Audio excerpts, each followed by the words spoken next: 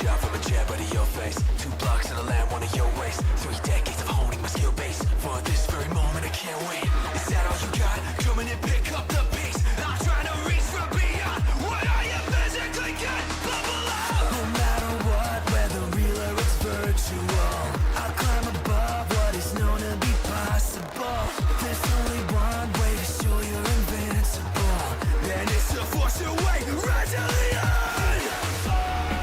Right now your enemy's weak. You gotta fight. Maintain your ultimate streak. You gotta fight. The hollow won't take me. You gotta fight like it's the last one. Tell me that's how I fight.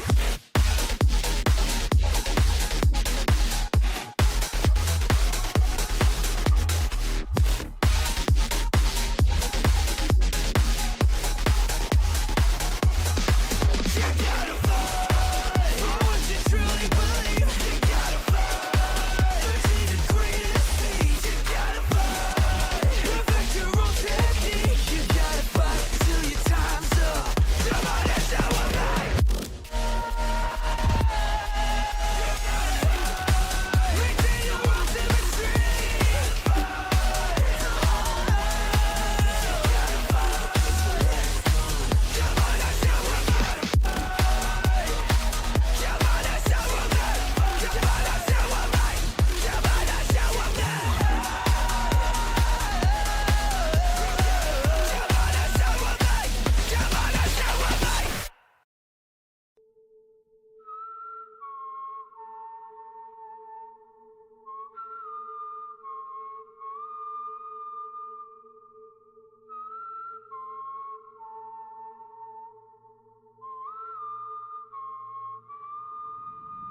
Talk to myself, 'cause no one else knows me the way I do when I feel overwhelmed. Made the wrong turn, and I got burned. Every decision weighing on me in my world. So I just try to breathe, and I will try to see all the reasons we are where we're meant to be. I know I lost the race, backfired in my face, but I will find my way eventually. Ooh, the regret in my head got me taking over. Ooh, I'm alive and surprised, and it makes me wonder. If you say everything that you let me slide, makes you wise, doing it right. Made enemies, they don't scare me, 'cause I got everyone I need here on my team. And we will fight, we're meant to thrive. In any circumstance, you throw us into light. Inside of my mind, I've been searching for the words that will cure all my hurting. Tough love got me feeling deserving. Respect the curtain, that's how I'm learning. Reflect on the myths I created. Respect for the test I hated. Making all the winning decisions without precision. Now that I listen. Ooh, the regret in my head got me taking over. Ooh, I'm alive and surprised, and it makes me wonder. If you say everything that you let me slide, makes you wise, doing it right. Be the best at the stress I've been holding. I'm the one, only one, I've been chosen. Tell the sorrow there's always tomorrow for another go. Recognize that I'm built like a champion. Realize that I'm here and I'm standing. And my story is only starting. Now that I'm pardoned, heading for stardom. Gonna give my all. If I ever fall, you better believe I'm getting back up. Gonna give my all. Good morning, good evening, good afternoon, or good night, whatever that might be, and welcome back to another live stream. We're live and alive on this beautiful Sunday. Sorry, schedule is cooked. Beautiful Sunday. Hope y'all having a fantastic morning, evening, afternoon, or night, whatever that might be, because I sure am having a day. Nothing really special happened today. I was mostly busy panicking that I might accidentally fall asleep and go over the schedule. But no, I actually was able to follow the schedule for today's stream, which is good. We're improving on it, you know, we're improving the schedule. But today, we have a lot of stuff happening with the stream. We're gonna first be infielding to play the new Umbral Monument that just released, the new Agony modes, the 3 stages, that all good stuff. We're gonna be trimming the metal, all the good stuff that one could wish for on Infield. Which then at 10 p.m., which is in an hour and 40 something minutes. Yeah, exactly 1 hour and 40 minutes. Actually, I'm looking at my stream setup. Thankfully, me, the smart guy, has a clock on my own stream. In 1 hour and 40 minutes, we're gonna be discussion maxing with the Clayman, Nocturne Petanger, and Deadhound. So we're gonna be having a blast with that. Also, stop maxing? No. Also, I'm not Goon Master, Raikon. What the hell? Also, I hope people stop using Asuna as an on-field. That will never stop happening as long as Jiri Mark is a thing. Why though? It's my new stim. Shut the hell up, nerd. I know your ass ain't talking.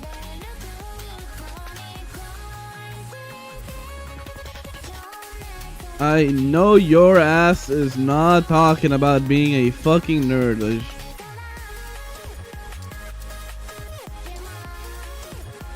Well, those roles were never a very strict thing. You also have the versatiles, but versatiles so far have never been really able to be played on field. And Jiri has asked, listen, I'm not defending Jiri, I'm just saying that I wouldn't pay much attention to the roles. Versatiles are supposed to be able to go both roles, but they usually go off-field. There is no versatile at the moment that is better on-field than off-field. Why am I not talking about that? Crazy. Those tier lists are really lying. Never listening to those tier lists. Depends on the tier list. I remember at launch, Jiri is S tier. I mean, she is still. The thing is, Jiri Mark is still strong. She deals good damage. Don't get me wrong. She's just completely fucking awful to play. Finally, we made it! So far. And also, comparing launch meta to the current meta is not fair. Nanoha was S tier on launch.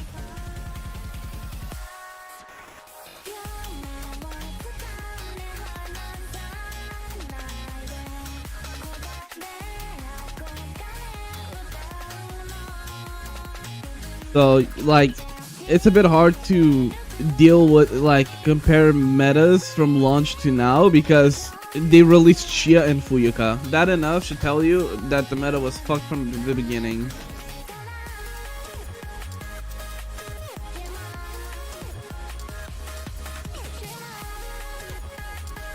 But yeah, let me see here.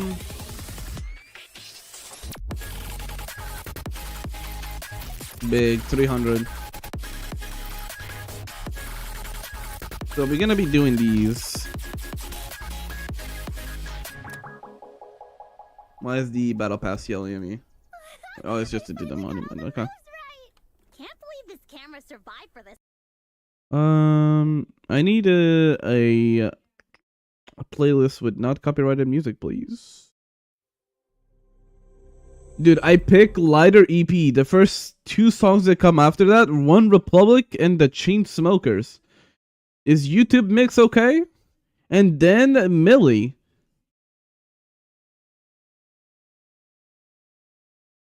They're like, so you were asking for the DMCA at 10,000 here. But Shia and Fuyuka is for Ignis and Lux. Yeah, but the thing is, with Shia and Fuyuka, they were so strong that they make building a different element not worth it. And for Ventus, for example, you don't even want to build Nanoha. Even with Wraith coming, Candace is better on field than Nanoha. So it's just one of those things, like, you cannot compare the meta. Because, for example, Canis is awful on a normal Nanoha team, but Canis becomes better the moment you put Nazuka with N. Right? As a third slot for Nazuka and N, Canis is better.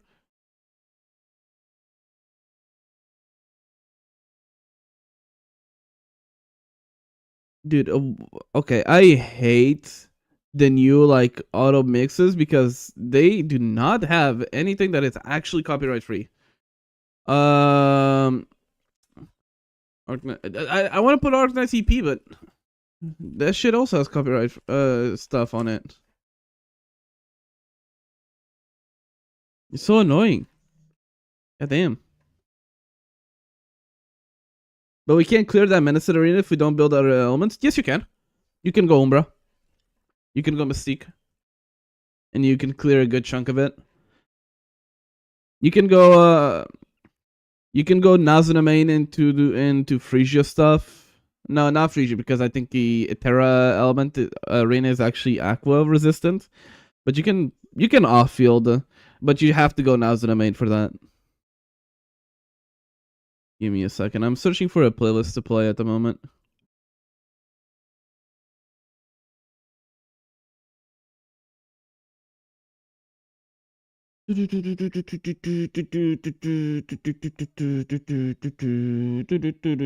Yeah, I'm not playing Kendrick Lamar. YouTube, thank you though. Listen, I love Euphoria. Amazing song. Cannot play it.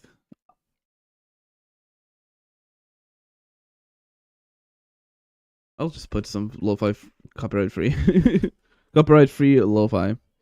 I am not putting Tattoo. Are you like I just said, yo, I'm trying to save myself from copyright claims, and you put Tattoo. All the things she said. I mean, go my lesbian queen, but like not the time. I cannot play that song at the moment.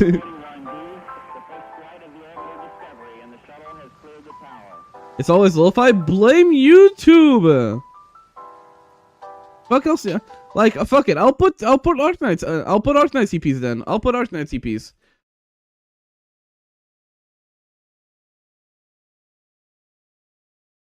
Like, you want me to put Celeste instead? I can put Celeste.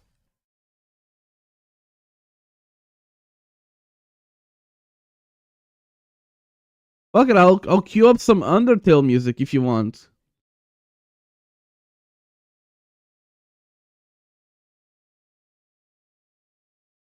I have a good playlist. It's just copyrighted. Like, my fault that I don't control the copyright law.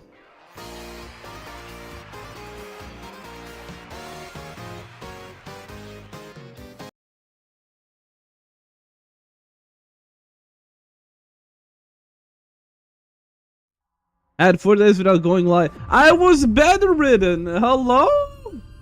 Why am I getting flamed? I was literally bedridden. I'm not playing Gwen Stefani.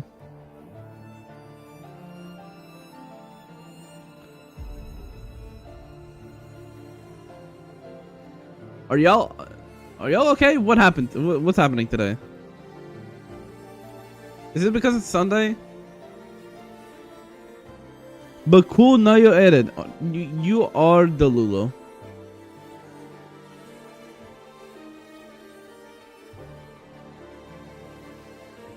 Yeah, I was more busy trying not to cry from, like, physical pain.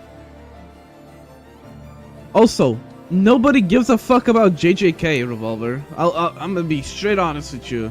Nobody gives a fuck about JJK.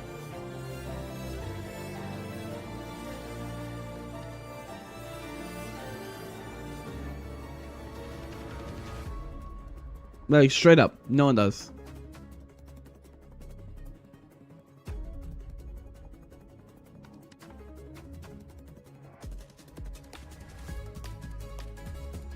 Anyways, let's get into the monument, shall we? Hello, Scamcon, Lolicon, and Pecron. I see you are just we are nickname maxing me today.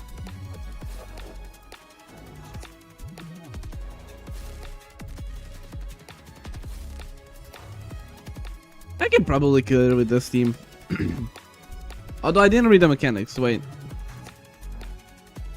I'm sure it's fine. It's not agony. I should be able to clear this. GJK fans don't even read. Of course they don't care. It's like solo leveling like Glazers. You consume solo leveling because you say it has aura. I consume it because it's slop. We are not the same.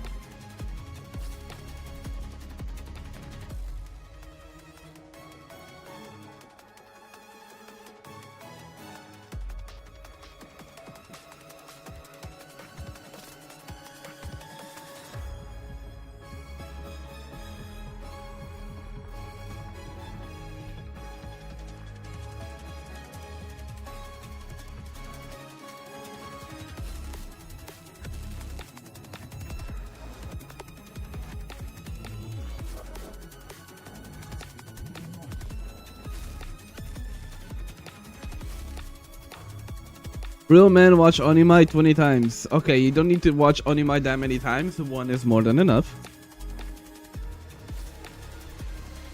It's a very well animated show, but you don't. But the story is very easy to understand just by watching it once.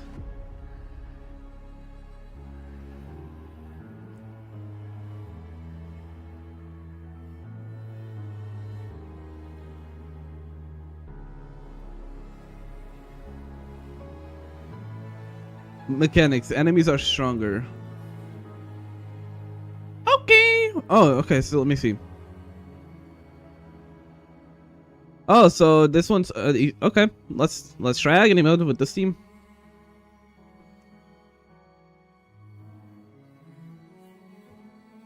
Watch Baka to Test, Cowban. Goated comedy show. Season 1 is better than Season 2, but Season 2 is still definitely watchable.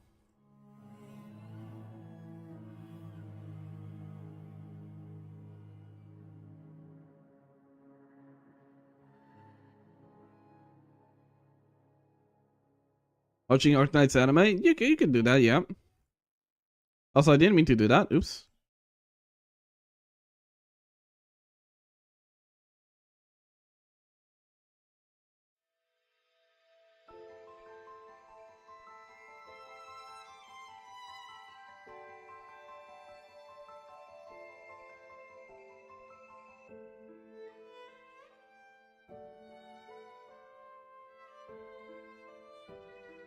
Baka to Test.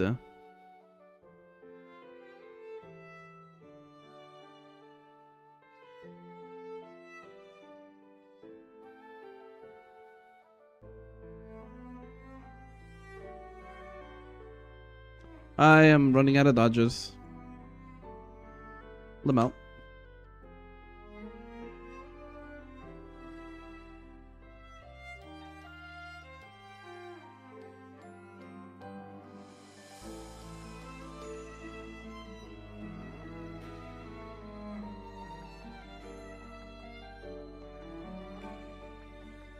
Wait, can those guys not be moved?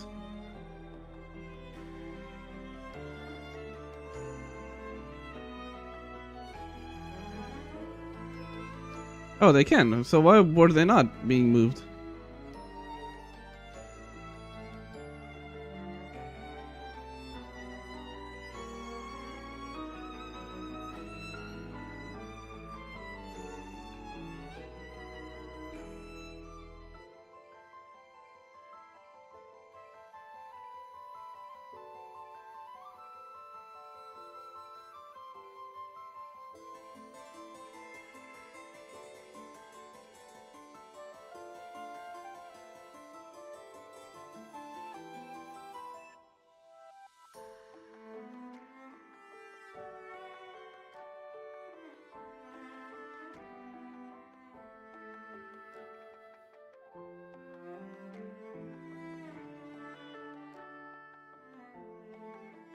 Okay, I definitely could go to this with this team.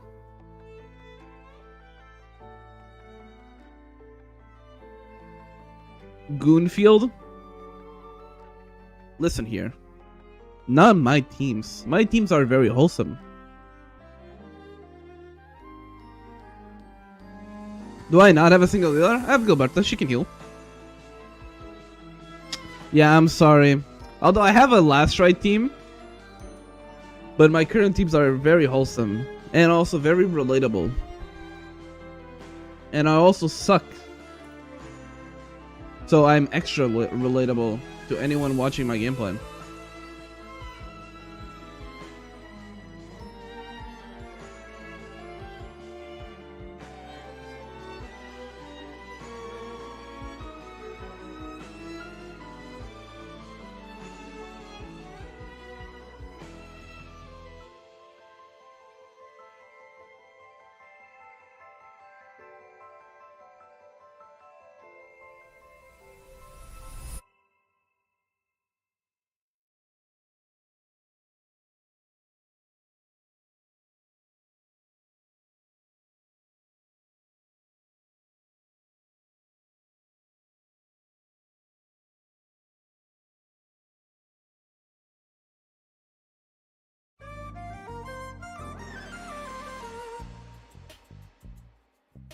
What music is fucking playing in my background, dude? I just heard some goofy RuneScape ass song. There you go.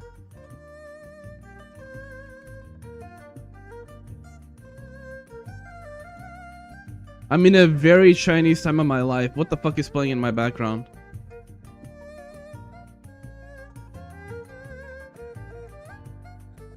Okay, what is fucking killing me? I need Gilberta skill for healing.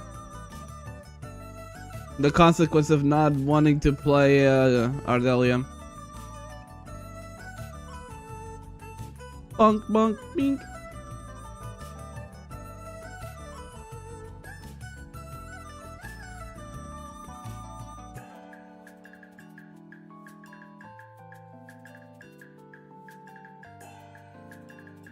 Oh, there's a tornado.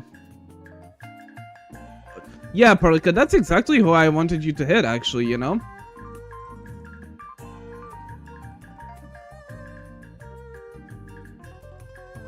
Okay, you know why it sounds very Chinese? It's because it's Yu's EP. That's why I was like, wait a fucking minute, why am I in a very Chinese time of my life now? Oh, guess what? It's because it is.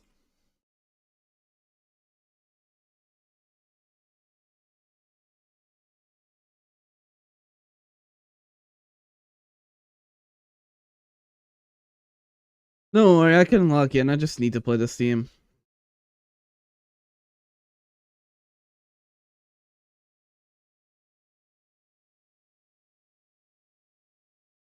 Yeah, my YouTube auto playlist is aware that I'm in a very Chinese time of my life. Everything around my life is very Chinese. Even the RAM that I'm trying to buy is Chinese.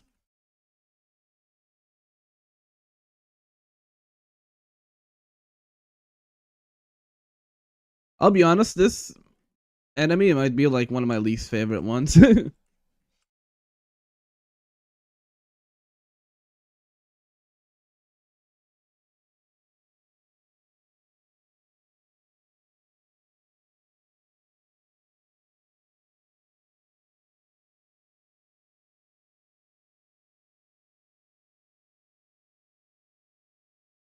Bang, bing, bump.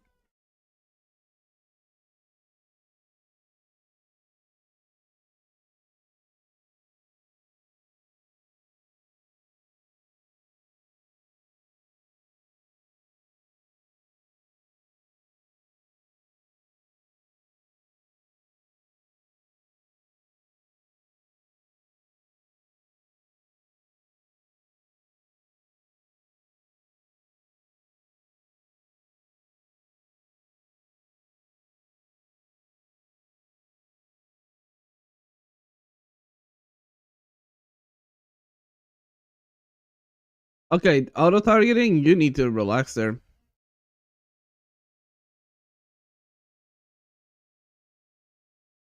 This one has more healing. That's why I'm picking it. But that's not enough apparently for me because I'm like awful at the game.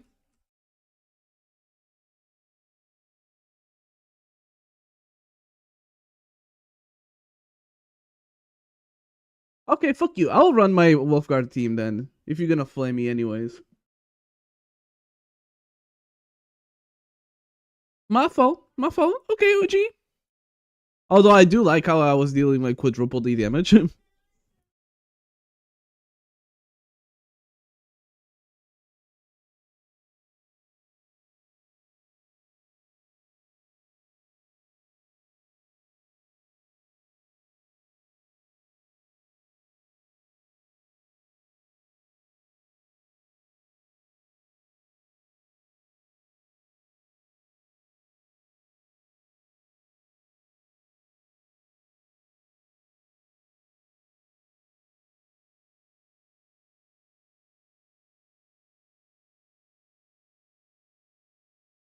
-1 SP.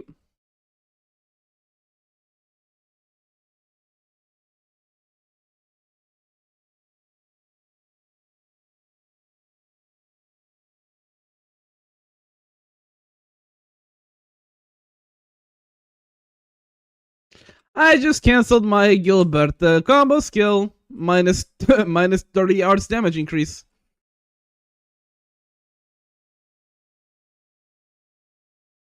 -1 SP. Because I'm dumb.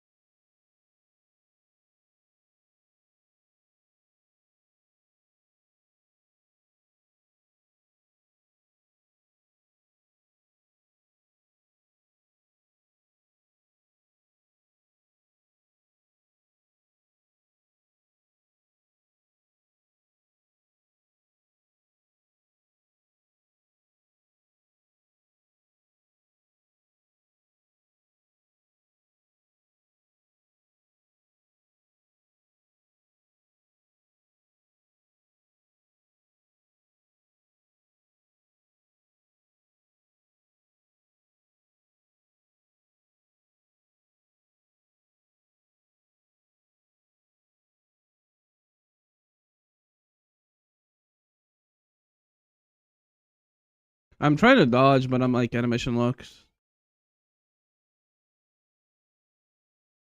I have no dodges.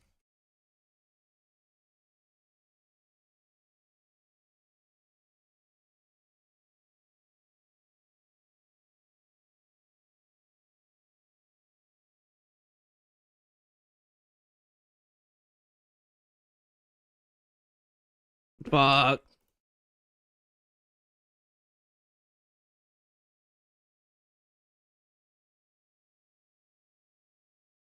Okay, I mean, I can just play Arklight, so I don't have to deal with the pillars, I guess. Also, yeah, this team is my my special creation.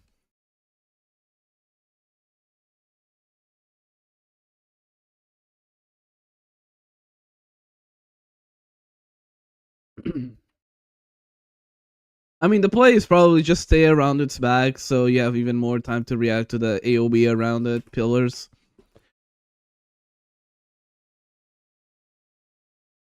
Oh, this is not who I want to. Oh, wrong. Dodge the wrong way. Use the wrong ability. Let's go. I'm already amazing start for me.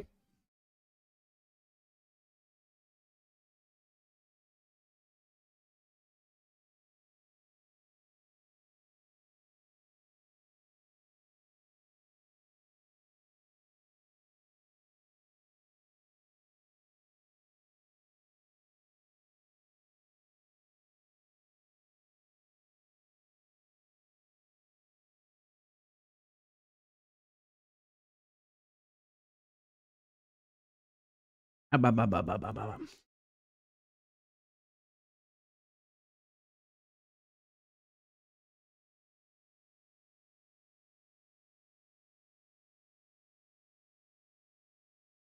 Give me a second. Just drinking my thing. Why not the rabbit? You have the perfect comp team for that. I don't care much for Aviwena, and I don't have her built.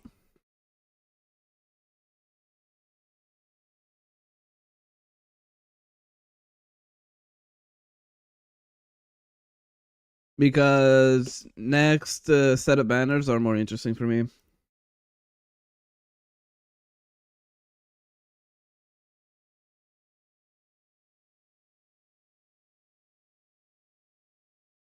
I'm spamming dodge though.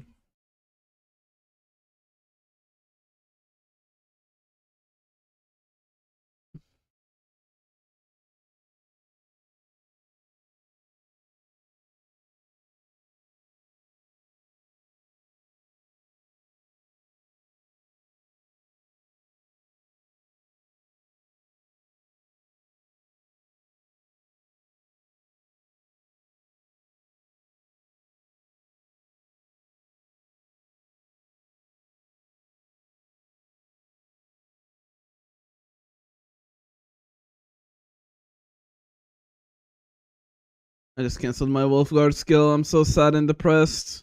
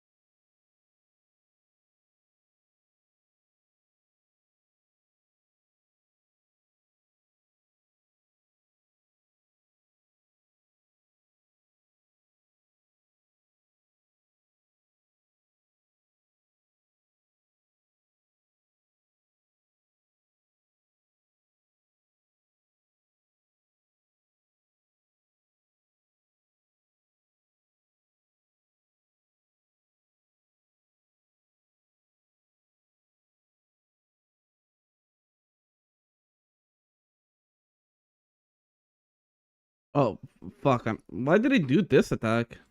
You could build Wolf, Akakuri, and Ardelia Gilbert if you want a fire team. Oh, I have Akakuri built. I have Ardelia built. I just find this team more fun.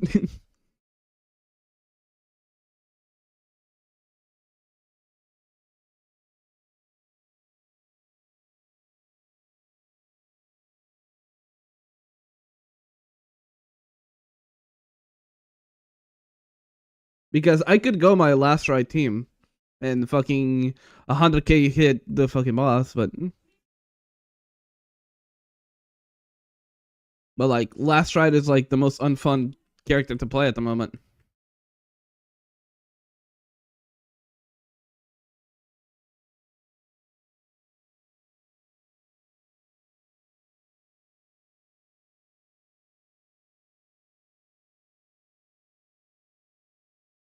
I fucking used Wolfguard skill too early. I'm so sad.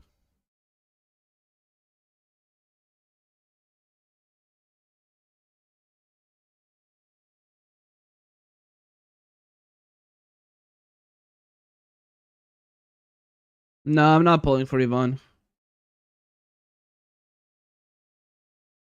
I'm saving for 1.1.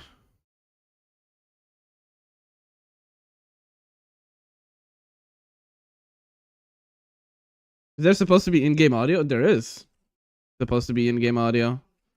Is there not? Did I fuck up my audio?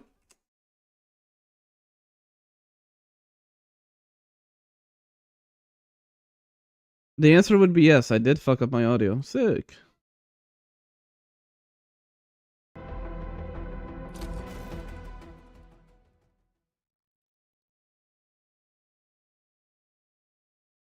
Okay, I don't know how you can play 2 accounts of Endfield, I'll be honest. That is a lot. Also, I need to keep an eye on the fucking time. 1 hour, okay. Like, I want to clear this before we go into the fucking discussion maxing. Oh, by the way, I don't have essences build. I have yet to farm essences at all.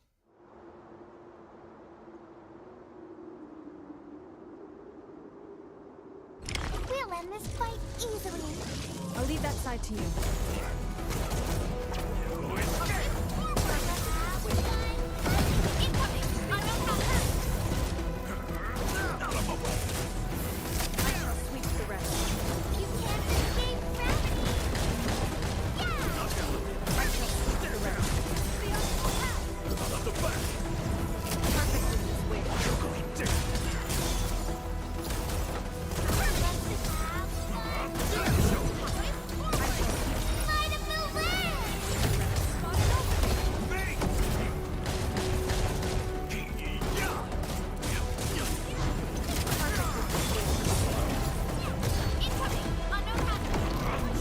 Why are you doing your ranged attack, my guy?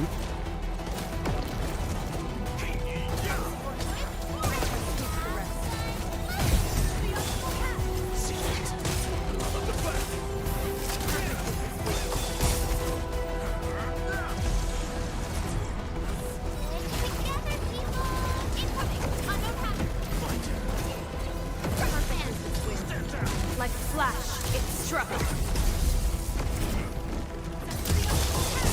Commensale 7, annihilation.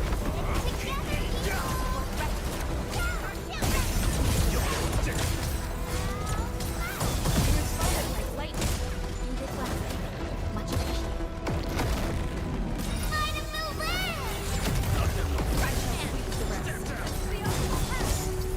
Don't stop, keep moving. Wolves, let's feast.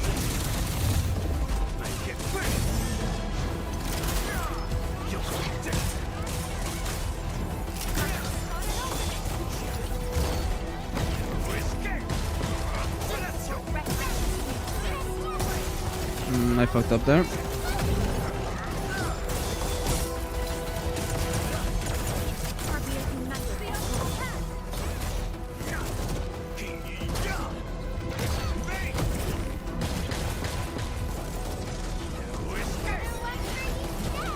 No, I'm so fucking ass at this game. It's kinda...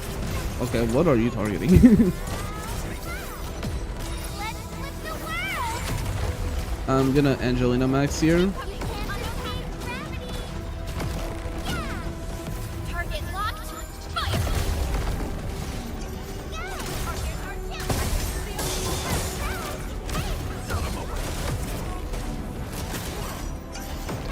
Yo, just wondering, Wolfguard, what the fuck happened? Hello, I'm trying.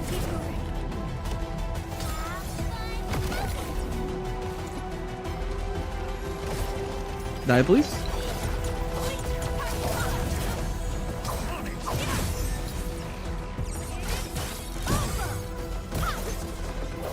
I'm fucking everything up.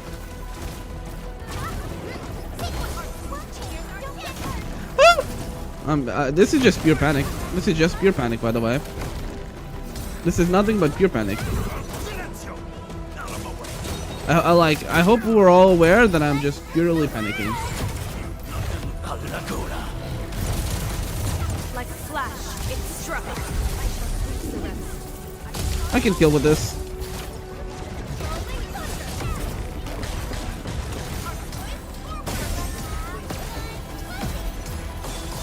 Target locked. Fire. I can deal with this. Oh, never mind. He's spawned now and we're ads.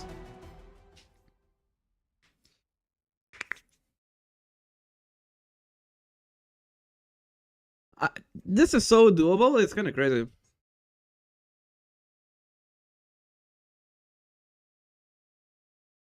It's kind of crazy how doable it is. Endfield crisis team. With a definitely not optimized team.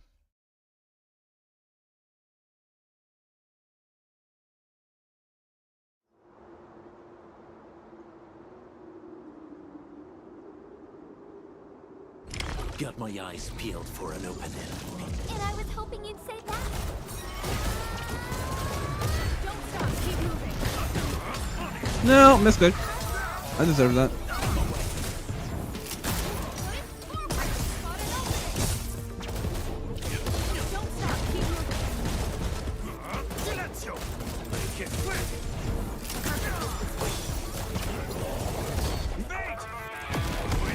Oh, I did its range version. I'm ass.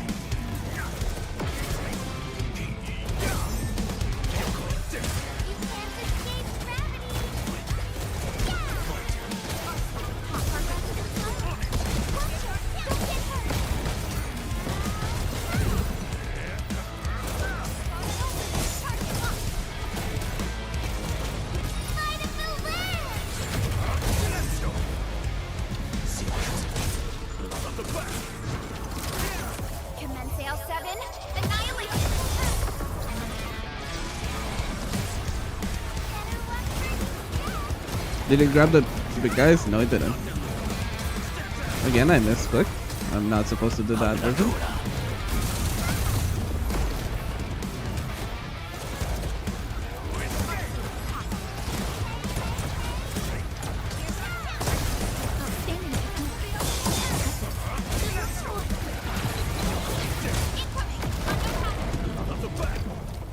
I'm just resetting. I already know I'm fucking everything up. The moment I saw myself mess up the fucking Wolfguard thing, yeah, throw the run.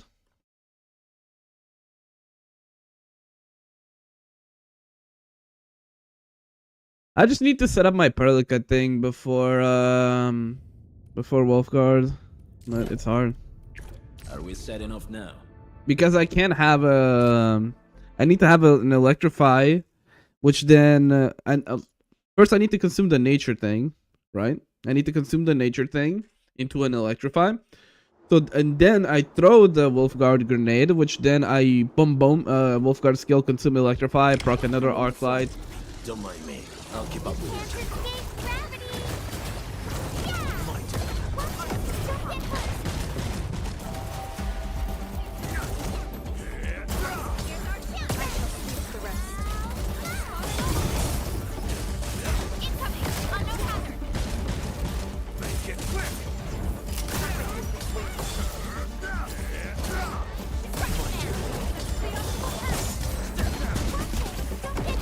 Okay, dude, I am fucking sucking the boss's dick. I'm so close, but it's still doing target, like, ranged. And it's dashing away. It's being cringe.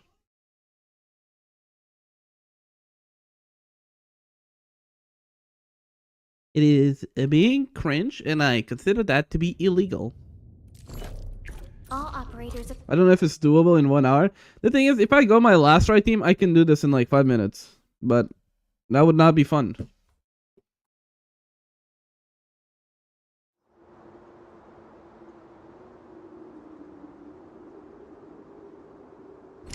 Got my eyes peeled for an opening.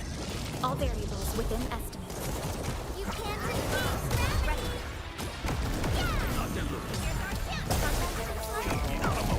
We are united as one. I fucked it up. GG. Don't stop. Keep moving. Did I not dodge you?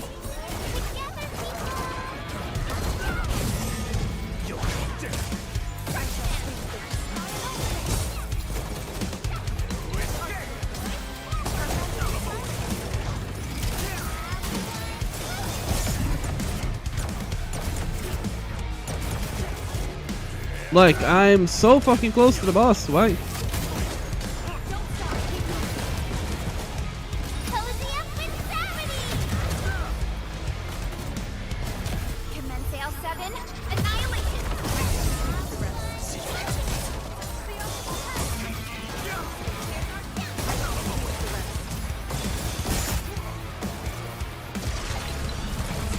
No, I am.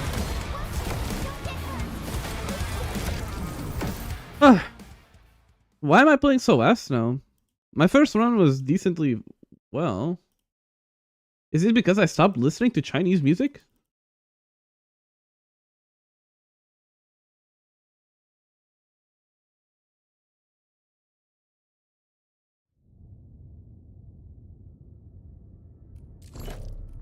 Endfield crisis team. I stopped China maxing and I immediately started playing worse. Holy shit. Better go back to the Chinese music? You're so right. Let me do that.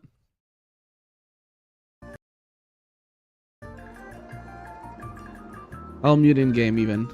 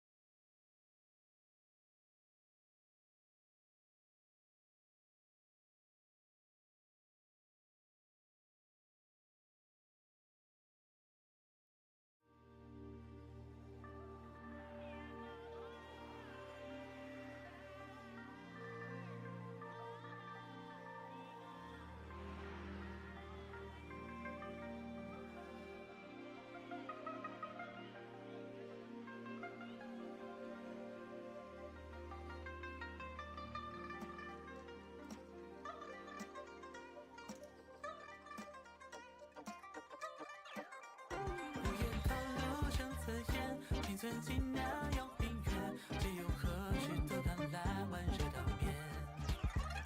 它像一个故事诗坛，一个纯露丝情节，如此唯美，怎么高出的明显？在这世界上心田，蝴蝶素成双边线，长沙茶壶地球人面却不见。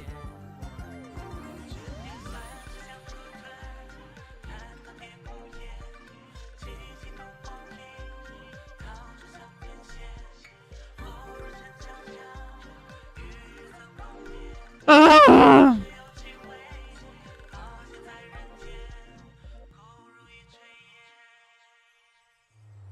朝朝暮暮过开心夜，余生会留下夜，也想随时拥有蒸腾如云烟。是非白终归一错偏，哪管纷扰周旋，幻想尽在场中貌若危险。起高楼檐宾客流边，苍天地小冒烟，就等闲不如江的泛满天。你看那点灯飘遥远，本是清风在缠，向前家桃万花深笑堂月。I can't cancel my skill.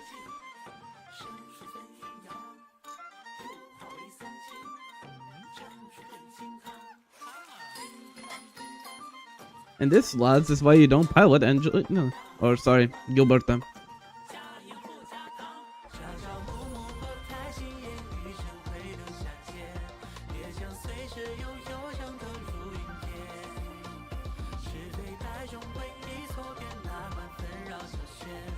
But the Chinese music definitely helped. Chinese maxing actually improved my gameplay.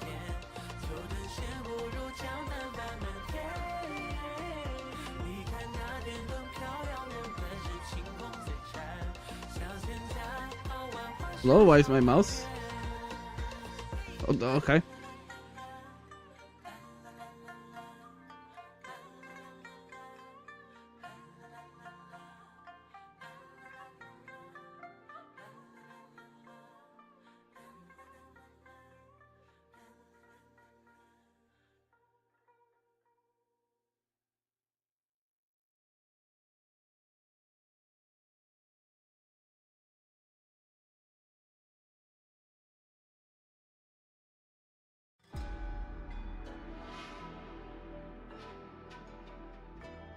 No, I fucked up. GG. I have the wrong afflictions.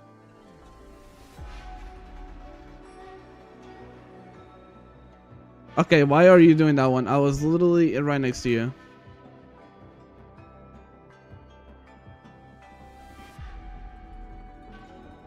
Yeah, we restart this one. The moment I see a normal electric infliction on the enemy, I know I fucked up.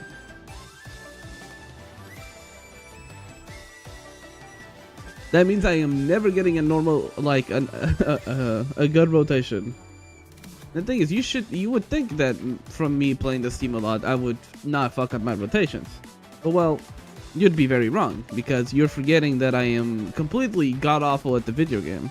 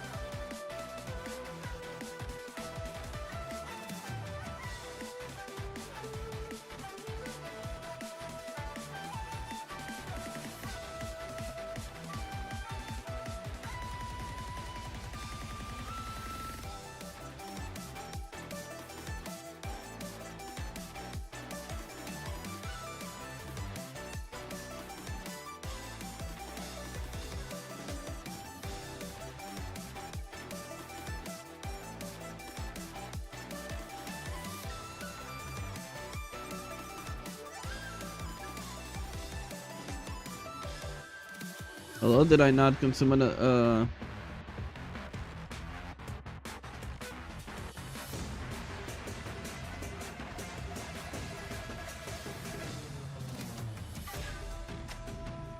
Huh?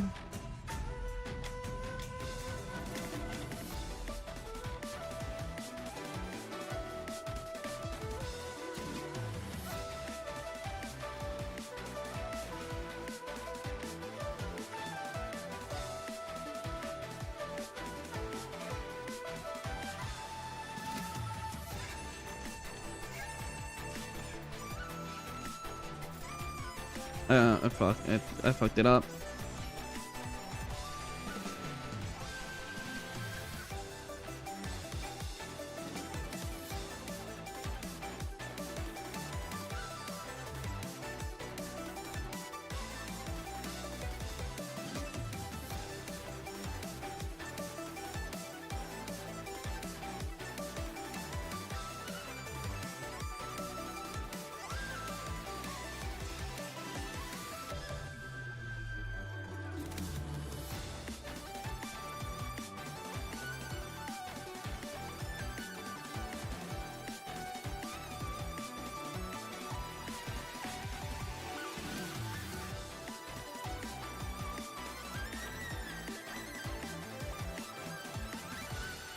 Am I blind?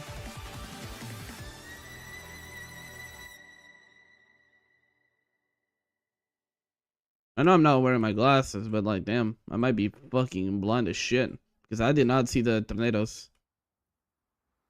Okay, I was outside of that, but okay.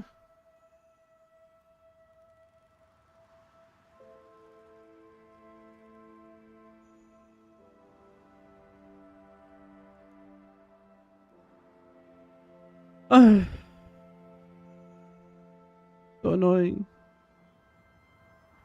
Why am I blind?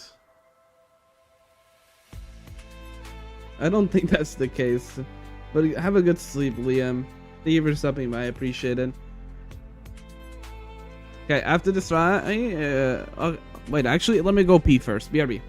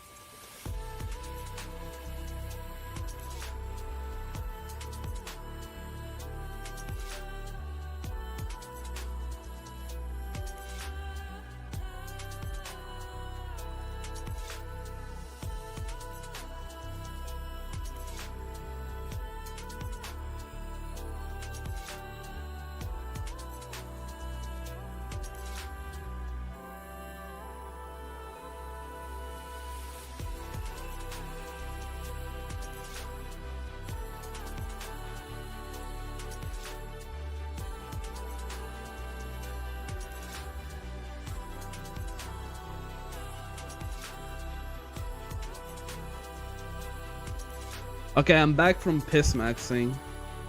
Time to clear this. Also, welcome back, Calben.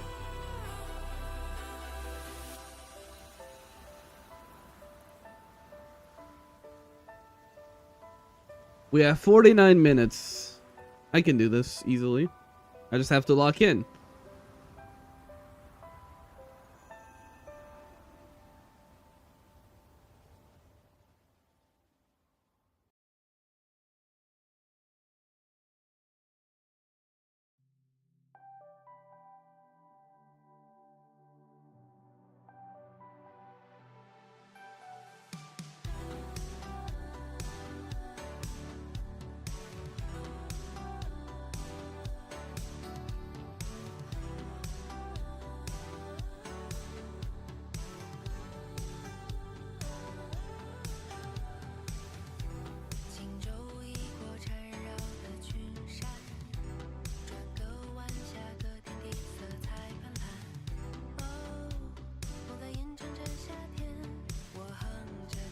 Oh, that was 1 minus. 星河畔旧梦旋转消散，不再等新的冒险就要展开。哦，新的梦里有什么？我要 Of course. 看未来无限。哦，见证最后的犹豫，迎风呼啸而来的勇气，放肆的奔跑在云朵里，再也不会怀疑每一刻的自己。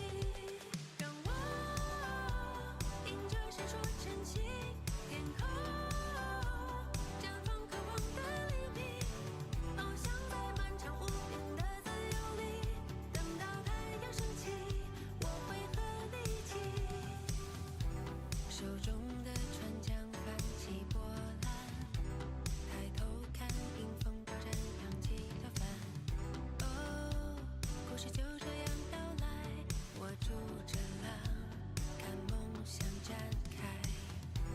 光影在想象里边摇摆，眼前的伙伴成群紧紧围海。 Fucking 梦在清晨醒过来，我陪着你一起去未来。让我剪断最后犹豫，迎风呼啸而来的勇气，放肆的奔跑在那云朵中心，再也不会怀疑每一刻的自己。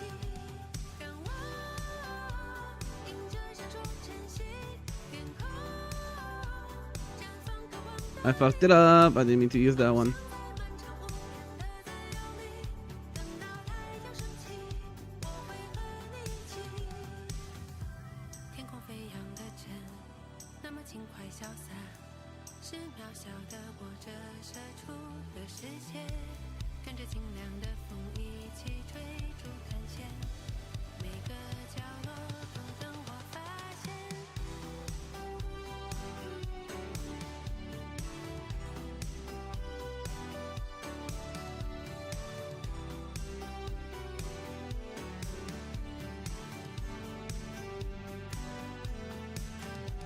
让我剪断最后犹豫，迎风呼啸而来的勇气，放肆的奔跑在那云朵中心，再也不会怀疑每一刻的自己。让我迎着闪烁晨曦，天空绽放渴望的黎明，翱翔在漫长无边的自由里。等到太阳升起，我会和你一起。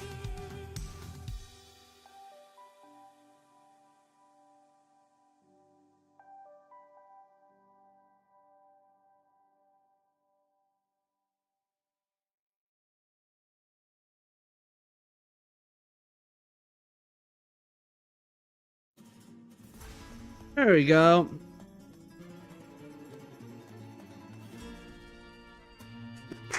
That easy. And I did it with my Wolfguard team as well.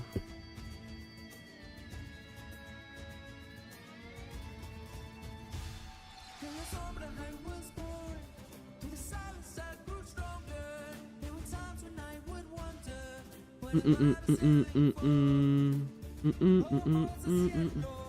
Endfield Crisis Team. The stars were bright, refused to point my nose. When the raging winds would roar, and my path ahead grows narrow, I would hear my own voice echo. Are all of these like just single target boss fights now that I'm thinking? Got my eyes peeled for an opening. And I was hoping you'd say that. Nice moves.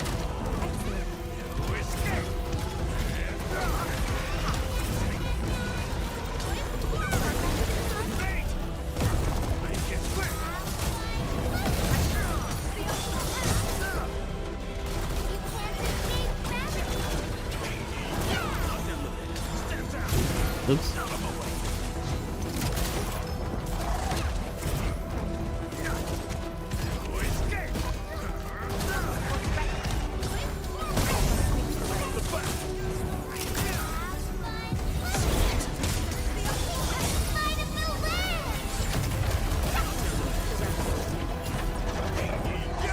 Oh, it's 2. Okay.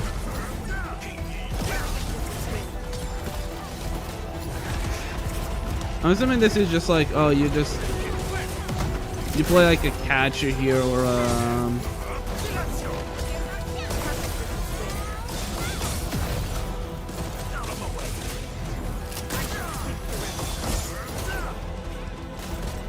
like, or just a parry in general.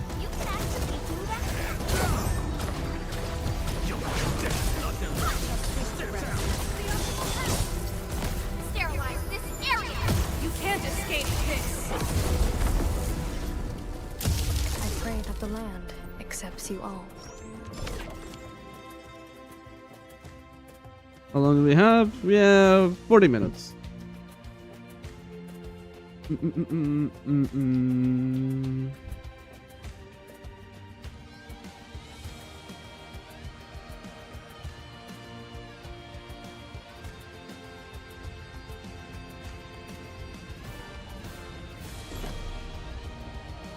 Recover faster. Oh, they restore HP. Are you ready? Okay. The wild Let's see how this one goes. The previous one wasn't exactly hard. It just had like certain annoyances for my team specifically. So let's see. How do you make this one harder? I'm assuming you put them at the same time. Engaging. Stay safe, team. Don't mind me. I'll keep up with it. Outstanding. Ah, you curved.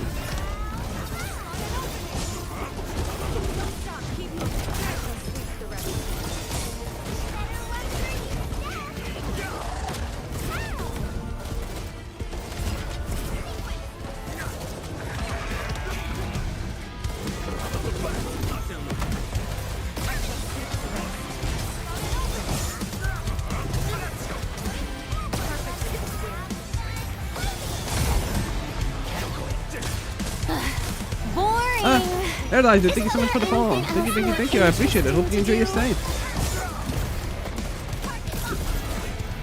That's not what I wanted to do, but oh well. Watch that. Let's just make this a combust, I guess.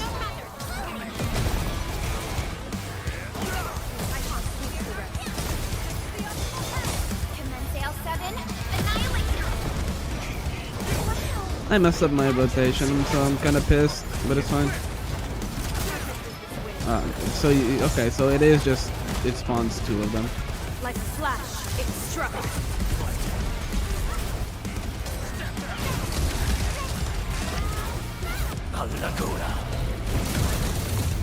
It's cozy up with gravity.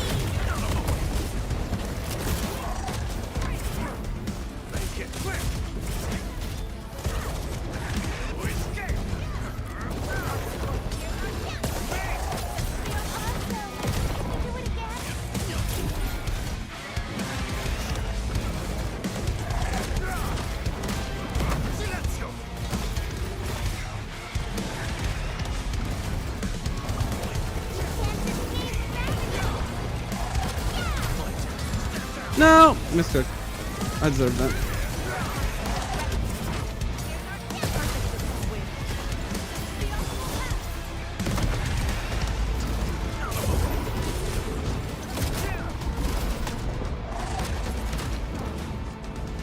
Nice moves.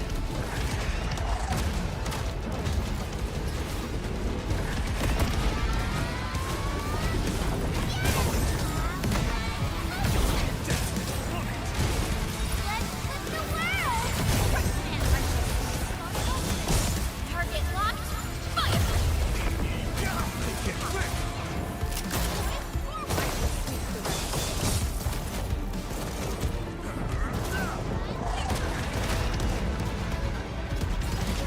Great teamwork.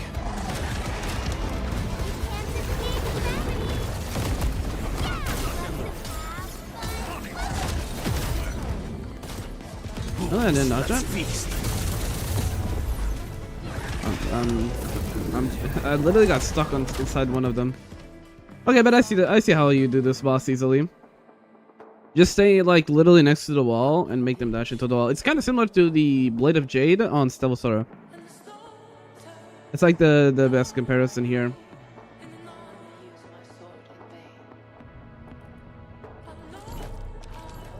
All operators. Listening to Bunny Girl ASMR got me feeling something. You know, Kaban, I'm not your therapist. You don't have to share this information. I'm not their therapist, or neither am I the FBI. All variables within estimate. You are giving this information out willingly.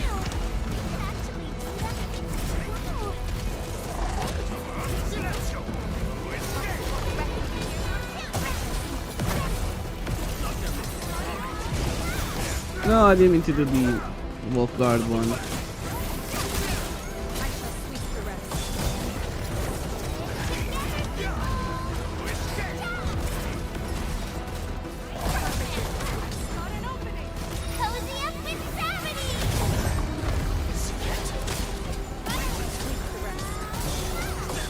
I would never listen to Bunny Girl ASMR when I can just listen to Fox Girl ASMR.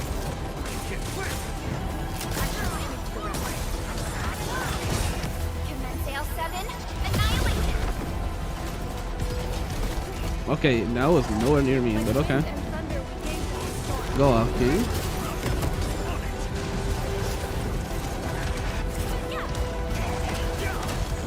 I need to synchronize them.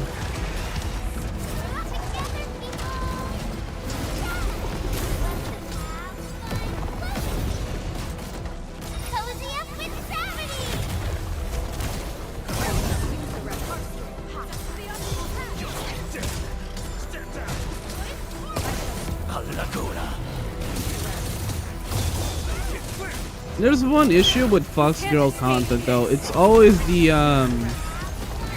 Miko types, you know, the temple ones. And I'm not really into that type of Fox Girls, really.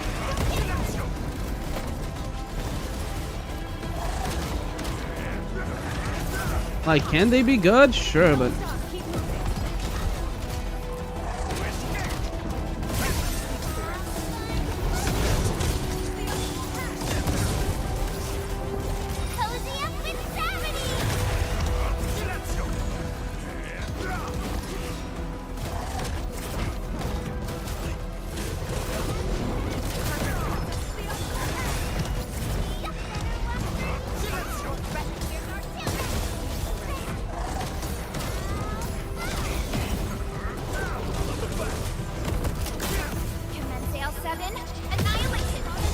I know I fucked up my thingy ult. You don't need to tell me.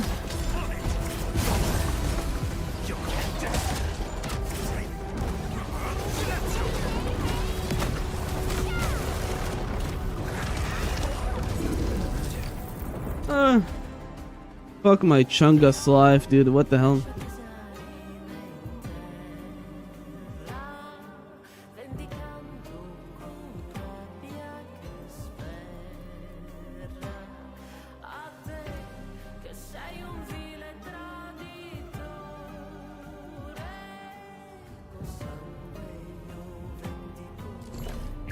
Are we set enough now?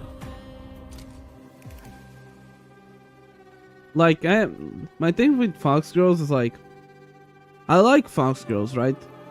But they usually represent like a sort of divinity type style, right?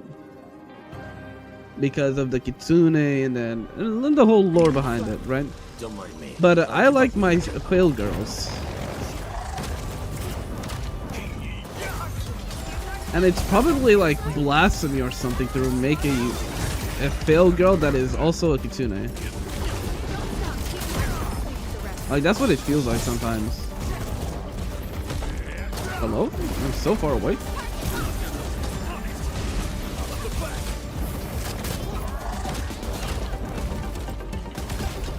Okay, why are you...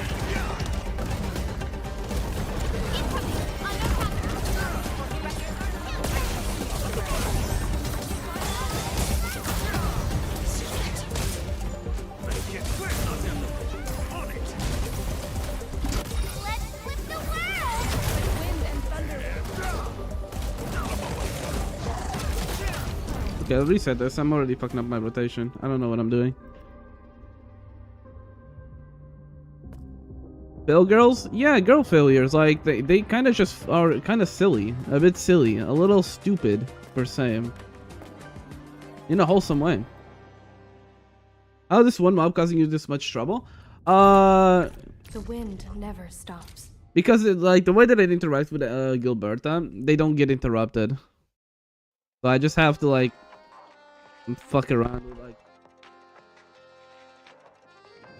And ironically, Catcher and Snowshine are bangers for this, and a physical team probably because of Ember. My eyes peeled for an opening. All variables within estimates.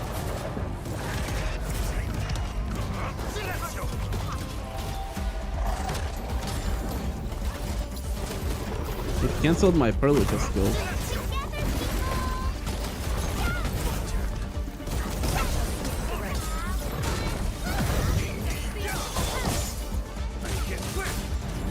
Why is my Gilberta almost dead? Hello? What the hell? Look at it! It's targeting my Gilberta! What the fuck is wrong with this?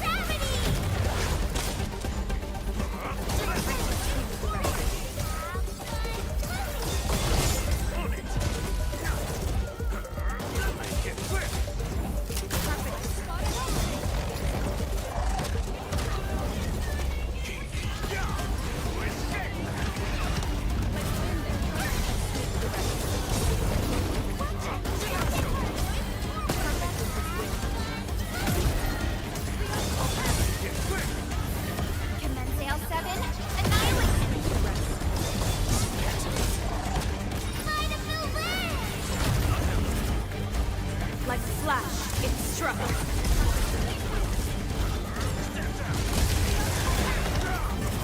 Allora.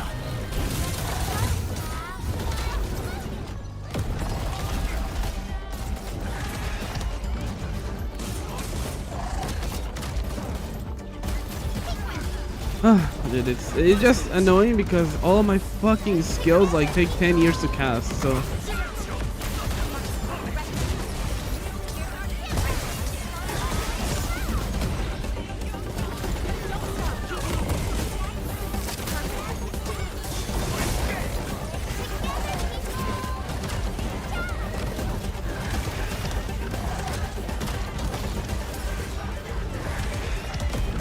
like what are they doing?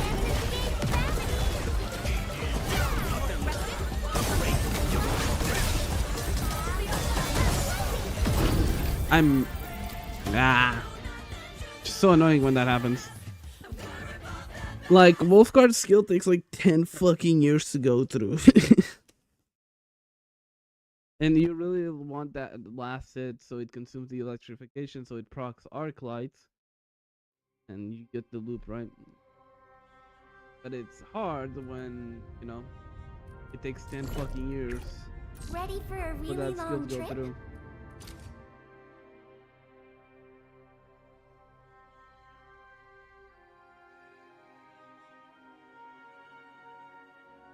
And also because I'm trying to rush this. If I'm playing with time, like I have 10 minutes, bro. I have more than enough time, like to play it slow. But I don't want to play it slow. Stay safe, team. And I was hoping you'd say that.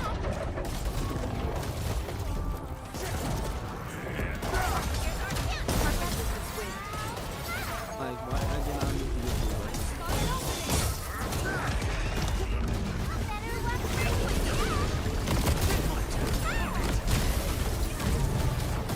Like wind and thunder, we gave them a storm.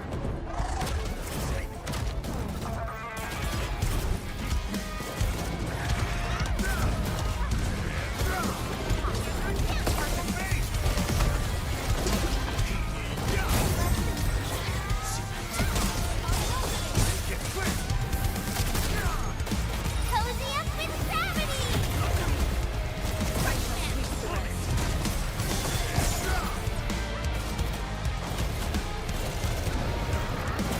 This is killing me. Oh, Target locked. Fire! Don't stop. think I've ever come to play this game.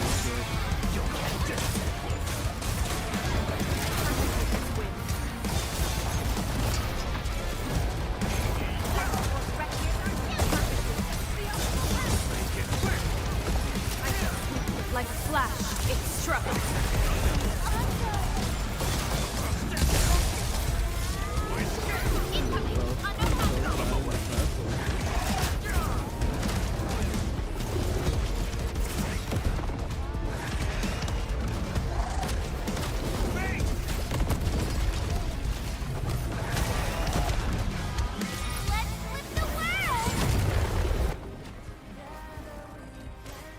I didn't mean to leave. I'll tap to like lower the game. Hello? I am talking. Hello? You should be hearing me. I lowered the audio of the game.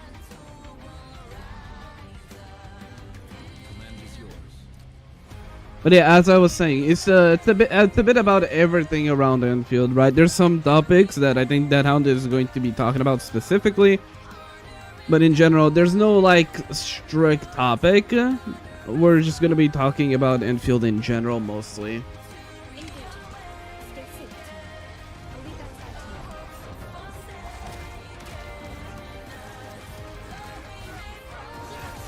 Like, why is it spam targeting my Arknight?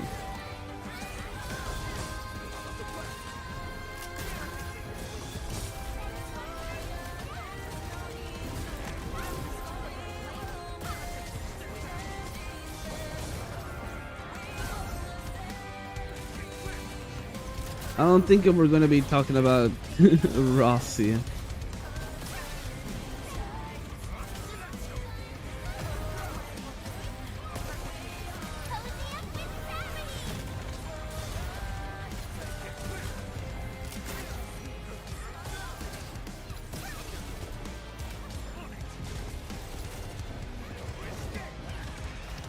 Okay, stop targeting my Arknight.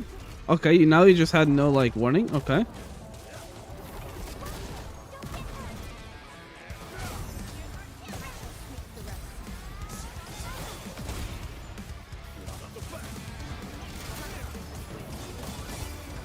From the storms, it came.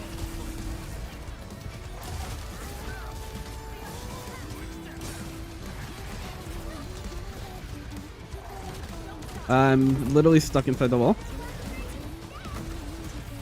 Sail 7, annihilate. Let's feast. Let's flip the world.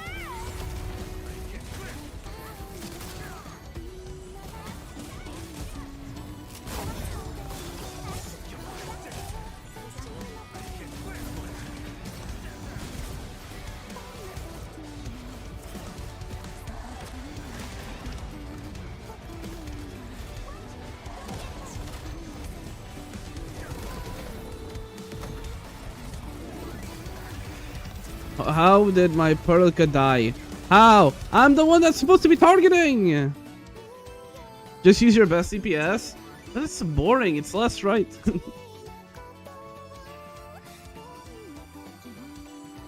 Like, anyone can clear the shit with last right, bro.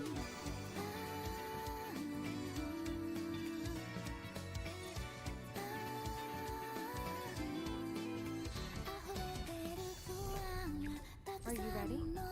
The wildlands are filled with danger.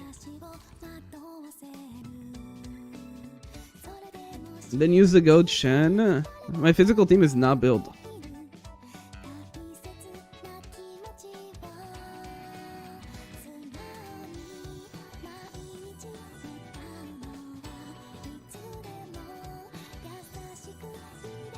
your step, people. I wish you all knew it.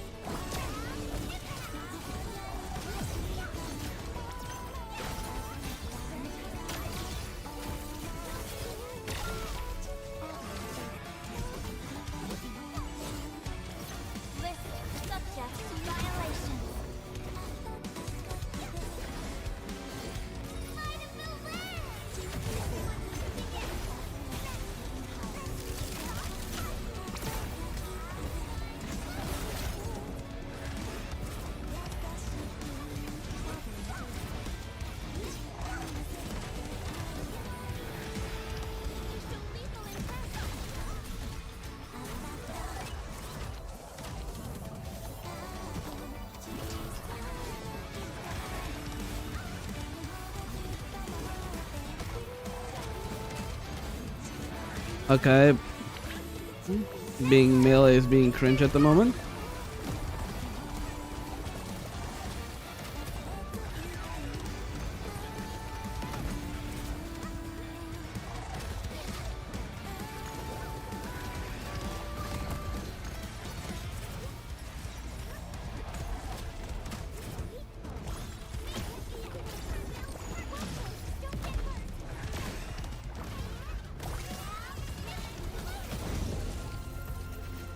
Ugh.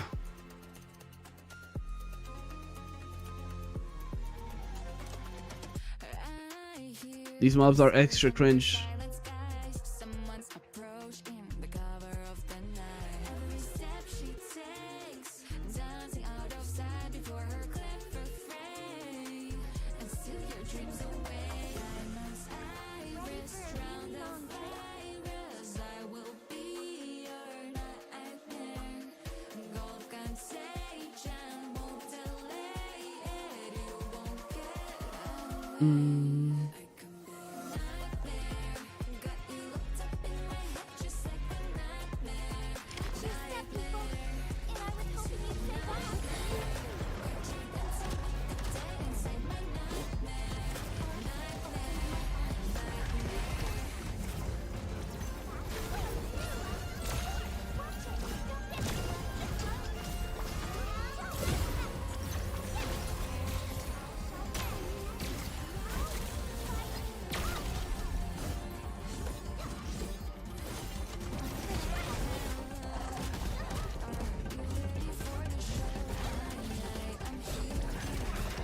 I literally dodged.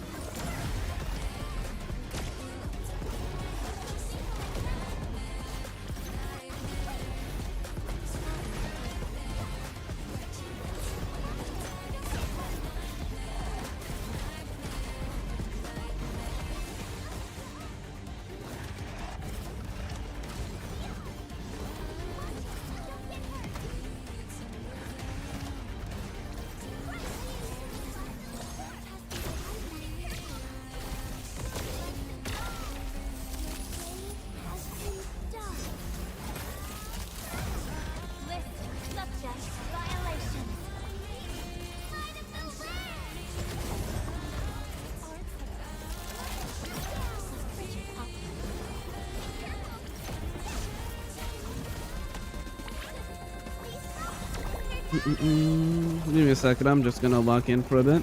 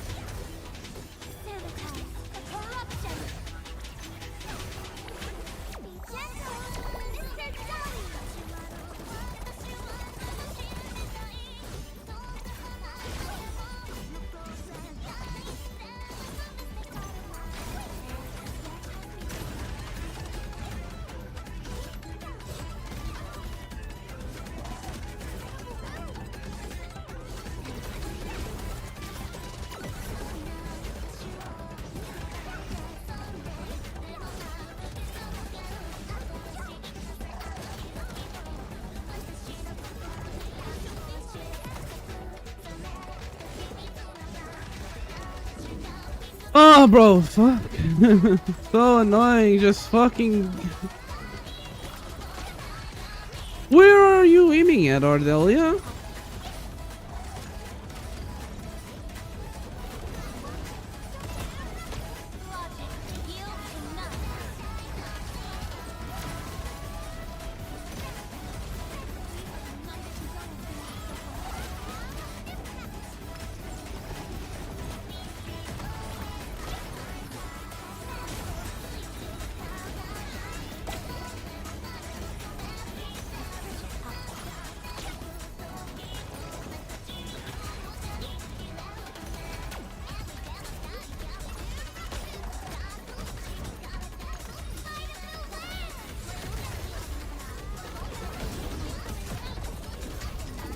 Dude, it's so annoying. Like, he literally wouldn't stop spamming that one attack. Like, he usually does like a interruptible melee, but he kept spamming the charge.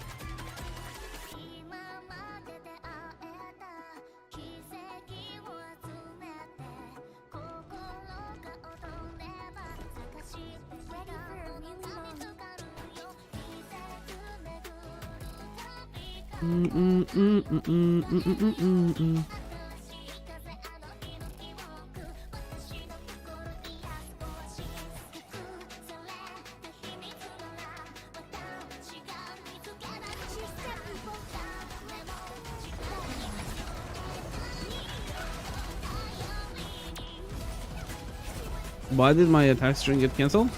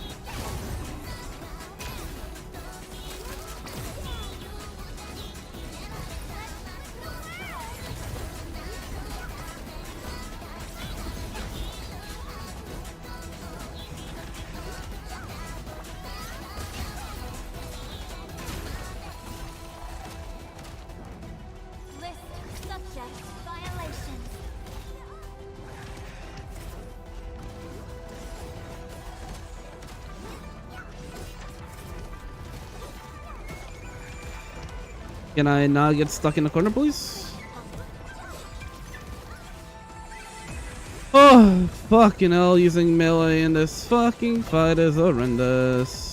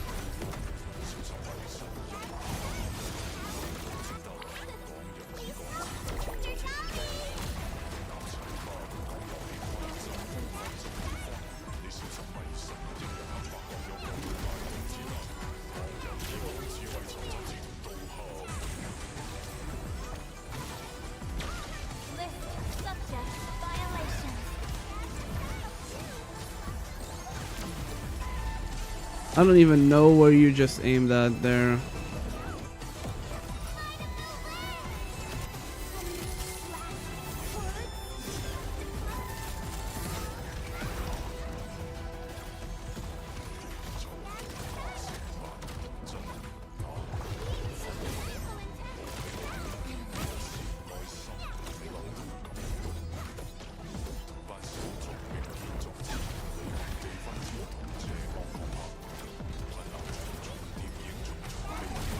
I didn't mean to activate that.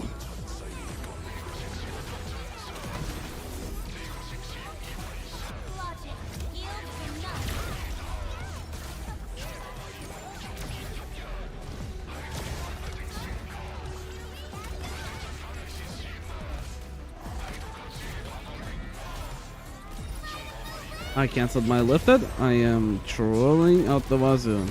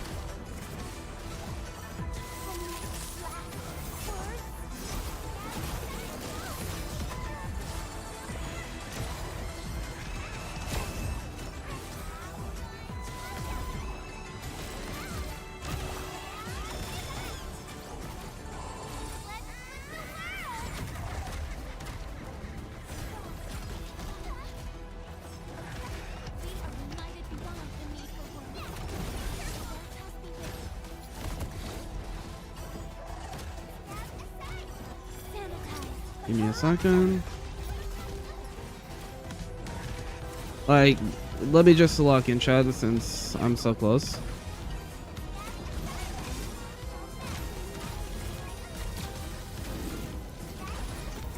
How did last ride just die? Hello. Yeah, this game just hates me. I just come to accept it. How did last ride die? Her combo skill literally freezes enemies so that they don't move and they don't, so that doesn't happen. But okay. Like, holy. I'm so bored. I'm playing Spin a Baddie on Roblox. Crazy.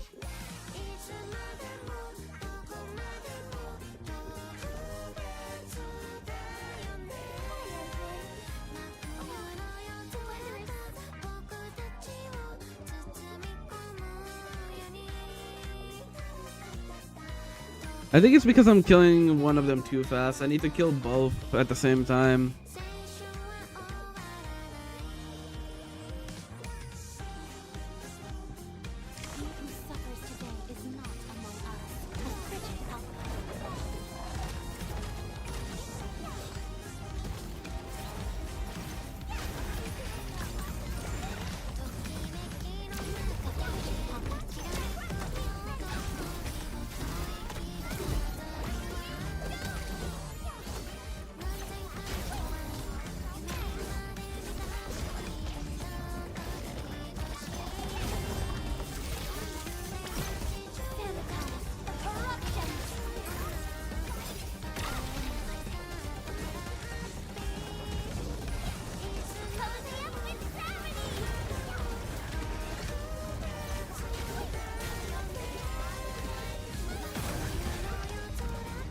I need to just damage this one a bit.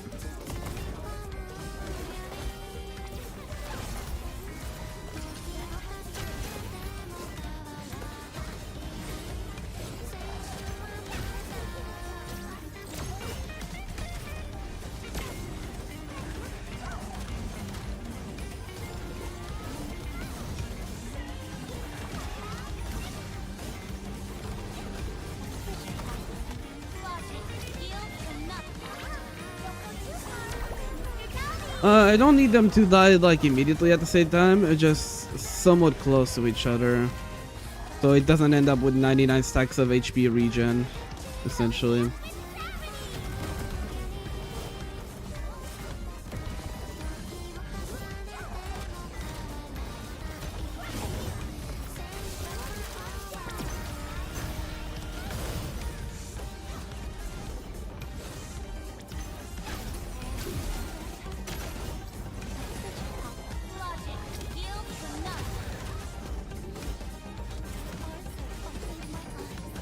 Although I do need to not like be stuck in a fucking corner. Like that. Like not being perma stuck definitely would help. Do I try this with my physical team? I wonder if my physical team would do better. Because I have Ember parries. And Ember healing and shielding. I wonder. And I have technically more CC with Shen. pray for you, Administrator. Fuck it, dude. We try it.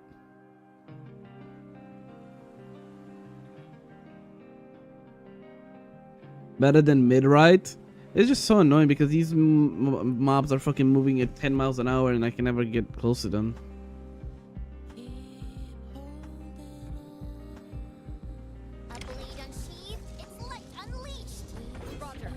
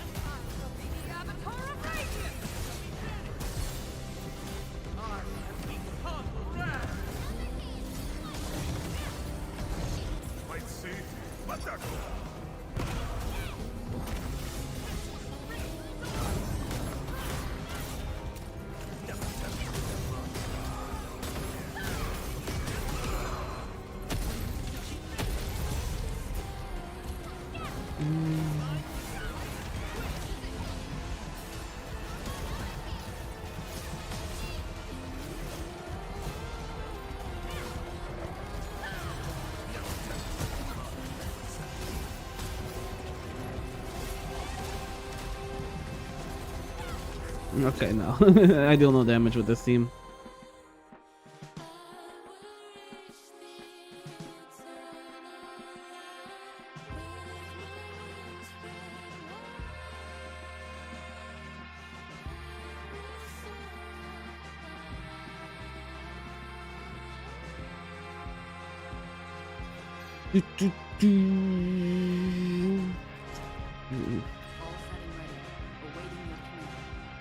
I mean, this I can.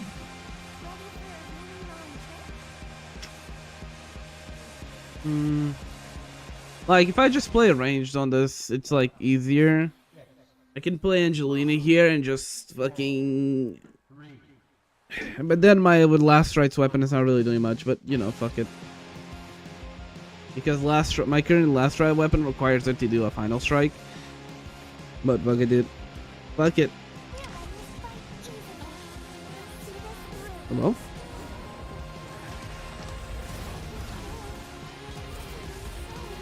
We're Gilberta maxing. Okay, and I still get hit because I'm ass at the video game. But we ignore those issues.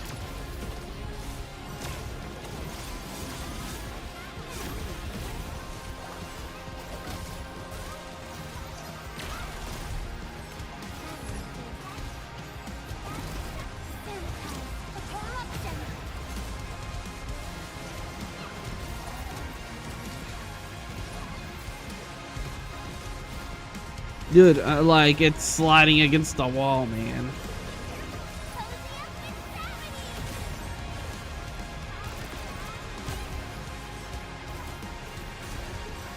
Also, I accidentally did 2 last right skills. I'm awful at the video game. Let's go.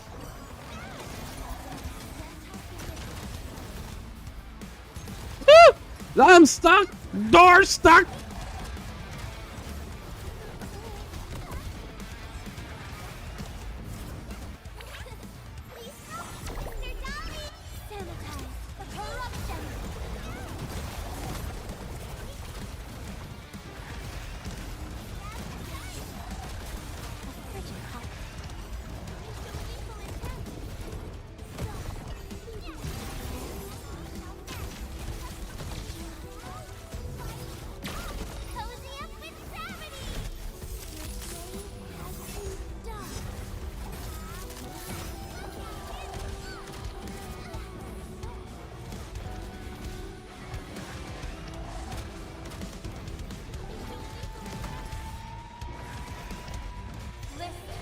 Violation.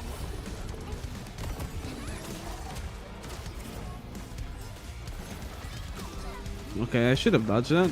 I don't know why I didn't. Okay, fucking Tokyo drifted, and I'm asked at the video game. Thank you so much for watching. Holy.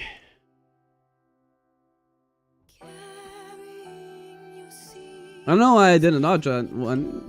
My brain for some reason was like, yeah, you know what? I don't need to dodge this one, surely. I don't know why my brain thought that, but it did.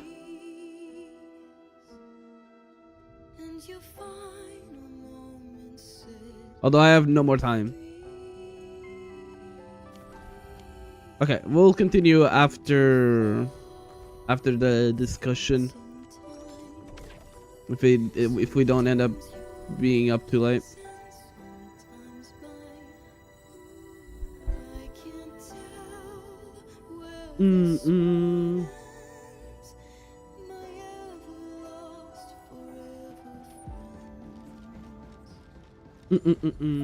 Let me just set up.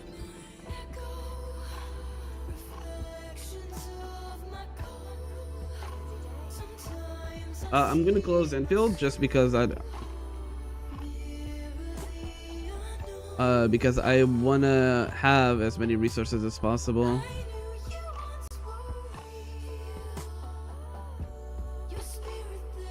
But yeah, it is time. We're just waiting on that hound because apparently Taco Bell did not treat his stomach well. Bum.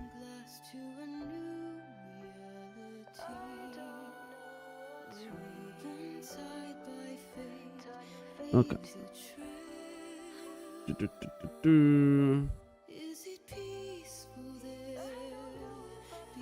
Also, I need to put their names in the title. Oopsie.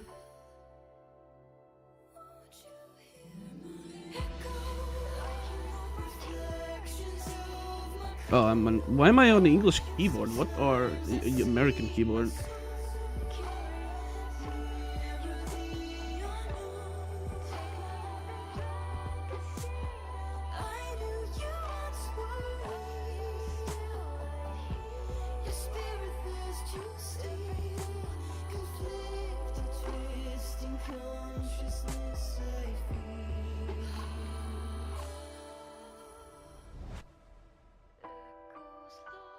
Bum. So, by the way, I'm assuming some of the at least that hound I think uses a webcam on the Discord, so I'm going to be technically using the webcam as well, but not showing my face, obviously. But I'm gonna be showing the Discord call itself, so it's gonna look different, okay? Let me actually set that up real quick. Like, it should do that, right? Yeah, okay, it is. Good.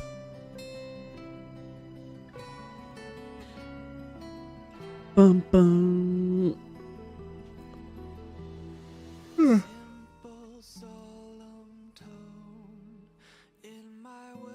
Yeah, this is gonna be fun. It's been a while since I've done a collab in general. Like, the last one we did was Scribblio, I think, on like 4 or 5 months ago, dude. It's been a bit.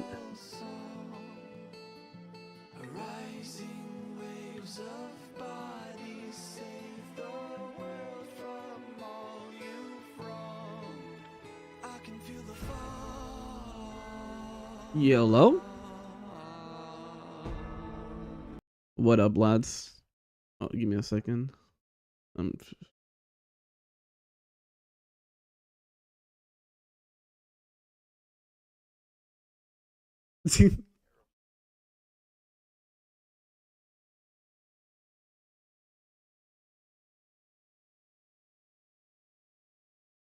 Damn. Unlucky.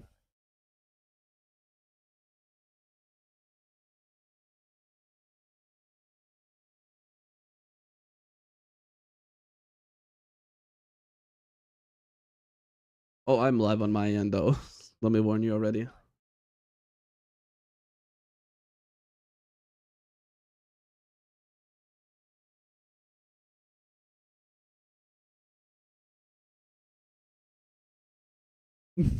Yeah, now we can.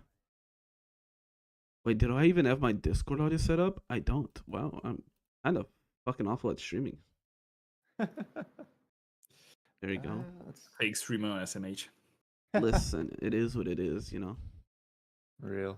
Plus, I'm trying to set up so that my model actually shows up on like Discord. Oh yeah, is there a way to do that? Oh, that's cool. I didn't know you could do that. Yeah. Very professional. I have really. nothing to show. I could do a face cam, but that would be the worst face reveal in Yeah. existence. Yeah, just a random face reveal on a random like Enfield podcast. Yeah. That would be funny. No one would expect it though. That would make it 10 times funny. Like, oh god, he's French. Yeah. I knew it was bad enough, but seeing him in person. He even looks French. How the fuck does that even mean? He's eating a baguette and smoking half a pack of cigs. It's only 9 p.m. or 9 a.m. Nah, I've never smoking a cig in my whole life. He's got a frog leg sticking out of his tooth. Yeah, and like a wine bottle in the corner. I don't know why I gave him one tooth for this analogy, but oh man, it was very necessary, really. Hey, the weird thing is, I have never had frog in my whole life. I think I've had frog. I forget when I had it. It was a long time ago. Oh, so you're Frencher than me? Okay.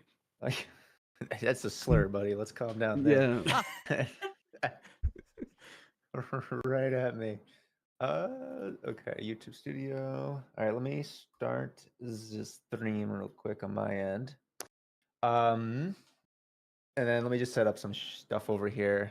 But sorry, I had to push out the stream so much good. later than usual. I had a lot of things happen this weekend, and it was just not very good. Like a 2-hour like delay is nothing, bro. You're fine. Okay, cool. Holy shit! I'm hearing echo. Like, do you have the stream up? You probably have the stream up. Let's see. Let me if I can pop out chat real quick. Yeah, okay. Shit. Makes All sense. right. All right, there we go. I want that in the top half, and I want that in the bottom half. There we Mute the stream on my end. Perfect. almost are set up. I'm like eating dinner right now. I was like, hold it up. Multitasking. I know, I'm all over the place. Let's say. Oh my god. All right, give me 1 second. I go grab something out of my room. Go ahead. Dude, there's so Thought he was in many his room. browser tabs. Holy moly. bro's got 2 rooms. He's American. That's like the usual. That's like I don't know, at man. I got least one more room. room than mine. Well, not every American is the same, I guess. Yeah, that's right. Some are more poor than the other ones. Okay, you didn't have to rub it in. Oh, I'm poor as hell, so I can't talk much. Oh, I'm back. Okay. Welcome back. Oh man. All right. Let's see here. Okay, sorry about that. I guess I'll start the introductions /maybe. Let's do that. I guess this is our second podcast / stream, honestly. And obviously we have a returning favorite, the Frenchman himself, Dr. P. So It's welcome. me. It's wait, what? No, you're not. That's the wrong nationality. That's the wrong nationality. What the fuck? Sorry, that's Super's influence. Yeah, bro, entering on the super territory there. You gotta watch out. Yeah. Yeah, can't cross those borders, man. Yeah. Hell yeah. And then obviously we have 2 different people this time. We have Raikon. How's it going? Yo, it's me, Raikon or Raikonnect, a fucking idiot that plays games. Hell yeah. Can confirm. And you You did play Arknights, or you still play Arknights? I still play Or Arknights, and I started in 5 days. It will make a year since I started playing Arknights. okay, cool. I'm like 6 months behind you then. Basically, I'm 9 months behind you then. And then you played Enfield on release. I'm gonna make an assumption. Yeah, even just a few minutes ago, I was clearing Umbral Monument, getting my ass beat.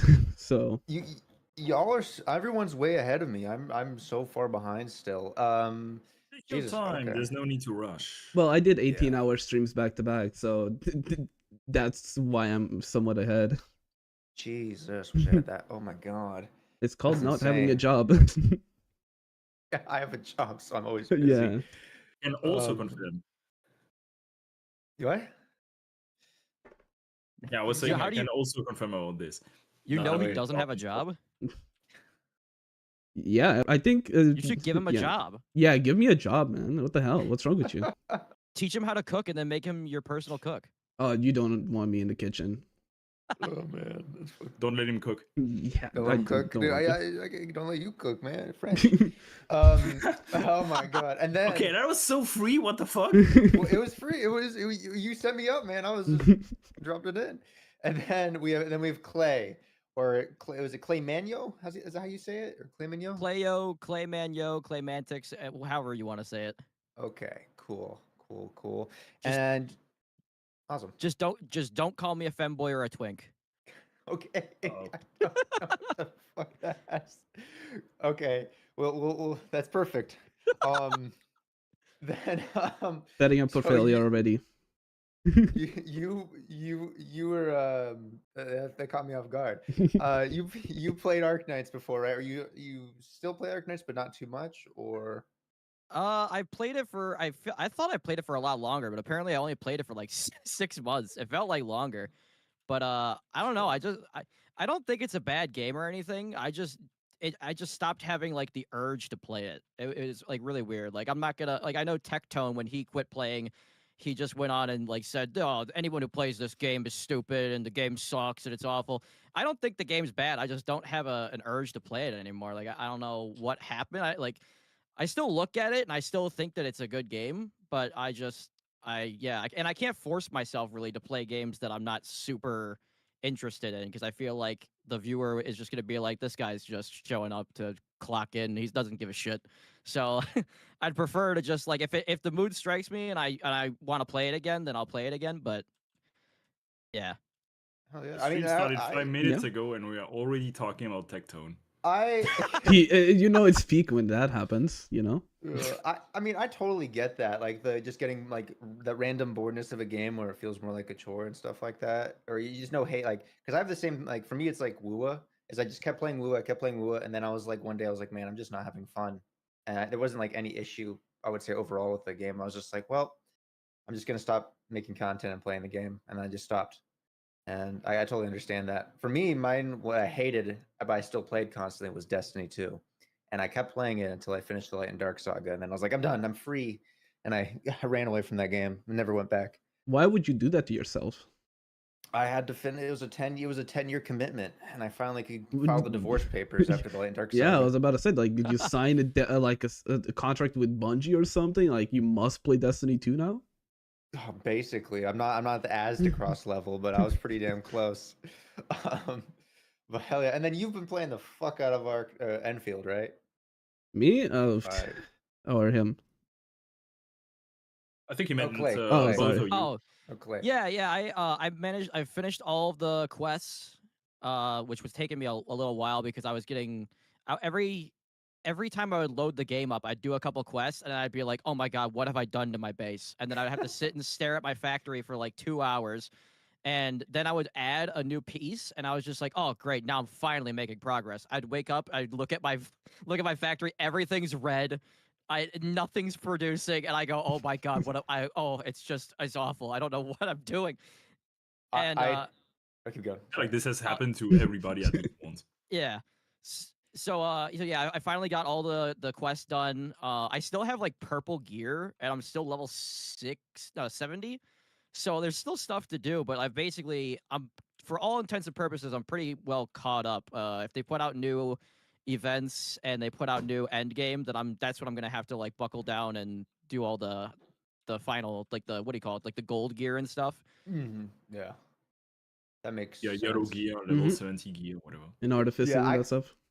I'll be honest, like looking at every time I look at the factory, I'm like, oh, I need to like schedule out a time of my day to go work on the factory because I just look at it, I'm like, I need to do this, I need to do this, but I'm like, I know if I get into it, it's gonna take me like 2 or 3 hours, and I don't have 2 to 3 hours to do that.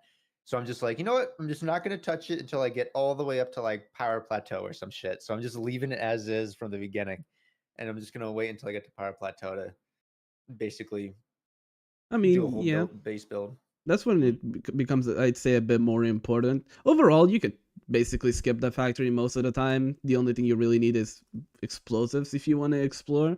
But like overall, you don't really need the gear. Like most content can be cleared with level 60 teams with purple gear or even blue gear if you don't want to invest that much. So it's fine, really. Yeah, that's true. Because I think I still have green gear. I think actually, yeah, I still have green gear. I've been slow. We've been doing slow as shit. I'm in like load spring right now, so I'm Yeah. I'm pretty far behind. It's fine. Like I completely skipped purple gear, for example. Blue gear. Like or was it? I think I skipped both actually. I discovered very late that there was what was the name? It's not Shironine component. What's the one below? The Christon components. The Christon components. I literally have never made a single Christon component.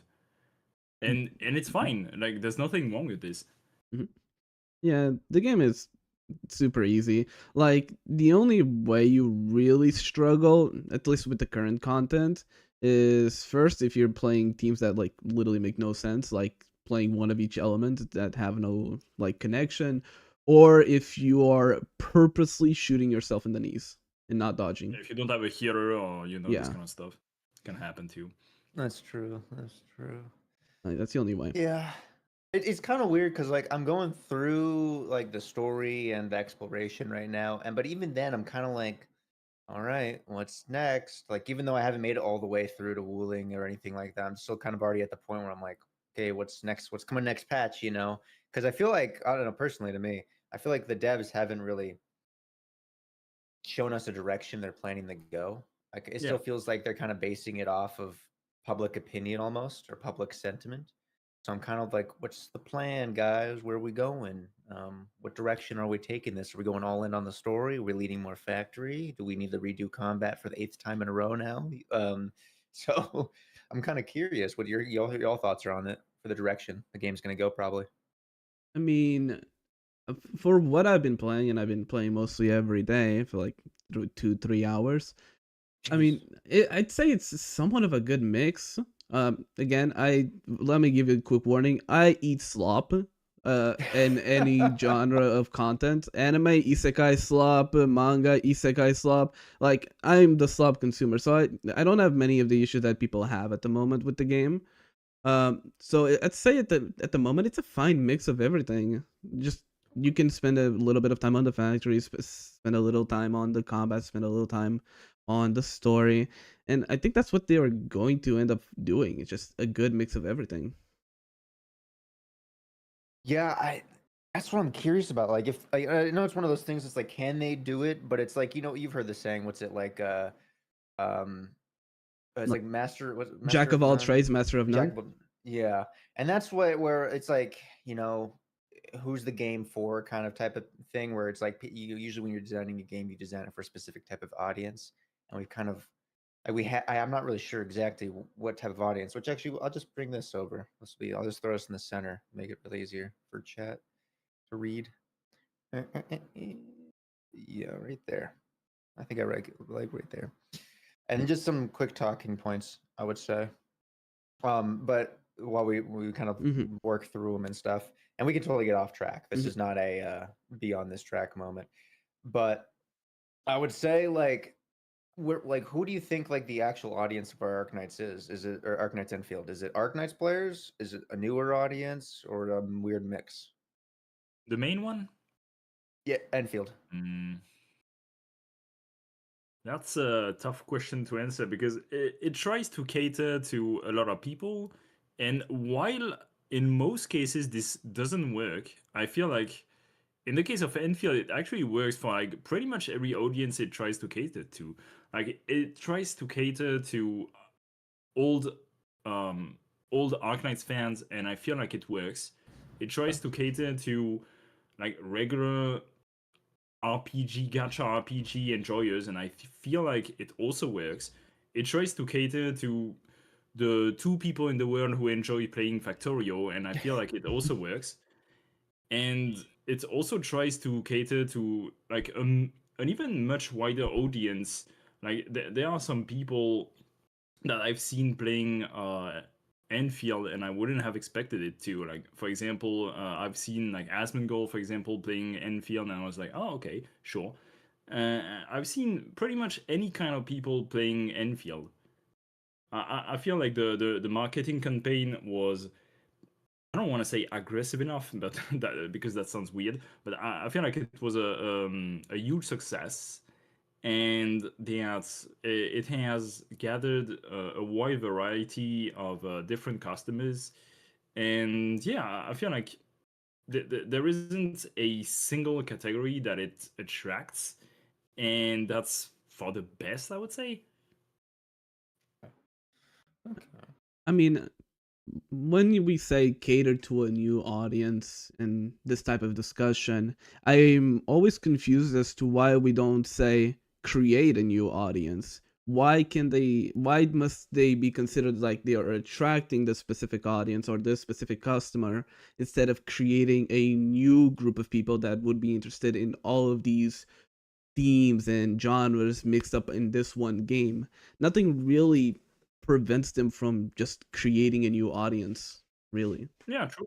That's true. I will say Enfield is because usually with the bigger gotcha games, the action RPG open world gotcha games, is they kind of it's not the same formula, but it's kind of sort of the same. So they kind of eat from each other in essence. It's like eating from the same cake, in to be honest. But definitely, what I feel like Enfield's done with the factory system has definitely put, I wouldn't necessarily pushed, but it's allowed them to not eat into the same cake as everyone else is trying to eat into at the same time, which is probably makes it better overall for getting a wider audience or a different their own version of an audience or creating their own version of an audience.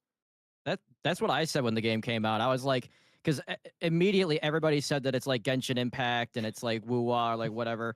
But like I like that it's not like Genshin. It's not like Genshin and woo-wah. Like it's trying. It's trying to be Death Stranding. In so many ways, like the zip line system, like the deliveries, like it's trying to be like Death Stranding of all games. And like I barely see anybody making that comparison. And Yeah, kinda.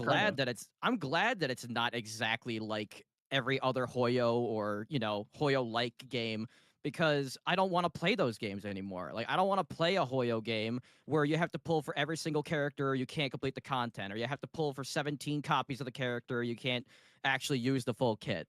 I want a game where you can make progress doing things other than grinding for relics for 7 weeks, and then, oh, you got the right relic but you didn't get the right substat, and then now you got to grind the substat, and it's just like I'm so sick of those games. It's like, and even with Wuthering Waves, on your last podcast, I think you said that you quit Wuthering Waves because they started locking character kits behind having multiple copies of the characters. And I was like, even that game is going down the same route. So it's like, why would I want another game that's exactly like the games I just quit? It doesn't make any sense. So I'm Oh glad that yeah. they're trying a bunch of different things. It does feel like, yeah, like they're trying to throw things at the wall and seeing what stick as well. And that's what my worry is, because I would say this for almost every gotcha game, the first year is kind of the most fun. Now, obviously, every gotcha game has the worst launch. It's kind of like the gotcha curse in essence is you have a terrible launch. But the first year is always the most fun, I would feel like, with these gotcha games. And sometimes they have like relaunches, like 2.0 was relaunch, and then God knows how many relaunches he's had, like 2 or 3, something like that. Um, but that's my worry is like right now where I feel like it's really good with Enfield, yeah, I'd say overall, other than the PayPal incident, I would say it was a really good launch. They didn't have server instability or anything terrible like that, where people couldn't play. They have good optimization. My worry is down the line, where are we going? That's my real worry with this game, I would say. But the thing is, if you were to say that in the overall gacha space, you would probably be shot dead. Like, I cannot That's true. see That's true. a single infield post without people complaining about, oh, I don't have enough pulls, oh, I don't have enough content, or I don't have enough endgame. I'm like, brother in Christ, you played like 200 hours of gameplay in like 1 week, man. Of course you don't have shit to do. You played the whole game.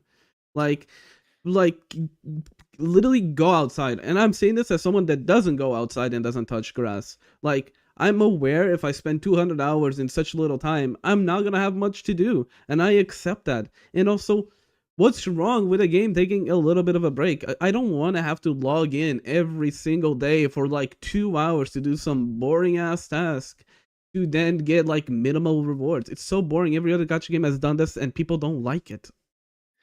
Yeah, speaking of that, I completely forgot that Enfield has that safety net for 3 days, right? Mhm. It's that 3 days where you don't log in, Yeah. or every day for those 3 days, and you can refill. I thought that was really cool the first time I saw that. I was like, thank God, because I didn't know how to do dailies yet for the game, so I was still kind of like, Mhm. maybe I won't hop on today. Yeah, it's just like it's super annoying because in case people don't know, I also play a bunch of Stella Sora, and it's like that game. You know how long the dailies are? 5 minutes. You log in, auto sleep, max stamina, roll your gacha luck on your like equipment, and leave. 5 minutes, you're done. And sure, the game also has its issues. I'm not gonna say it doesn't, but like, I'm not gonna complain about that because I know what I'm getting into. Yeah, that's it sucks because it's like I both hate dailies and like dailies because it's like it's you're cashing in your half pull or whatever and stuff that we're getting per day, or like a quarter pull per day over time, but it's also like, do I really have to log in daily? I get it's for metrics and stuff, but it's kind of one of those like, the daily login feels like a relic of when gotcha games were mainstream phone games versus now we're reaching into a more PC audience, and it's like it still feels like a relic of the past. Same with Mhm. energy as well.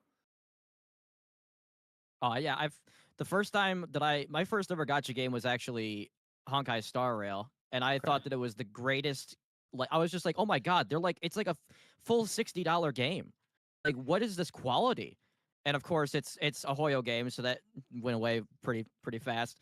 But Yep. I was amazed at the amount of content that was in the game, and then I realized that there was an energy system, and I was like, oh, we're still doing that? Like, we're doing all this other stuff, but yet we're going back to the energy system. And then I realized that every game is doing it, and I'm like, it's the year of our, at the time I was like, the year of our Lord 2023. I mean, what is going on here?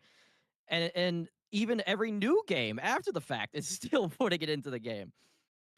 Yeah, it feels so like unnecessary because like Arknights, like this is my dig at Arknights, my one few digs is that they still have the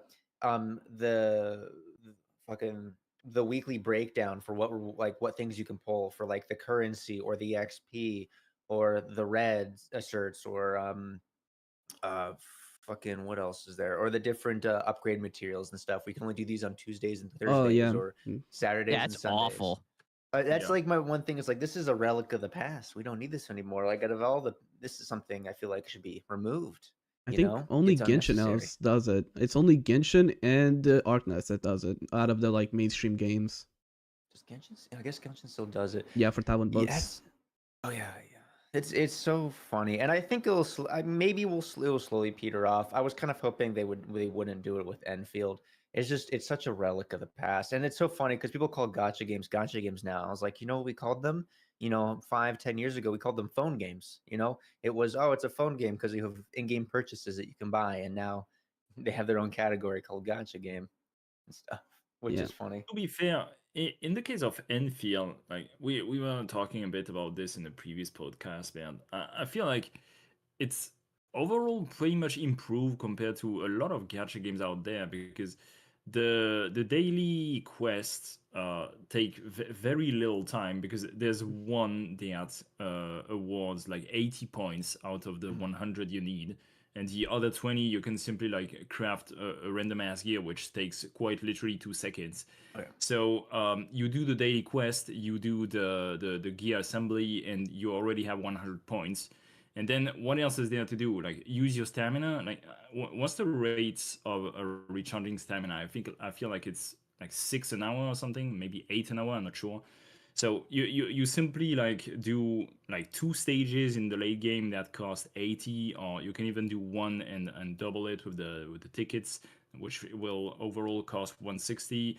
So you basically have to clear one stage, do the daily quest, craft one gear or upgrade a character or whatever, and then maybe the last thing you have to do is exchange your stuff you have crafted for points, and that's it. Honestly, I'm not sure. I can't quite compare with like Stellar Sora, for example, but I feel like overall it probably doesn't take more than 10 minutes.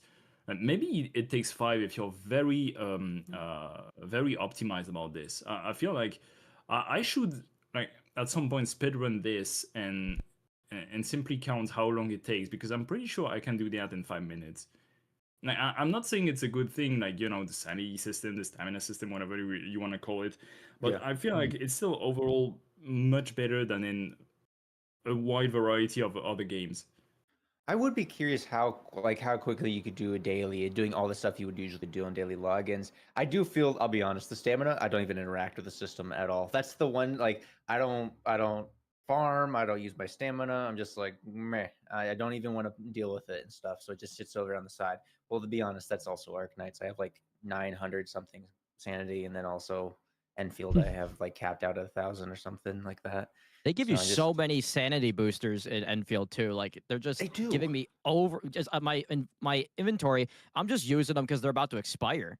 I mean, I'm like, why did they expire even? Like, it's like, oh my god, I gotta burn my. I get pissed off when I have sanity boosters because I'm like, well, I want to use them, but that means I have to go do something. So I'm like, oh, I guess I'm gonna go farm, use my sanity and stuff, and I bring it down to like 600, and then I burn through all my boosters and bring it back up to like 1,000 again.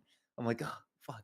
I think the main like I actually have an issue with the sanity boosters that is different from the timer. It's like they're giving like 12, 14 like a week, but like they only give like 40 sanity. Why do they give so little sanity? Just give me the 120 that the normal stamina boosters give. Like give me less but more stamina. I hate having to like spam click every time that I'm like, okay, I need a multiplier of 60. Wait, let me click like 3 times the stamina. Oh, oops, accidentally have to go overcap to be able to actually spend it all in one go. Oh, never mind. And now I'm 10 away. Guess I gotta wait like 2 hours. You know, like just compacted. I think that's a lot of the issues that Enfield has, is there's a lot of it. But like, if they just compacted it a little bit, like these little like extra stuff, the game would feel like 10 times better. Kind of like UI in essence, because Yeah. I would say like the UI is absolutely beautiful. It's probably my favorite UI yeah. I've seen so far out the gate in a gacha game. But it's all like it feels wrong. Like there's stuff in certain sections. Like I always bring this up, is this the 7-day weekly thing, or the weeklies are in the events tab versus right next to the dailies tab. That's like my biggest gripe when it comes to the UI. It drives me insane every time I have to go over there. And it's just such a pretty UI, but it feels so unorganized and stuff. I mean, one thing. Yeah, you go ahead. Oh, sorry. I like the in-game, like the combat HUD, but I hate the pause menu. Pause menu. The Like one the you press pause escape. menu where like all the boxes are like next to each other. It's like a tile system. Oh yeah, when you type escape. I hate Where- that. Where it I looks mean, like I a can watch. Yeah, like I can figure out where things are now, but it's still just kind of like, oh god, I hate doing this. I wish we could move them around, like, because we have the big ones on the left and the little ones on the right. I wish I could be like, well, I want to move all the ones I interact with the most onto the left, where it's big. If you could like do this would that, be I a feel like it'd make it a nightmare lot to better. develop. Oh yeah, yeah, it would. I feel like this would be a nightmare to develop. I feel. I mean, the UI moving, the button moving, it's so Yeah. I'm just Is it? overall happy that Yes. it's not like a phone on the right of my screen. Like WoA has it, like Genshin has it, like HSR has it, like DNA has it. Like every 3D gacha has this little ass system that shows up on the right side and shows your little character looking at a phone. And I'm like, I'm so tired of this menu, and I'm just In happy. this case, you're looking at a watch, to be fair. Yeah, so- but it doesn't like show up a little corner of my screen. Like, I'm just so tired of, like, it is so samey on every gacha game that I'm just like, it might feel like ass, but I'm just happy that it looks different. I'm just tired of all these sameness that a lot of these gacha games just for some reason do, even though people don't like it. Like, so did y'all have y'all seen Wuwa's UI before they changed it? It I never looks played it. so cool. It was like in the alpha or the beta or something. It looks so fucking cool. And so like it was like the theme. It was a very futuristic, like high techy like Mhm. UI. And then they just could not optimize the shit out of that fucking game to save their lives. And so they removed it and they have like a really basic UI now. And it just every time I pull up the UI, I just get a little pissed off because I'm like, fuck, dude, this could have been something beautiful. And I'm glad they did it with Enfield, which holy fuck, like I said, like they optimized the shit out of that game. They did such an amazing job. It's like I feel like there's a lot of things they've done in this game that they could not have done without a good optimization team. I mean, the yeah, engine. I'm just happy that it's not 100+ gigabytes. Like, I sure for now, but like, Wuwa is at 140 gigabytes, Genshin is at 140 as well, HSR is at 130. Like, dude, I had to download them on my 2009 HDD. Do you know how slow that shit loads, man? Like, I'm It's all seeing audio files. it's so annoying because I'm trying to ult on Mawika and she has a fucking hydro ult, man. Her ult is blue for some reason. I see her model, she has no hair. Her motorcycle is across the map. And I'm like, okay, guess this is how I play Genshin now. Because it's so fucking big, man. And my SSD is like only 250 gigabytes. Yeah, it's They the need worst to- time possible to buy a computer to use. Yeah. Oh yeah, it's terrible. You know, this is my recommendation. This is my Costco PC. It's an $1,800 PC, and you can buy it at Costco. And it's got a 5070 DDR2 DDR5 RAM is up to 32 gigs, and it's a really good PC setup. And it's got the oh my god, I forget which CPU it has, but I'm like I want to go buy that. I really need to buy Sorry, that. what's the European equivalent for The- Costco? Fuck if I know. I don't think we have one. Because Costco yeah, is that probably. Costco is that subscription supermarket, right? Yeah, it is. Oh, Yeah, we Amazing. don't have that. Subscription supermarket. Yeah, you pay like Costco hot dogs. you Why do pay they have subscriptions on everything? It's worth it. It is completely you don't understand until you've walked into a Costco and you bought things. Then you go get a hot dog and a pizza. It's a different type of thing. Excuse me, you enter to get a hot dog, a pizza, and a PC, right? They have Okay. like hundreds of them just on walls, and you're like, I want that one, and they just like go get it for you. You could buy like fridges and like sets of free. So there's an aisle for pizzas, and the next aisle is for PCs.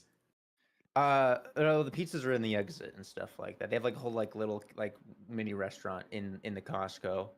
And then you can try out different foods, and you get like sets of anything, like and like you can buy like sets of chairs and like 10 like desk chairs. Excuse my French, but what the fuck?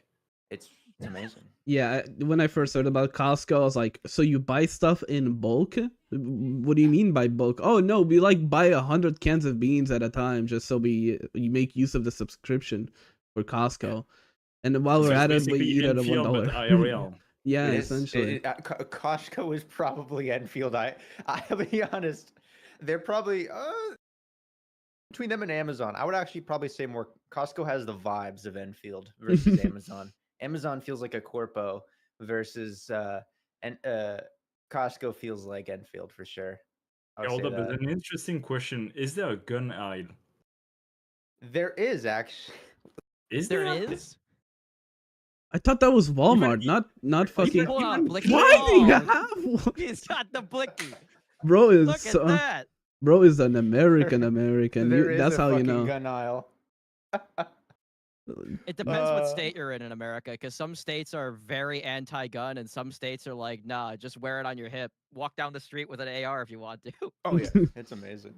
And then you can America. you could get concealed carry licenses in your state that work in like 40 of the 50 states. And yeah, This is awesome. I need to go to America. it's fun, dude. You should come over, dude. I have a spare He room. saw You can one- stay the time. He saw one handgun. He's just like, I gotta get me a piece of that. Dude, I got so much. I'm not gonna show you all my guns, dude. I got so many. Fucking, I got a Beretta 1301 for home defense. And so Okay, this fucking has turned into a gun reveal stream for some reason, but I'm all 70 for out it. of 12 gauge. Yeah, fucking my knife.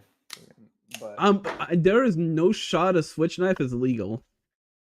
oh yeah, they're legal. They just can't they just can't have a strong spring. They just can't go like through the skin and stuff. That they, like, looks like a extend. pretty strong spring. Yeah.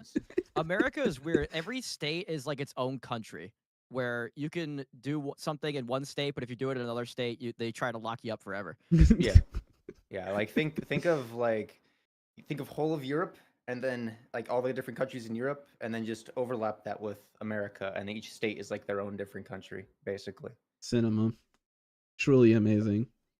It's a shit show, but it's a fun shit show, you know. So yeah, Enfield, huh? Yeah, oh yeah, I forgot about that. We're getting sidetracked during these streams, like always. Yeah, this happens all the time, honestly.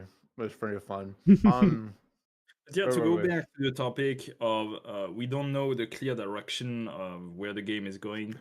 I am currently playing a really fun gacha game, by the way, you should all play it. It's called Chaos Zero Nightmare, and it's basically a roguelite gacha game.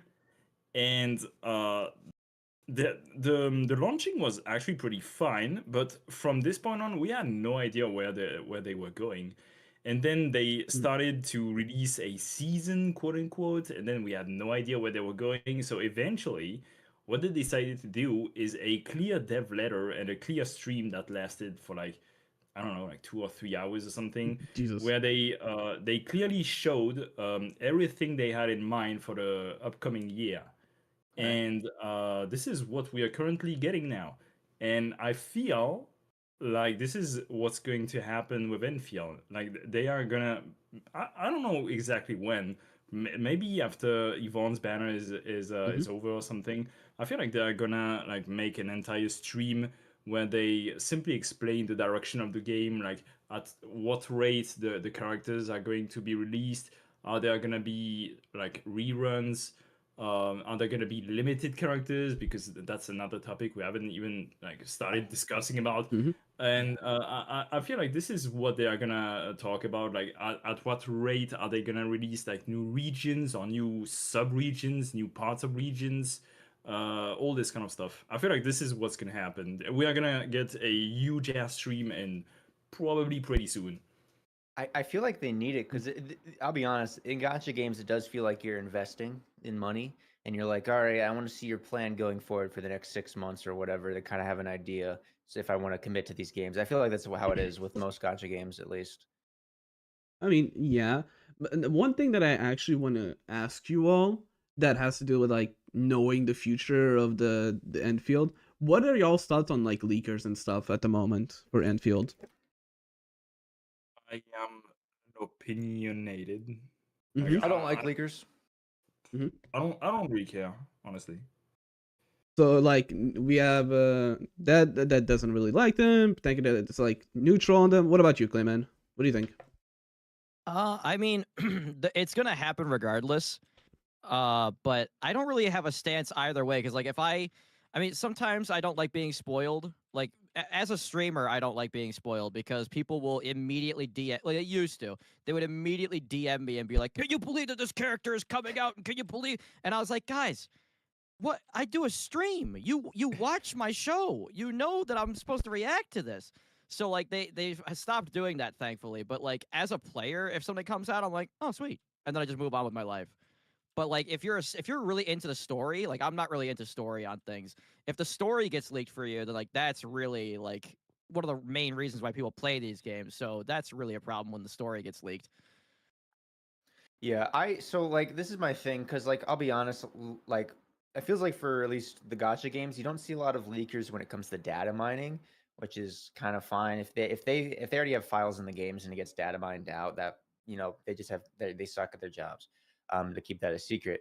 But stuff that like where they're actually like leaking like upcoming story arcs, new zones, new characters, that's where I'm kind of like, I'd prefer it. If I didn't like the company, I'd be like, yeah, sure, I'm okay with leakers. But I don't like leakers. It spoils the fun and stuff like that. I would say it really does. Um, the Yeah, experience, the I can hype. see where you're going. Like, that's particularly true for OG Arknights players Mhm. who, for example, like just want to see their favorite characters getting a Mhm. reconvener, obviously, and Yeah. you don't just want to read a random ass sentence on a random black block of text saying, "Oh yeah, by the way, this character is getting a reconvener." You'd rather have Mhm. it revealed on stream in a grand way. But I mean, it's basically what Clay said. If it's gonna happen, it's gonna happen anyway. So I hate seeing images or cutscenes because I remember with Woo before they started leaking their own stuff on purpose, is you'd be seeing leaks of like character animations and fight sequences and stuff, and like months before they came out, and you're just like, well, that just ruins everything for me. I was so hyped for this character, like I had no idea this character was even coming, and I saw like designs for them. I was like, fuck, man, I so think annoying. I think the worst part is that like especially us as CCs, like first of all, legal issues aside, right? Of you spreading yeah, leaks, obviously. right? Like Mhm. I see so many content creators, especially now as well for Enfield, that are just putting straight up leaks on both the thumbnail and the titles, man. Like I'll be like, I'm gonna be honest. I as much as I watch like do reaction content, I also love watching reaction content. So I was searching like Arknights Endfield, like reaction to meeting Tang Tang, and then I see like, oh, this character will be in this banner and that character will be in that banner, and here's what they do all in the thumbnail, and I'm like, okay, man, fuck me, I guess. You know, Yeah. and there's nothing we can really do to stop them because if you call them out specifically, they'll just be like, "Oh, what are you doing? I'm just spreading information. I'm not doing anything wrong," right? And then you end up looking like the asshole because you're the one that's like quote unquote offended, and you end up in being this awkward spot. True, and I think the buck really does lie with Hypergriff on this one. Hmm. Like I think we talked about it last stream about like all the rules they have in Enfield. When you pull it Mm-hmm. up, it's like 5 or 6 rules, and they're like, don't be toxic, don't like dox people, don't do all these other things of like accuse people of stuff. And I'm like, or if it's involving Enfield, I'm like, well, that already fucking sailed because that's already Mm-hmm. happened and shit. And I'm like, well, Hypergriff's not going to enforce it, so you know that kind of sucks. Yeah. Feel like if it starts making them lose money some way or another, they are gonna enforce it. But do leaks do leaks make them lose money? I don't think so. Yesn't, What do you mean? because people will be I, less likely to spend money on a banner if they know a different character that they prefer more is coming after. I Oh, actually Done. I actually like that though, because like Mm-hmm. if they release a guy character, I'm like, oh yeah, I get the save now. same. Or if they release a lolly character, I'm like, oh, so, like ZZZ. One of the reasons why I quit ZZZ was I was like, there's gonna be an entire like update patch where it's just nothing but lollies. All right, well, I guess I don't have to spend any polychromes during that. But then I quit anyway, so I was like, so I truly win anyway because the Claymantics always comes out on top. Yeah, for example, obviously I won't say anything here, but I have read spoilers about Enfield, and I basically know what characters are gonna get a reconvener, and I mean in this case, uh, okay, I can't say anything, but Mhm. I'm not that interested in them. Let's just say that, and is it a good thing for me to know that? Because yes, I know I can save now, but in any case, these leaks could like they could be fake anyway because there were some leaks about Arknights, like the new Chen was gonna be a primal guard, and in the end she didn't end up getting a primal guard. So leaks are always they are not always true. In most cases, they are actually pretty wrong, and like for now I don't think we know that much. I I feel like we're just jumping the gun a bit. True. I do think I understand why people want leaks because especially when you have it's a gotcha game and it's a team gotcha game. Mm. So it's not just your character, it's your in this case other three characters. And so I find the worry of going, "Oh, well, I don't want like I don't really want to pull on this character." And then you find out that the character you really really want to pull on is like hyper dependent upon the character that just I can't just stand passed. that. That's what I'm worried about cuz like fucking Wua, the last three characters are all like dependent on each other. I was like I can't afford pulling every patch plus their weapons. Like, and that's what I'm worried about with Enfield. I'm like, man, I don't want to skip a character, get the new character, and go, well, I'm missing 20% damage or 25% of her damage because the last character is like her 99% of the time best in slot, and then there's like a 1% that's like a 4-star that's like a semi-viable option. It's like, well, like if 98%, 98, 99% of the time you would use this character, but the 1% you use this character, that doesn't feel good. It's like, oh, okay, you know. But I think that when it comes to Enfield and specifically Hypergriff, they have shown in Arknights to not make characters really dependent on each other. You can clear everything with any character, really. I'm playing Vopal Knights. I only use Vopal characters. And is it painful? Yes. I have to use Kanipalat as my main damage dealer. But, like, overall, like, they have shown that characters are not very stuck to each other. At the moment, there's so much team varieties. In Enfield, I'm using at the moment Gilberta with Arclight, Perlica, and Wolfguard. No one else is using that team. That's a fucking combo. Holy shit. Yeah, no one else is using that team, I feel like. But I'm still having a blast. It's still fun. So, I don't... In the banners, you still have a chance to get characters that you missed, right? So... That's true. I don't think this issue of having to need clairvoyance is something that is currently needed in Enfield. Could it be in the future if they don't improve, for example, the gacha currency? Sure. I'll be more lenient towards like character leaks or that, kind of like in Genshin. Like we got 40 pulls this patch. We're going to all cry. But like in Enfield at the moment, I just don't see the need for it. That's true, honestly. Because I'm an ammo knights guy. I only use ammo knights. American. But but I do. It's so weird because I haven't really got a feel on the currency yet. Like obviously it is, I wouldn't say not the best amount of pulls we're getting per so far. And it's gonna be patch by patch, obviously, and it's kind of hard to tell. It's how I think polls should go is you should now obviously dream scenario, I could farm enough polls to get every character plus their weapons. But realistic scenario, I think if we're having 2 characters a month, let's say, I would love to be able to get enough polls per month to get 1 character of those 2. Is my dream scenario.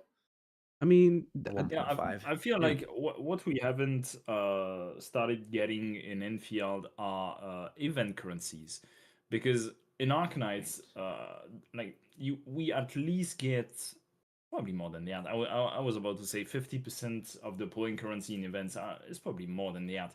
And in Enfield, we haven't gotten an event, quote unquote.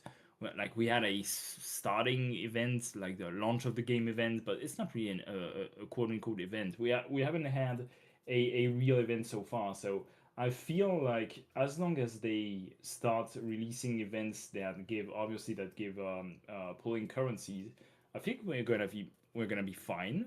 But that's only my hope, and that may be too hopeful. But I feel like this is how it's gonna end up. I mean, at the moment, like in Enfield, I saw a lot of people complaining about the polls. I'll be honest, I cannot relate at all. I have 160 aura geometry. I have 60k aura barrels. Like, and I pulled for Gilberta about hard pity and her sig. So, like, I'll be honest, I don't see the issue at the moment. I have more than enough pulls. Could it get worse? Again, sure, but I don't have a crystal ball here. I cannot predict the future. Right, I mean, that's also because we don't even need like dupes in this game. Yeah, we don't need those dupes, and I see a lot of people also currently complaining about the weapon banner being stuck to the character banner. But I'm like, if you're pulling for a character, you're gonna get the weapon anyways. So I don't see why people are acting like they're independent from each other.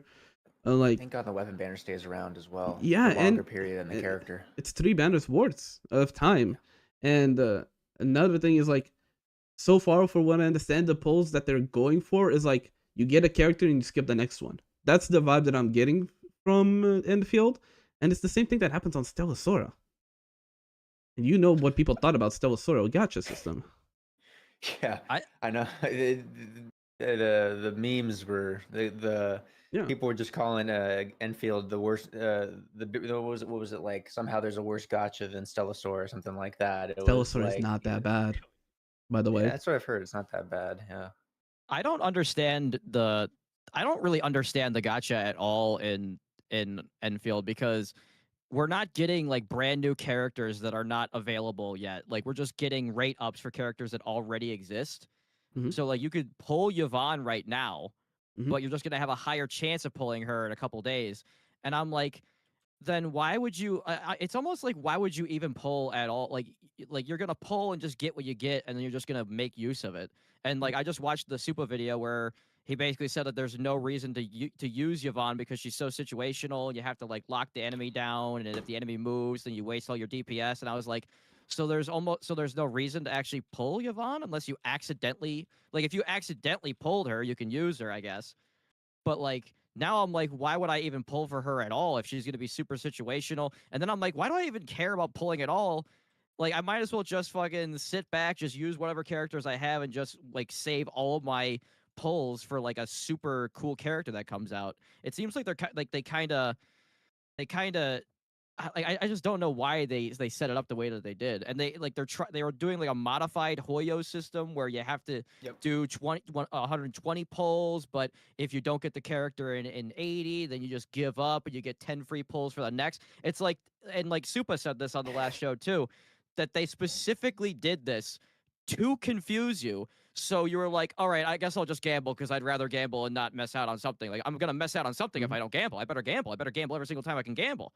And like to me, it's like, ugh, I can't stand that. Like when I feel like I'm being pressured to do something, and I know that I'm not the target audience in that case. Like they want to FOMO people. They want to scare people and make them think that they need to pull for every new character, regardless of its limitedness. Because I'm pretty sure they for like what is it like 3 updates they go back into the regular pool or something.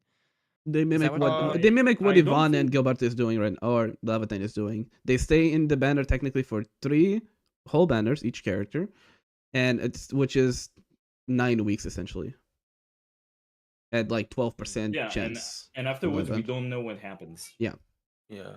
Because right now they front loaded the characters because of the release, but I think afterwards it's going to be basically you're going to have their character banner and then 2 more. They're going to be around for 2 more banners afterwards.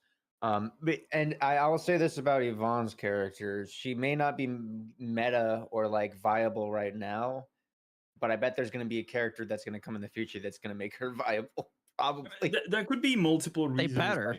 Like for example, in Arknights, there are a lot of characters that are released, and we're like, okay, we don't need this character. Like this, like we have more than 400 characters. Like we don't need a single one. True. And like for example, I don't know, like maybe when Intellectia was released, we were like, okay, so this character is cool and all, but why would we need her? So I'm sorry to say this, but the very first reason is waifu reason. This is a waifu, you pull for waifu. This is a gacha game. You play, you first and foremost pull for waifu, and second for gameplay. This is at least my opinion.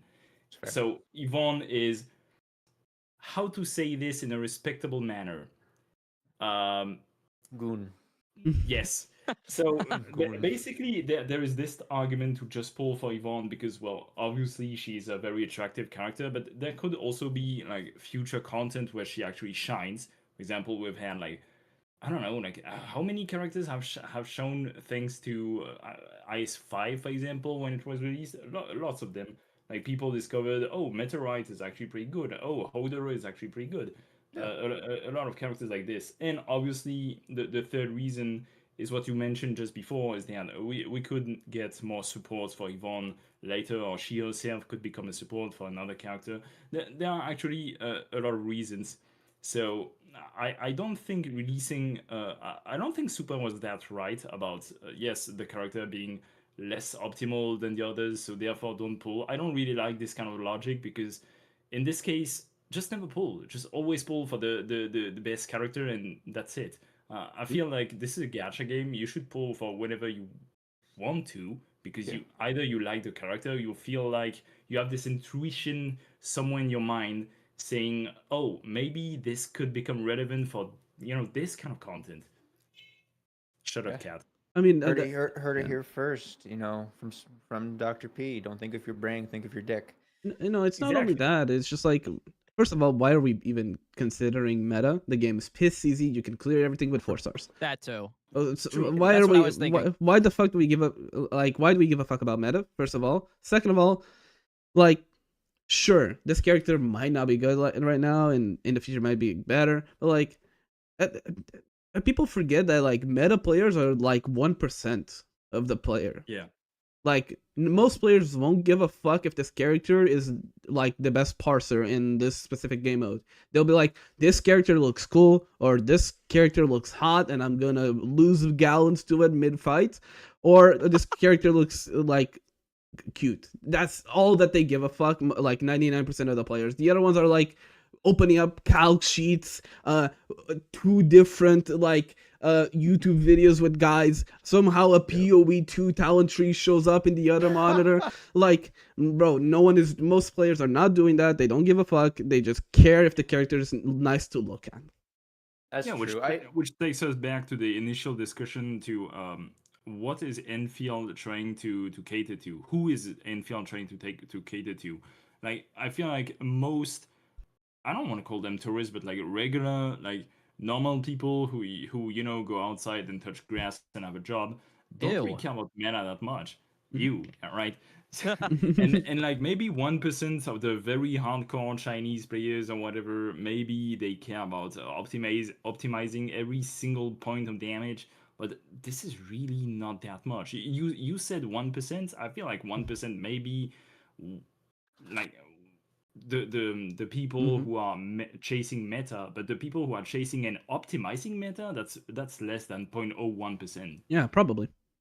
It's just ridiculous that we have to like put this weird standard to cater to a 1%. Like, let's not forget, like, gacha games were aimed at like Chinese people on their way to work. Like, that was the main thing for a while, that like, oh, gacha games are Yeah, and just the there commuters and for, stuff. yeah, for the commuters. Like, people are on the train, they have nothing to do, they just want to play something while they go to on their 1 hour commute to work, right? And on their 1 hour back to play something. That was what gacha was at the start, and it still is. Like, sure, there has been statistics recently, especially for like Enfield or like ZZZ, where like 60% of like the Chinese players were on PC.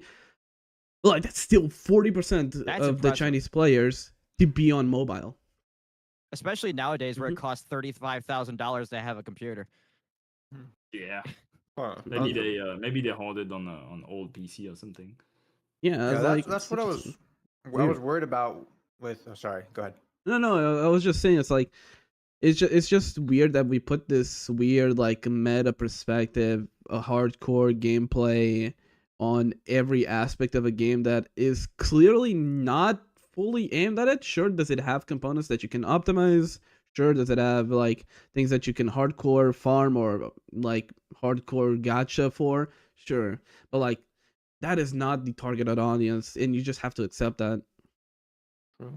I think That- that's probably leftovers from, I would say, the other mainstream gacha games where it's about like meta, because you always see these videos of, is this character viable? Should you pull for this character? The most free to play optional character or whatever and Yeah, stuff with the like guy that. screaming on the thumbnail and stuff.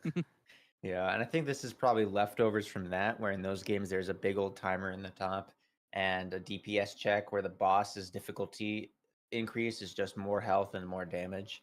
And so it's basically a numbers game or a matching game in essence. Like, I'll call out Genshin, dude. It is fucking awful, dude, at the moment. The lunar changes, like the lunar reactions might be the most dog shit thing I've ever played. Like, literally, lunar charge in Nefa, fuck you. That goddamn clanker has ruined the goddamn meta. Like, for so long now, ever since her I have release, no dude. idea what that is. And dude, it like, trust me, like, you do not want to enter the meta scene at the moment, because Genshin had always a bit of power creep, but like, they've ramped that motherfucker up since Maoika, because characters before did like 80k DPS, 90k, that would be like the best team. Now we are comparing 150k DPS, and characters doing 100k is like, that shit's ass, bro. Like Varka, for Damn. example. All right. Like it's so it's like so That ass. I feel like the best way to explain it is I compared this game to Death Stranding because somebody on the development team must have like got in early and convinced everybody that they should just bite a bunch of stuff from Death Stranding because the whole like delivery system and the zip lines and everything is like straight from Death Stranding. And the first time you play Death Stranding, you assume that it's made by Hideo Kojima. It's just going to be another third person shooter, maybe with stealth, you know. And then you play it and you're like, what is this? Is this American Truck Simulator with extra with like walking involved? Like, what is this? And it was so amazing because you have so many people that are like, oh, I hate Call of Duty. This Call of Duty this year sucks. I hate Call of Duty. And then they buy the newest Call of Duty. Yep. And it's like finally a game comes out that breaks the norm, does something that other games don't do. And people are like, ew, it's gross. Why can't I aim down sight? Why can't I? Where's my kill streaks? Where's my, what, like, you know, why isn't it like every other game that has already come out? And it's like, Yep. you're the reason why everything sucks. Because you want every game to be like every other game that already existed. And the second something new comes out, you say it's ew. So, like, this game's doing the same thing. Like, you have to kind of like unprogram your brain. And I do it too. Like, I know that the game, like, right now is like piss easy, but you have to unprogram your brain because you think, like, oh, yeah, like, I have to worry about the next character. I have to pull the next character because that's what Hoyo trained you to do. Yeah. So now you have to unprogram yourself and be like, okay, this is more of like a chill game where like the combat could get sweaty later down the line, but right now it's kind of just like hang out, do some quests, you know, maybe, you know, work on your factory one night and then, you know, do quests the next night. So I like it. Yeah, I think like I knew this coming into Enfield. I was told this at least like 6 months ago. It was like, hey, this is gonna be Hypergrowth's a bit different. The different company, they do kind of little things a little differently for the games. You might want to play Arknights to see it out. And I was like, sure, I'll play fucking Arknights, and because I'm coming up on Enfield, I'll play it. And then I kind of got addicted to Arknights, and I had the kind of deprogram, like you said. It's like everyone hates Call of Duty, but then they go play other games and they want them to act just like Call of Duty and do the same exact things Call of Duty does, and then they're just going to hate those games as well. So I would say it's just, you've definitely seen the strong sentiment around, or the issues people have been creating or causing around Enfield have been because they have their own vision of how a gacha game should be, and it's usually their game they're playing right now, Mhm. but they also hate playing it. So I mean, in going back to this like deprogramming thing with Hypergriff, like I remember like before Enfield released and even when it launched, a lot of people were like, "Oh, this is going to happen. This is going to happen. And look at these other gacha games where all of this happens." And then here I am on the sidelines. I've been playing at this point Arknights for 8 months when this was first started happening. I'm like, what are these people talking about? Like in these 8 months, I've seen Hypergriff get W after W after W. We don't talk about Yosar. W after W after W, and like We don't talk about have no issues. And like, sure, do they sometimes have a hiccup? Do they sometimes have their own issues? Sure, I wish I could farm like my XP materials every day because I need them. But like, I see none of these complaints people are expecting for Enfield because I see what Hypergriff has done before, and it's like these people take Enfield from away from a vacuum of the actions that this company has done in the past, and instead put the expectations that these other companies did, Kuro Games, goddamn Hoyoverse, and they put these expectations from those companies into Enfield, and then expect the worst when they have no reason to expect that.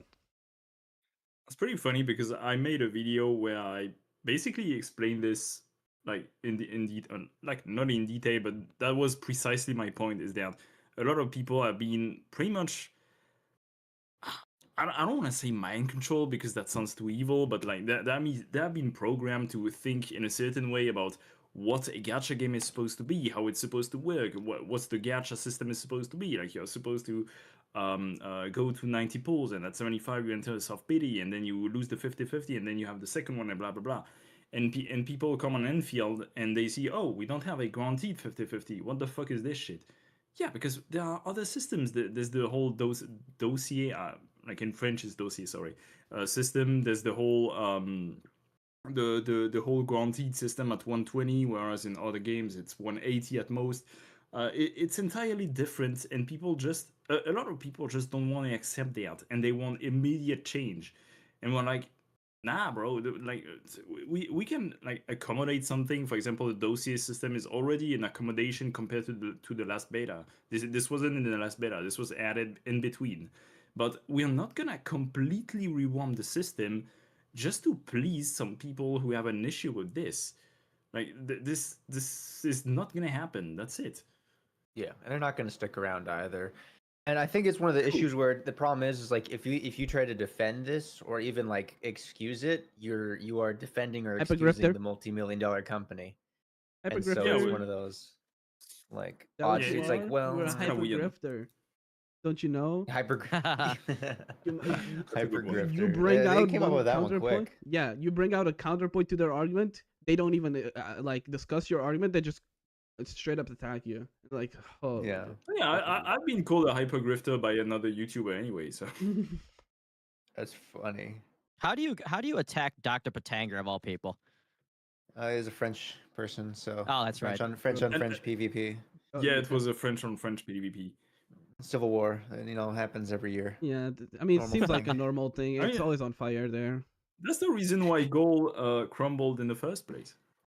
It's so annoying, dude. It's like no We matter if you bring out a good point about Enfield, people will try to bring two other ones. Most of them, unironically, I swear to God, these people are like schizophrenic or something. They see an illusion on their eyes, and they just make up stuff.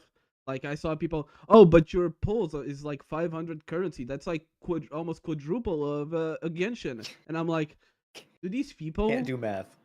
do you not have like a sense that numbers mean different things? Because let me give you an example. $1 is not the same as a €1. Okay, my guy. Like if you go with that idea, currencies in the world would collapse. Yeah, it's dude, I saw people making those claims about like, well, 500 is just so much more per pull. I was like, well, you're a fucking idiot. Like this is basic math. Like these people making these claims must be like middle schoolers or something. They haven't done their division tables or subtraction tables yet because it's such an obvious go. Oh well, It's like different type of currency. It's like that cup and cylinder. Like there's the same amount of water in both. You're just pointing at the one that looks taller. Like it's so Yeah. ridiculous that we like even have Yeah. this discussion. And like the thing is, they can give like they can send as many bad faith arguments towards us, but the moment we send any argument towards them, oh, you're getting defensive. Oh, you're getting defensive. Oh, you're grifting. Oh, you're glazing. Oh, you're this, and I'm like, no, my guy, you attacked us first. We're trying to answer to your complaints, and now you are just Yeah. ignoring our arguments back to you because you got showed how much of an idiot you are. Yeah, it's I'm gonna make a claim and you have to provide the evidence how Yeah. I'm wrong. And it's like, what the fuck? I don't even engage with those people, honestly. It's either a insta block or an insta ban. And it's just like, man, I don't engaged care. And then once. even the CCs that are shitting on Enfield a lot, I'm just like, I don't need to interact with them because if their audience agrees with them and they don't want their audience isn't gonna play their game, I don't really want their audience or them in the game. Like Yep. it's one of those like, do I really need to convince this content creator's audience or this content creator to play like he should play this game and actually enjoy it? Not really, because if I don't really like his opinion on these certain aspects, do I really want him making more opinions and trying to change the game to fit him? Nah, not really. Dude, I I made mean, it depends if you have time to waste or not. That's true. Sure. Sure. At first, I had a lot of time to waste. So there was one video everyone knows, the original Tobero one. I made a 2-hour video talking about each point. That video has my highest dislike ratio possible. I have a 90% dislike ratio. Holy! Damn. I need to watch it. Like 90% doing something right. dislike? 90% dislike, and let me actually check how many comments it has. It was one of my first videos. I didn't even have a model yet, and I was new to Arknights. I didn't know who Tobero was. I didn't know who their story or anything. So I just reacted to his video, and I was like, I find these arguments dumb, and here's why. And I had the most insane reaction to that video. Let me see if I can Shit. find. Where is it? Bon. That's fucking crazy. Find you here.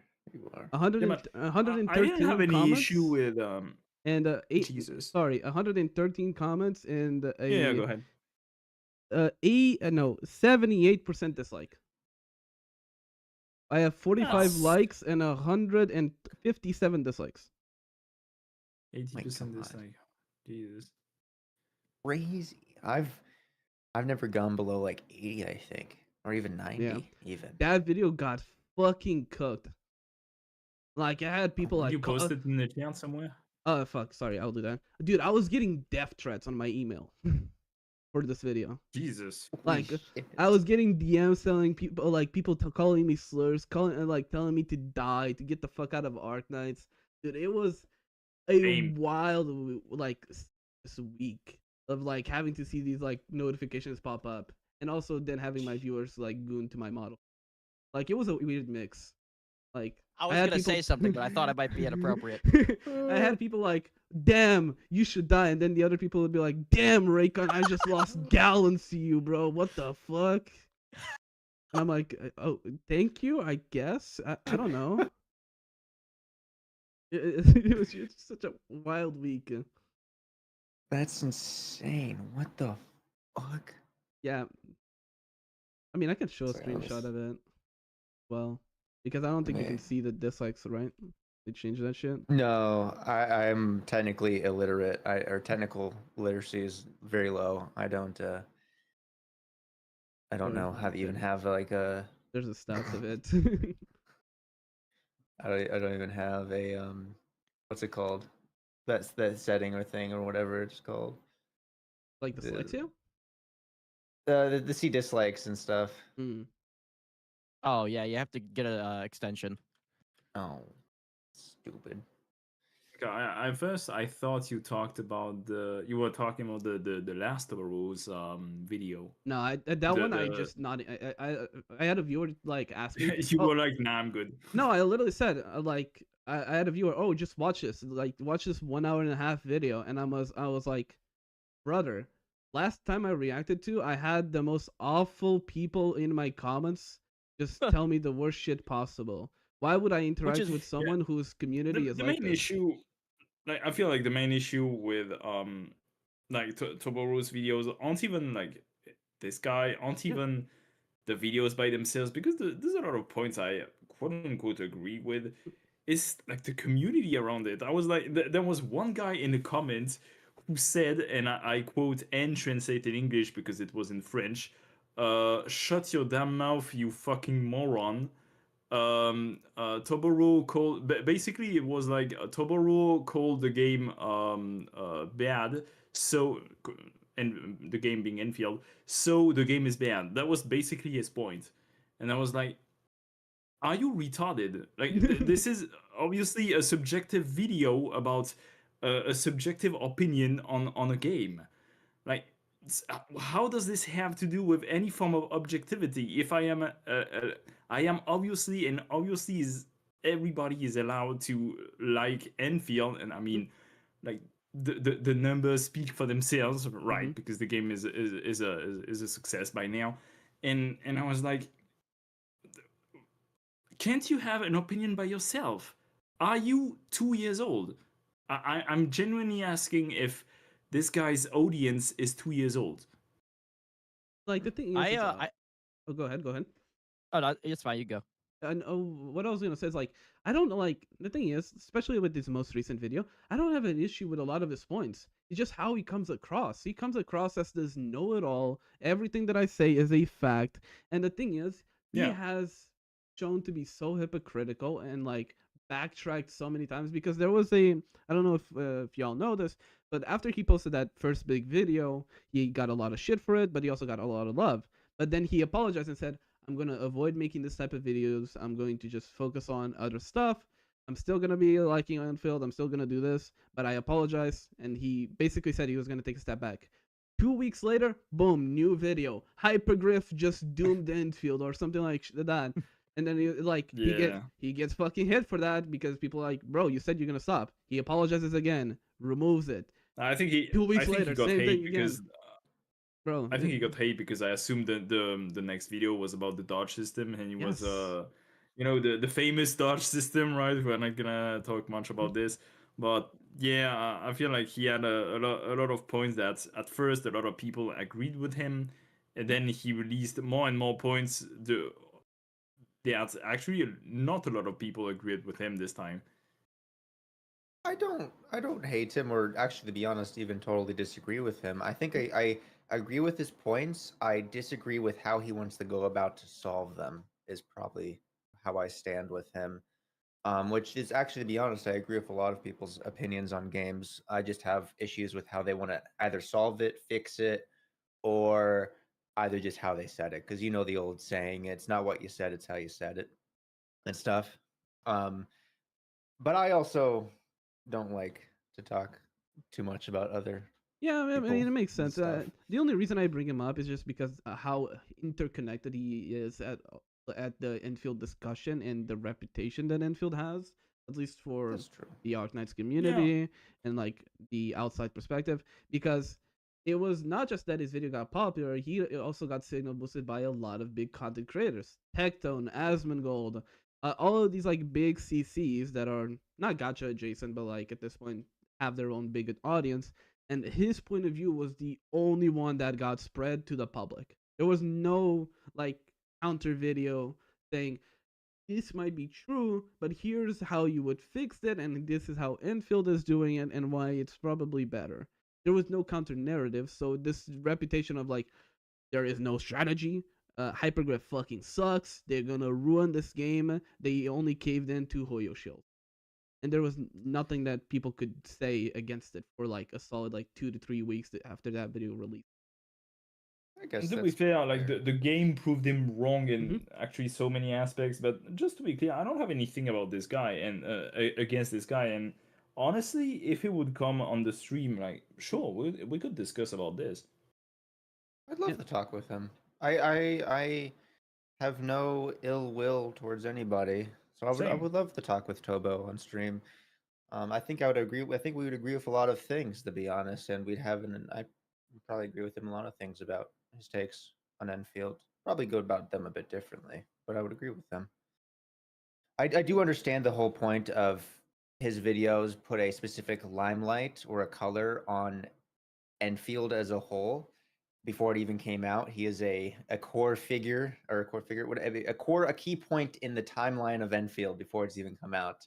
Um, and is has he provided a certain light on the game that probably was undeserving, or Enfield did not deserve at that time, and it did basically push a lot of people away from the game as well that I were going to be interested. I feel like there's a negative impact that content creation has on games because we've all had that feeling of like, oh, there's a new game coming out, but like, do I really want to waste my money on it? I mean, like people online are saying that it sucks, so like, should I really waste my money on it? And then the game comes out, and then you find out like everyone hates it, and you're like, oh, thank God I didn't waste my money on that. So like, Yeah. there's an aspect of gotcha games where like, and content creators do this, where if they don't want to play the game, they don't want to be stuck playing that game for however long until their audience allows them to quit playing, they'll say that the game sucks preemptively so that they don't have to play it. And then Yeah. they can just say, well, the game that I'm already playing is so good, guys. Like, why would we leave Woo-Wah? I mean, Woo-Wah is so good. Why would we leave?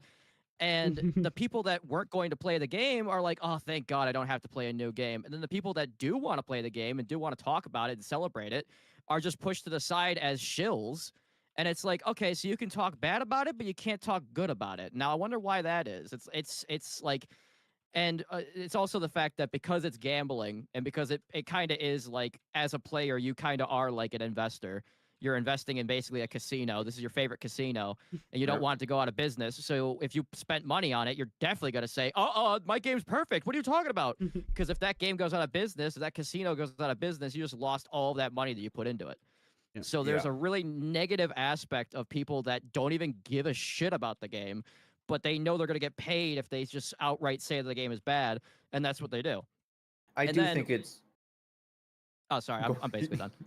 okay. I do think it is funny. At least this is my shit on Kuro, or I guess the community, is they kind of became the very thing they swore to destroy, which was Genshin Impact I mean, and just look stuff. at Gacha Grill. Gotcha who? Gotcha what? Gotcha Grail. You do not want to know what the hell it is. It's a Twitter I don't. community. Dude, I don't have imagine. I Twitter. mean, Sorry. you said Twitter, and my brain Yeah, automatically disconnected. But please continue. think of like the worst like gotcha incel just out in the wild, but multiply it by Twitter. It's literally man. that. Multiply by Twitter. That is incredible. Multiply it by Twitter. It's Yeah, literally that's just That's very- awesome. I like think it's so. Oh, keep going. yeah, well, like these people are actually so miserable. Like these people are complaining about every other game. They are always complaining about anything. Like there was one time that like someone shit talked like a ship between Rover and like I don't remember even who the girl was on Wua, and these people were like swarming this other user just because they didn't like that ship because they like female Rover more or something like that. It was insane, and they just do this. Like recently, they like attacked like a Arknights VA event, like the Rosmontes one, just because they were like non-binary or something. Like these communities are just fermenting a lot, especially recently. It's getting Mhm. actively like worse. Like it's Oh yeah. becoming harmful even.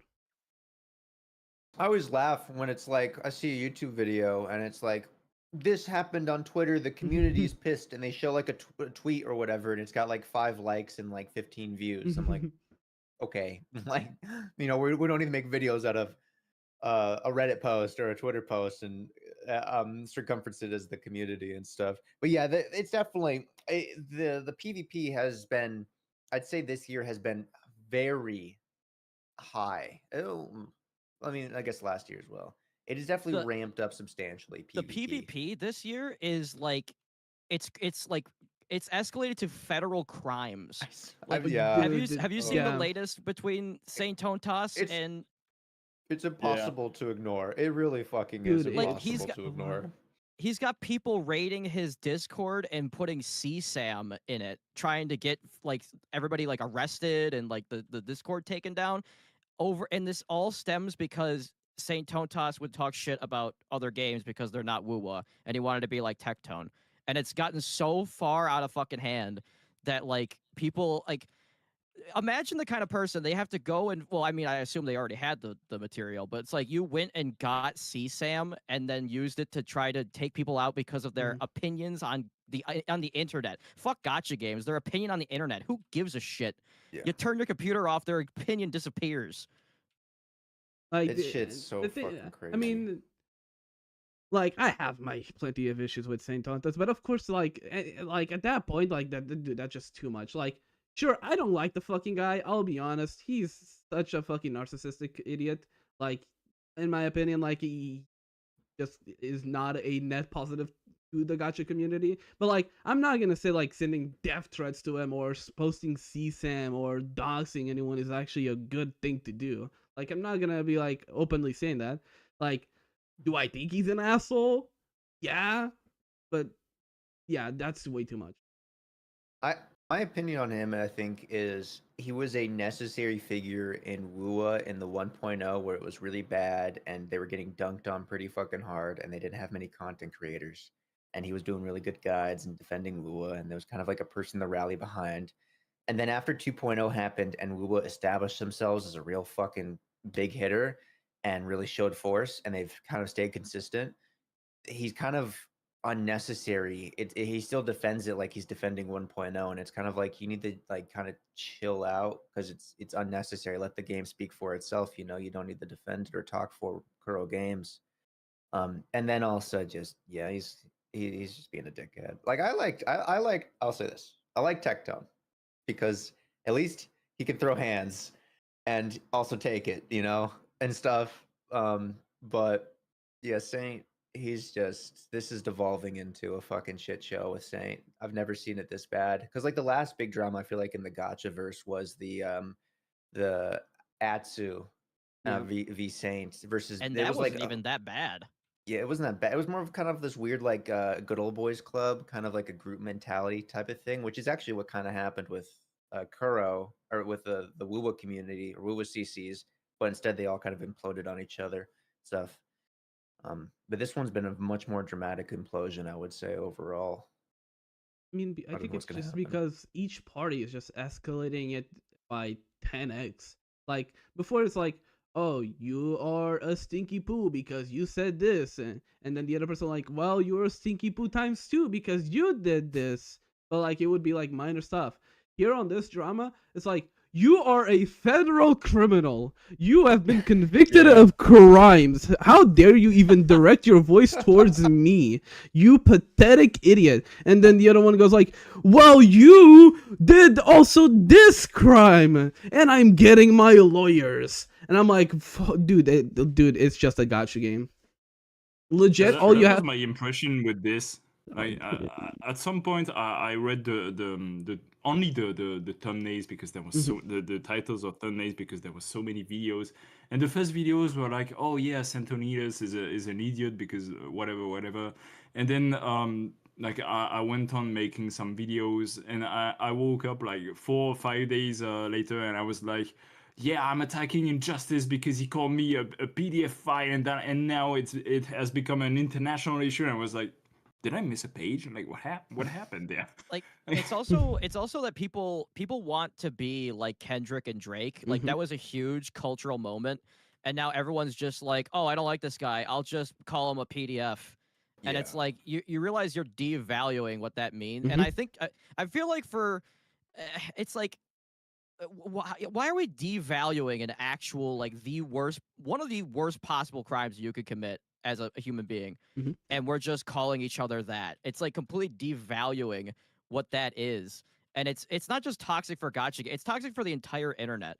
Because now you disagree. It's like, hey, I like Reese's cups. Oh yeah, well I like Snickers. You're a PDF file. It's like, what the fuck are like human beings are not a serious race of creatures. Like we just don't care about anything anymore. Like it's just every reaction is just let's just burn everything to the ground and let's just kill everybody. It's like it's ridiculous. It's very short-term focused, really. That's what ends up being, because this would not have escalated if both parties just shut the fuck up about each other, bro. Like legit, does it hurt that much to just like focus on yourself? Like, bro, there's so much shit to talk about. Why must you talk about this one person specifically? Shut the fuck up. They don't want to shut the fuck up because they want to be the one that wins. That's Yeah. the issue. Is they want everyone to shut the fuck up when they're winning, not when the other side is winning. And that's why it's always good. This is infinite. This is an infinite fucking thing. Gotta to be farm honest. aura and W's in the chat, I guess. It's a coliseum. It's a coliseum. The other thing is too, it's like even the people that say they hate drama, like they secretly love drama, they just don't want to be involved in it. They don't want their favorite game being involved in it, and you know, and it makes money, and that's the thing. It's like, but that's the thing is like you have to say these things, you have to make these videos to get money, but then you say these things, and then people have to escalate it, and then it becomes who can say the craziest thing, who can ruin the most amount of lives, and whoever is left standing at the end. Well, that's just the game. And it's like, it didn't have to be this way. I've always said that YouTube started as like a website where a guy would say, hey, look at this new fan that I bought for my office. It really cools my room down. And you would watch the video and you'd be like, man, I wish I had a fucking fan like that, dude. Like, my house needs a fan like that. And now it's like, what's your position on the new thing? That's the wrong position. I'm going to kill you. I'm going to find you and I'm going to kill you. It's like, what the fuck is going on? It's like everyone's on the defensive of, if I don't ruin his life, he's gonna ruin mine. So I have to make sure to kill him first before he kills me, basically, or kill my career and stuff. And that's what it's kind of like. Which, I mean, I have a normal fucking job. So if I get in PvP, if this shit goes down the drain, like, I still have a normal fucking job. Like, you know, I still have a 401k. You know, it's like fucking whatever. This is for fun. Like, but you know, I still haven't turned on monetization yet. Yeah, but at the end of the day, like, bro, I don't know how people can be so tribalistic about these games. Bro, I play like 8 gacha games, all from different companies. I play HSR, ZZZ, Genshin, fucking HSR. I play Arknights Endfield. I play Nikkei. I fucking played CZN. I'm waiting for more Fox Girls. Like, I play Stella Sora. God, I've even tried to play Blue Archive because it had a Fox Girl. Like, bro, and I could not give a fuck to defend these, like, companies at all in this type of way. Like, bro, it's not that serious. If I don't like the game, I just don't play it. It's what happened with WoWa. Like, I played WoWa from the closed beta test. I even have videos of clearing with Ling Yang, or like the level 100 the bear on the first zone.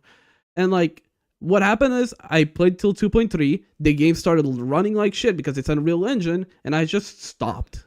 I don't talk about the game. I don't do anything about the game. I don't interact with the game. I liked it while I played. It no longer works on my computer, so I stopped talking about it. It's that simple. That's fair. That's what I did. I think I quit at 2.6. I'm glad I played 2.4. 2.4 was chef's kiss. Just super easy. But just be quiet. yeah, you just stop talking about the game, and it's just that easy. 'Cause, Yeah. like I hate these videos of these content creators that go, "Oh, I'm going back to play this game I quit." It's like, all right, dude, you don't need this ain't an airport. You don't Yeah. need to fucking announce your arrival, your exit, and stuff like Yeah. that. It's like, fuck it, dude. But fuck. Oh my god, we got so sidetracked. We're talking about fucking Enfield. I mean, it's still yeah, it's still technically related to Enfield in a way or another, right? But Well, uh, see, Yeah, because there's been Pe- so much drama. Yeah. Like it's become the main topic lately. people can say like two things about Enfield. They can say, "Look, the game's so bad that they're just fighting each other because the game's so bad," or you can say, "Well, the game just came out. It's in a decent state for a game that just came out, and it's a good game. Like for the people that play it, it's a good game, or it's serviceable, and it's all it has is to look forward to in the future." So, and then you have people that like want to start shit and say like, "Oh, well, it's not the greatest game ever. I guess I could talk shit about it." And then it's like, I don't know. You can look at it both ways. Either the game's so good that there's really nothing to talk about, so then people just start attacking each other, or the game's bad, and that's why you have to fight each other over it. But I don't know. This like you said, like this year of PvP has just been it's unacceptable. Oh yeah. Like Yeah. This is where you need to. I'm a big subscriber into if someone goes low, you go lower. But even in this case, it's one of those where you just need to excommunicado those motherfuckers. Like I get it, we all got to be inclusive and stuff. It's like like excommunicado, get the fuck out. don't But tolerate what I the really wanna jump intolerable. It's that simple. yeah, yeah. What I do want to talk about is I feel like in every gacha game that's come out, there's been you can kind of see like out the gate who are going to be the mainline content creators for those games, usually within the first month. If you think of a gacha game, you think of at least three content creators, and they guys come to your mind. And the weird thing is with Enfield is I still feel like it's up in the air. There's a lot of people making content about it, and obviously it's the bigger content creators as well, kind of jumping in and making content, but they're going to filter back to their own games as well and stuff. But I feel like we haven't had like an established like who are like who we like who we thinking of who's going to be the Enfield content creators. Because yes, we could say as Arknights content creators, but I feel like not many of the Arknights CCs are going to stick around with Enfield too much because it's just such a different game. Now I think maybe the lore guys might, but BRB, overall by I the think way. they might go back to playing Arknights and stuff. I'm not sure about this. I feel like most CCs that have done Arknights content are also gonna do Enfield content and stick with both. I'm pretty sure a lot of the audience is there for both. Like, feel free to correct me if I'm wrong. I would say like when I'm streaming, I have a very different like group of people that watches me when I'm playing Arknights and watches me when I'm playing Enfield. And I would even say like a lot of the Arknights CCs like Kuki, Supa, Kyo, they're like the big names for Arknights. And I feel like they're still going to play Enfield, but it's not going to be too much. Like it might be like a 2-to-3 ratio or something like that, where most of the time they'll be playing Arknights and sometimes they're going to pop in Enfield. But I don't think we'll have like I have yet to see a dedicated Enfield CC to the extent of how when Wuba came out, you don't really have a lot of people that are playing Wuba and then playing PGR at the same time. It's usually the main content creators are just playing Wuba. Same thing with Genshin. Yeah. You have your Genshin content creators, and sometimes they hop in the Star Rail, but usually they're just playing Genshin and stuff. And I also feel it's because we don't have like that was something I discussed on my Discord yesterday. Like someone asked me, what are you gonna do on Enfield? And I was like, I don't know, because like what am I supposed to do? Like there are basically two types of contents right now. There are people discussing meta, and then this is already over because the three characters have been released, and what else is there to discuss about really? And the second type of people is people discussing about the most optimal base layout and stuff. And this is Yeah. already over too, because like it's not like there's 1 billion different most optimal base layers, like base optimized layers. So True. the point is we don't have a lot of, weirdly enough, we don't have a Back. lot of contents to talk about right now. So I feel like we don't have specific Enfield CCs because there isn't much to talk about. Like I would say the dramas between Saints and Pig. Sorry, I'm getting back on this. Mm. Is what made the most views. Why? Mm. Because there are actually not that much to do in the end game right now, and so people are quote unquote forced to make up stuff in order to discuss about the. It's not even about to discuss about the game. It's to discuss what's around the game right now. So Yeah. like That's I feel like the only thing I could do in terms of content is like explain the law of Arknights to Enfield tourists, and that's pretty much it. And even, for example, Dracnus in your chat has done a way better job as what I could do theoretically. I could do this in French, obviously, but I'm not that much versed into the laws or into the law of Arknights. And even if I did this, I would probably lose a part of my English-speaking audience. So the point is, there really isn't much to talk about. Maybe some years in the future, like 1 or 2 years in the future, when we have like 4 or 5 new different kind of modes that basically have infinite replay value, maybe this would change. But for now, not really. Fair. I mean, I think there is content to be made. I just don't think people are doing it at the moment. Like, how do I explain it? Like, first of all, there's no tournaments really happening. Like other games that have like constant tournaments, especially between content creators. I don't see anything like that happening. I would do it myself. I'm too poor to give an award, so I can't realistically set one up. But like even in the factory, there's like drawing competitions with the conveyor belts, with the pipes, fucking boss rushes with like level 1 characters. Who knows, like that kind of stuff. I just don't think that there's level much. 1, yeah. I don't think it's that there isn't content to be made. I think there isn't an incentive to make that content. I think that's the difference. Because people look at the Enfield category on Twitch. Guess what? It's Mr. Poke Sentontas and all those talking about drama. They go on YouTube. Obviously. Guess what? It's Skull CJ, Sentontas, Mr. Poke, Captain Cabinets, all talking about drama. And then like you have to specifically type out stuff to get content about actual Arknights. So that's what ends up being, because people end up like, well, fuck, I want to make something cool, but like, what's the point? I'm just gonna get drowned out by all this drama where I could just do it myself. Fuck it, I'll start drama with Mr. Patanga. How dare you be French? Like, that kind of stuff. Like, That's a good point. You know? That, Dr. P, real quick? Why are you French? Because I was born this way, and by the way, you're Portuguese, so you're stinky. I win. wow. Oh, I'm Portuguese. Wow. I can't believe this. I can't believe you would attack me like that. I'm going to degrade your channel. Report it to YouTube. You know, Let's see, what it's do just if I that click on easy, it? right? It's just that easy to like do drama, but like setting up content, dude. I remember like doing my one actual good video that did awful was the Frostleaf altar rework that I did. I made that video. It took me like a whole week setting up a possible like community based kit around Frostleaf, and then that video got like 700 views. But you know what got more views? The drama video about Toboro. So there is no incentive to do these type of like creative content if the algorithm itself doesn't feed it.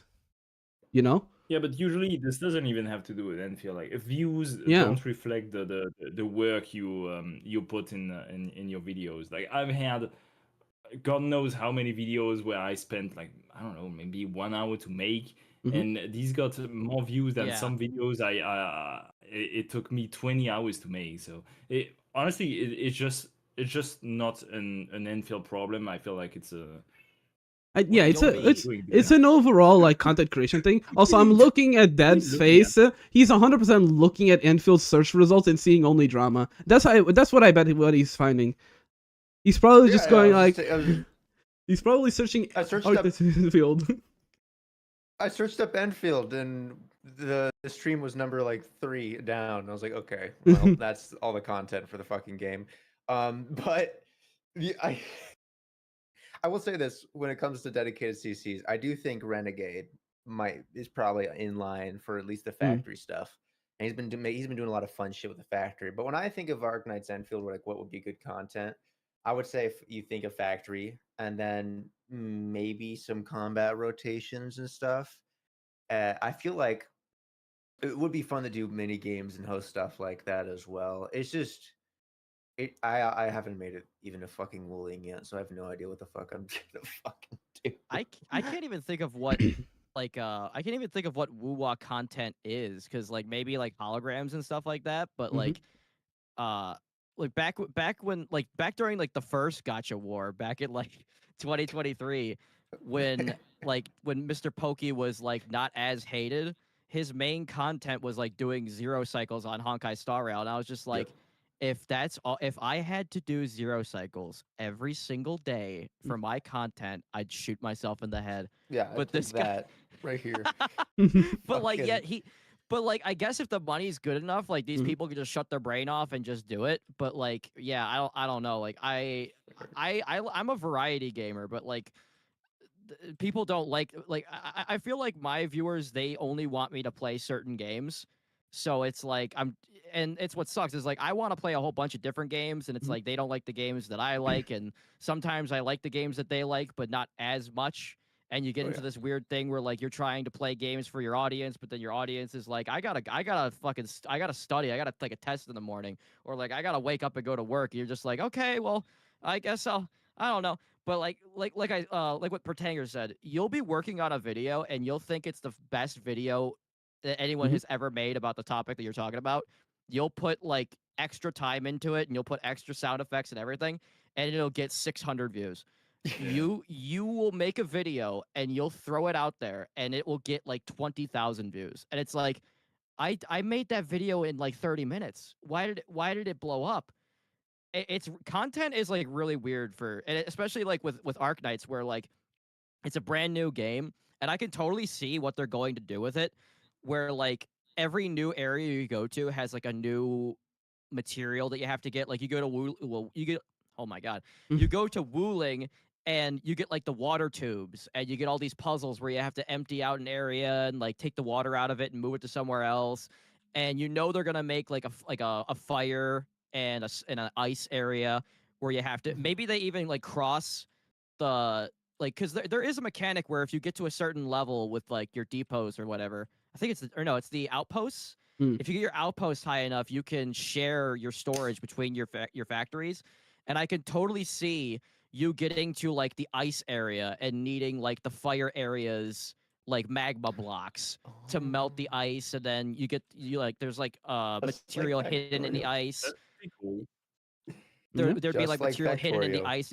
There'd be like stuff in the ice that you have to uncover. Like maybe like there's like a frozen.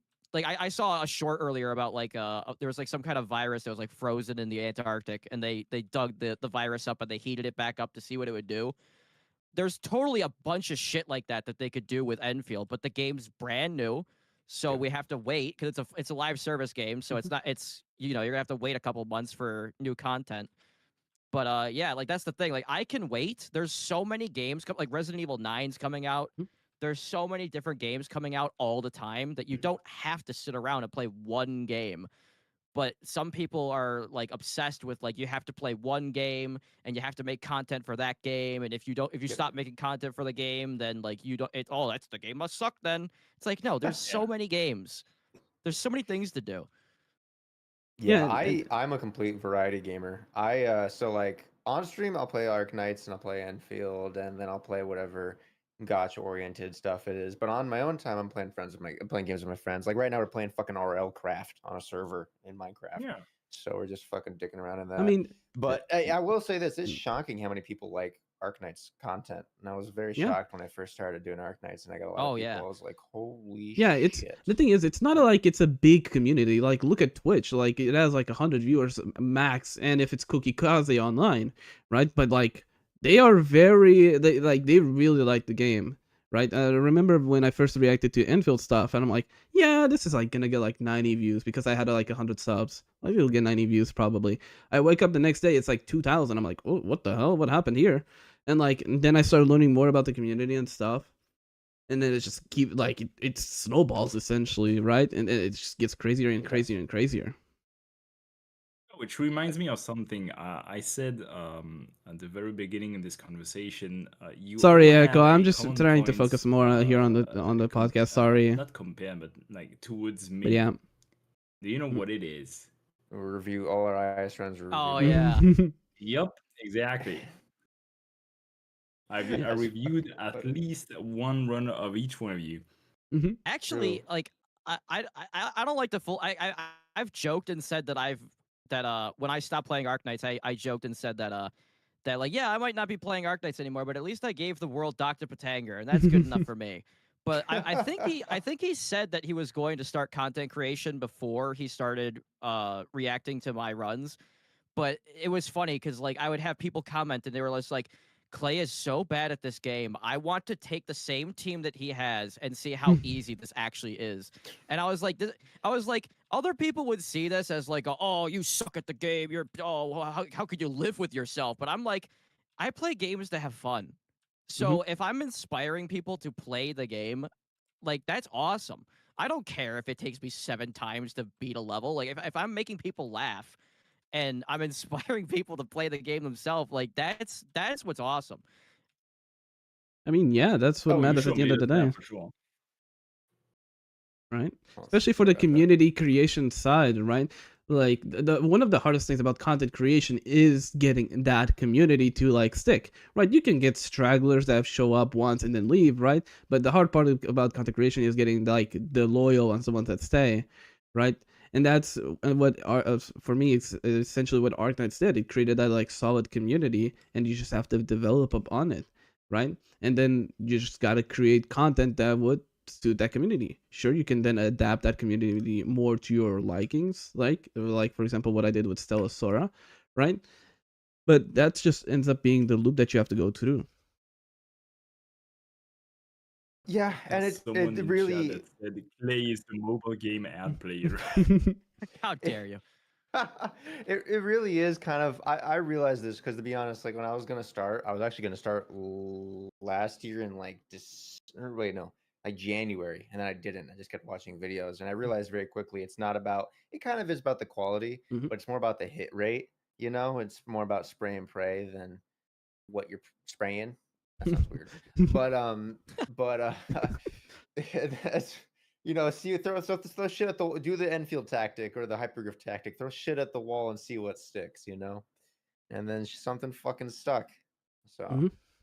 It was kind of startling when because I made content for the longest time and nobody gave a shit about it. Like I was just like, hey, I'm playing all the Silent Hills, I'm playing all the Resident Evils, and people were just like, yeah, wake me up when we start to give a shit. Like they just did not care. And then I played Nikkei and talked about Stellar Blade, and then all of a sudden people were like, oh my god, like you're right, like oh my god, you should play Nikkei. So I played Nikkei. And then all of a sudden, I was just like, you know what? I'm gonna play Arknights. And then fucking people just showed up out of nowhere. I was getting like 1,000. That's a meme in the Arknights community. Like every time there's a new player playing, there's always someone in the comments saying, "Oh yeah, Hive Mind, come to me," and so on and so on. Like this always happens. I was getting like 1,000, 2,000 views a video playing Nikkei, and then all of a sudden I was getting 10,000 every day on Arknights, and I was like, oh my god, like people love this fucking game. And the only stranger thing was when I started playing Limbus Company, and it was almost the same level of Hive Mind or arguably like more. And I'm like, and it's so weird because like Limbus Company is not a Gooner game. But yet people are like feral for the characters anyway. And it's a horrible gacha game. Like you don't have to gamble in it at all. You could just wait a week and then just pity the character. It's a terrible gotcha game, but it's an amazing like visual novel. It's barely a game if we're being honest. You could just win. There's a button called win rate, and you just click it, and the game basically plays itself. Okay. But like you can make the game challenging. There are challenging modes. There is end game and everything. But like yeah, like that's the thing is when you start playing a game and the entire community just like shows up to support you, it's just like, oh wow, this is really great. It almost gives you anxiety. It's like, is this Dude. temporary? And you get like fucking worried for the first like 2 months. You're like, is this gonna end? was- Am I just we're gonna wash out? I was dumbfounded. I was just like, oh my god, people like me? Like, what the fuck? Like, all I had to do was play Arknights, and now people like me? This is so weird. Yeah, apparently. Yeah, it is just like such an because it's not like every game does this. Like, sorry to admit, I was a League of Legends content creator for 5 years before playing gacha games. Get My outta fault. here. My fault. My fault. Oh, it's worse Listen, than French. listen. I've recovered. I don't play League as much. Okay, We're back. right? It's just there was not As that much? support. Listen, I only play Era Mayhem. Okay, it's the RNG game mode that just released. Okay, I don't play ranked anymore. I've recovered mostly. Okay, it's just but like I was making content and streaming since like 2016, right? Until recently, I was like, dude, I'm just not gonna stream anymore because I was a one viewer Andy, right? And getting like 20 to 30 views a video. But then I started doing like Arknights content. Now I have like sextuple of the amount of like people on me like watching what I'm doing. And like dude, that was such a nervous thing. Like I was in stress. I was like, oh fuck, what if I say the wrong thing and like 30 viewers that I have just go boop, back to 1. Off I go. I went through that too. You're a Like, Frostleaf enjoyer, so you already said the wrong thing. True. Yeah. I lost like 10 viewers right there when I said I like Frostleaf. I every time I load up a stream or I put out a video, I'll say something that I'm just I cannot believe that I said that. Like I don't know what headspace I was in. I don't know why I thought that was funny. And then I'm like, you know what? Whatever. I'll release it. People have put up with it for this long. And then they watch the video and they're like, oh my god, like that's great. I love like every once in a while I'll get a comment that's just like, oh my god, I love your videos. I wait every day for your video to come out. And I'm like, how have I not alienated every person on the fucking website? Content creation is just such a wild thing, and like stringing it back to Enfield, right? And like making like also transferring the community is also a scary thing to do, right? Especially if you do it somewhat consistently in attempts to be like a variety content creator, because becoming becoming a one trick is not that it's easy, right? But it's easier, right, than just being a variety content.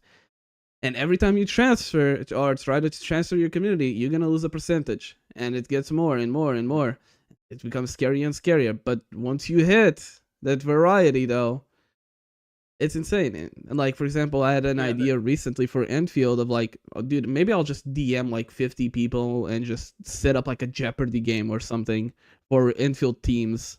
Just so people like, first of all, to stop a little bit of the PvP and engage a bit of PvE. Let's do some raids and like fight some Jeopardy questions and that kind of stuff. Because, you know, that's kind of what I did at Arknights first. Like, Dr. Ptanger probably can confirm, like, I DM'd them like surprisingly early into my Arknights time just to like set up some community stuff because that's what matters. Yeah, I feel a lot of people have forgotten that a game is first and foremost supposed to form a community and not like a fucking PvP zone. But yeah, I feel like this is something people should try and remember most of the time. Yeah, that's kind of why I wanted to do these. Speaking of PvP, oh fuck. Speaking of PvP, oh my god. A new Saint Town-Toss bomb has hit the fucking. Oh my fuck. Mr. President. Another video. I saw that Pixel Tree just put out a new video. Yeah. I didn't want to say anything because I wanted to keep it. I didn't know if we wanted to stay on that topic. I just passed over real quick. I was like, oh man, that's got a lot of views in the first fucking. It's not even been an hour yet. Holy shit. What But topics yeah, have we talked about, by the way? what's up? Among the list of topics we were supposed to talk about, what Oh, topics have we actually talked about? Fucking like, let me see here. What's the oh, fuck. Okay, we didn't do that one. We didn't do that one. We didn't do that one. We did that one. I mean, we did say Yeah. we would probably go like outside of the expectations of the questions, right?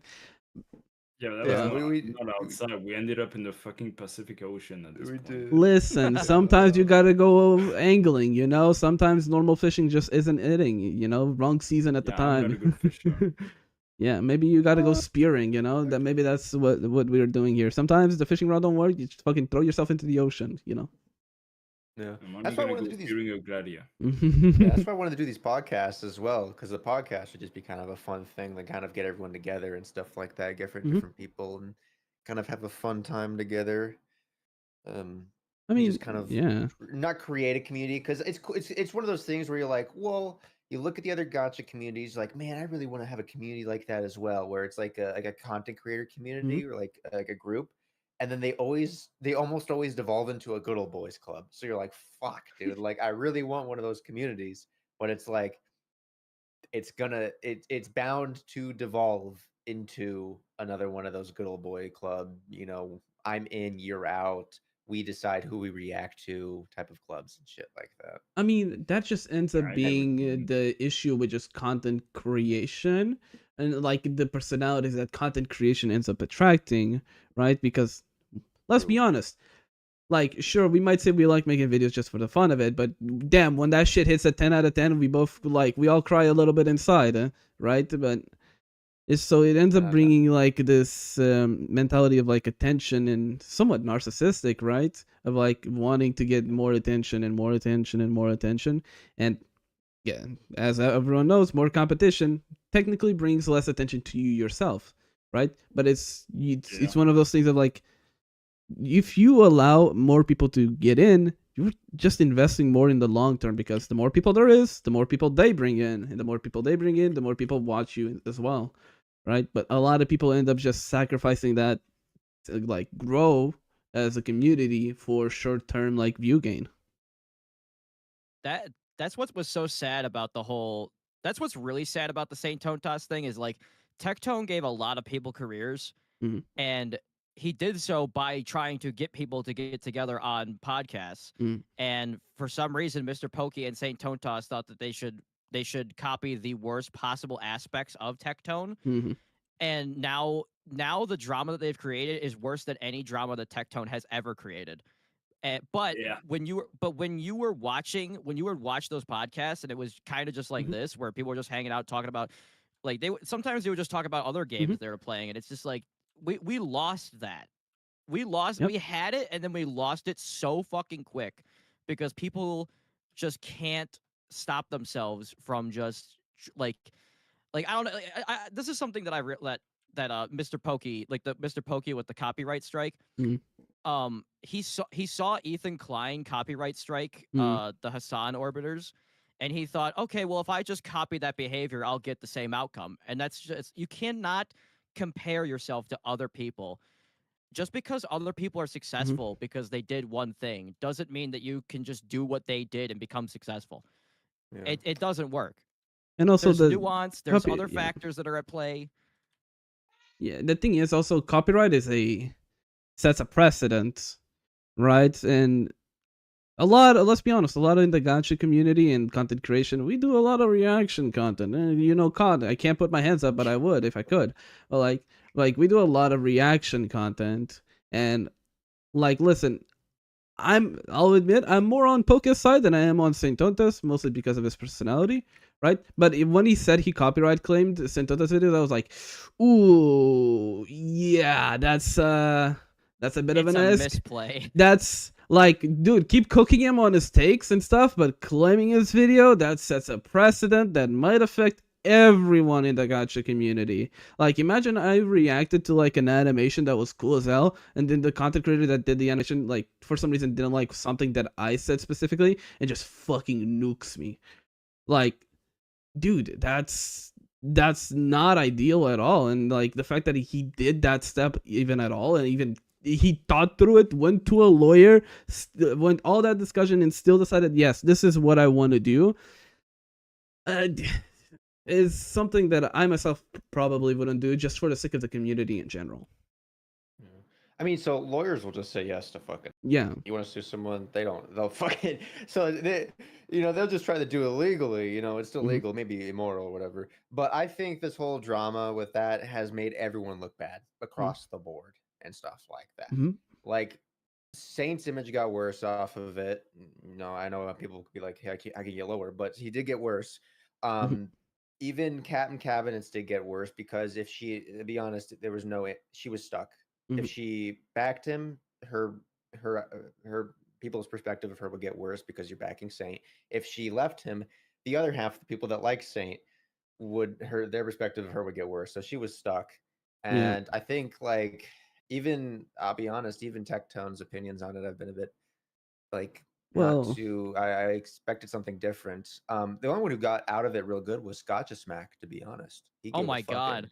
goated opinion. I guess I think he was like on Saint's side at first, and then he saw all the people like making fun of Saint, and then he just laughed at Saint, and then just took himself out of the whole thing completely. I was like, now that's king shit. Like, you go in, you're like, okay, this is awful. Just leave. He got out immediately. He left He's before he buying a got house serious. right now, actually. That's what happened. Yeah, he's middle of moving, I think, right now, because he just bought a house, or he's searching for a house. He's got like a kid and he's got a wife, and he's just like, this online shit, I'm not part of it. I'm getting the hell out of here. He's a normal functioning human being and stuff, which is why because I'm a normal, I make content, but like I would say, like, I have a normal job. I work from fucking 6 to 4 or whatever. I have my 401k, and I was like, man, it'd be super cool to get in YouTube and stuff like that. I've always wanted to do that since I was a kid. Watching all those Minecraft videos back in the day, like, and stuff, and I always wanted to do it. And I think, like, for Gotcha Smack, he was a huge inspiration for the fact that, like, I was like, wow, a normal fucking human being can make content. And I was like, well, maybe I will try and stuff like that. So I did some research. But he was definitely a huge, I don't need to be an internet personality to be a content creator and stuff like that. I could be a normal functioning person. And he's definitely an example of that. I mean, you always have to have like that content brain a bit, but yeah, like one thing that like, especially recently, mostly because of the pandemic, right? Like, we just got to show that content creation, it's just everyone can kind of fucking do it. They just gotta find that little corner that really hits with them, right? So it just ends up being that the case. Like, just so happened that the pandemic just allowed more people to be exposed to anyone. It's kind of like Ratatouille. Anyone can cook, anyone can cook up a video. Anyone can put out some slop there. Someone will eat it up, man. Don't worry. Just put it out. It's better than doing nothing. That's true. Yeah, 100%. Plus, it kind of gives you, it's like a hobby, or it's sort of, I would say like a hobby. It's kind of like some personal creation to take pride in. Like all those old dads and their woodworking, or their yard they work on, or their grass, or whatever project they have and stuff. This is kind of like a personal project. You can be like, look back on, and be like, I'm glad I did that. Fucking cool. Yeah, it's something. It's very funny because in my case it's a bit different because sure, I like obviously I like making the content I make, but the content that I make is first and foremost to show my editing skills in order to get more customers. But that's an entire. I feel like I'm in the vast minority there, but I mean, but customers. I have one. It's simply the Mario speedrunner. Yeah. I mean, oh wow, you edit speedruns? No, I edit content for Simply for now because he has pretty much stopped speedrunning at this point. But if he decides to get back to it, I will edit his videos for sure. I loved speedruns back in the day, but like I always said,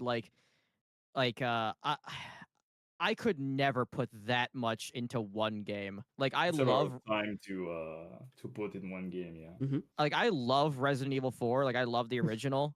I could never fucking speedrun it. Like the closest that I ever got to like speedrunning anything was like Left 4 Dead 2. Like I would play versus campaign and I would play the maps so many times that I could play through them in my like falling asleep. I would just run through the maps in my head to like try to fall asleep. And I was just like, now imagine if you were like sequence breaking and you were like doing like stored energy to like launch yourself across the map. And I was just like, my God, I'd probably never want to play a video game ever again. Just seeing everything as ones and zeros like the Matrix. Also, it's pretty funny because one of the first quote-unquote events that Hypergroup decided to make with Enfield was a speedrunning event. So I'm not sure what that was supposed to show. Like that the game can be beaten pretty fast. That the goal is supposed to speedrun it as opposed to take your time to explore it. I'm not sure what was the point of this event really. I think it's I feel mostly like because they that didn't was a have weird anything move else. from them. It Wait, was a what? trend. It was I think maybe it was like Doom Eternal, or there was some game a couple years ago that they showed the developers a speed run where they beat the game in like 20 minutes, and like the developers were just like, how are we supposed to combat this? How the hell, like, we did the QA, we did all the testing, and yet these people still find a way. And Yeah.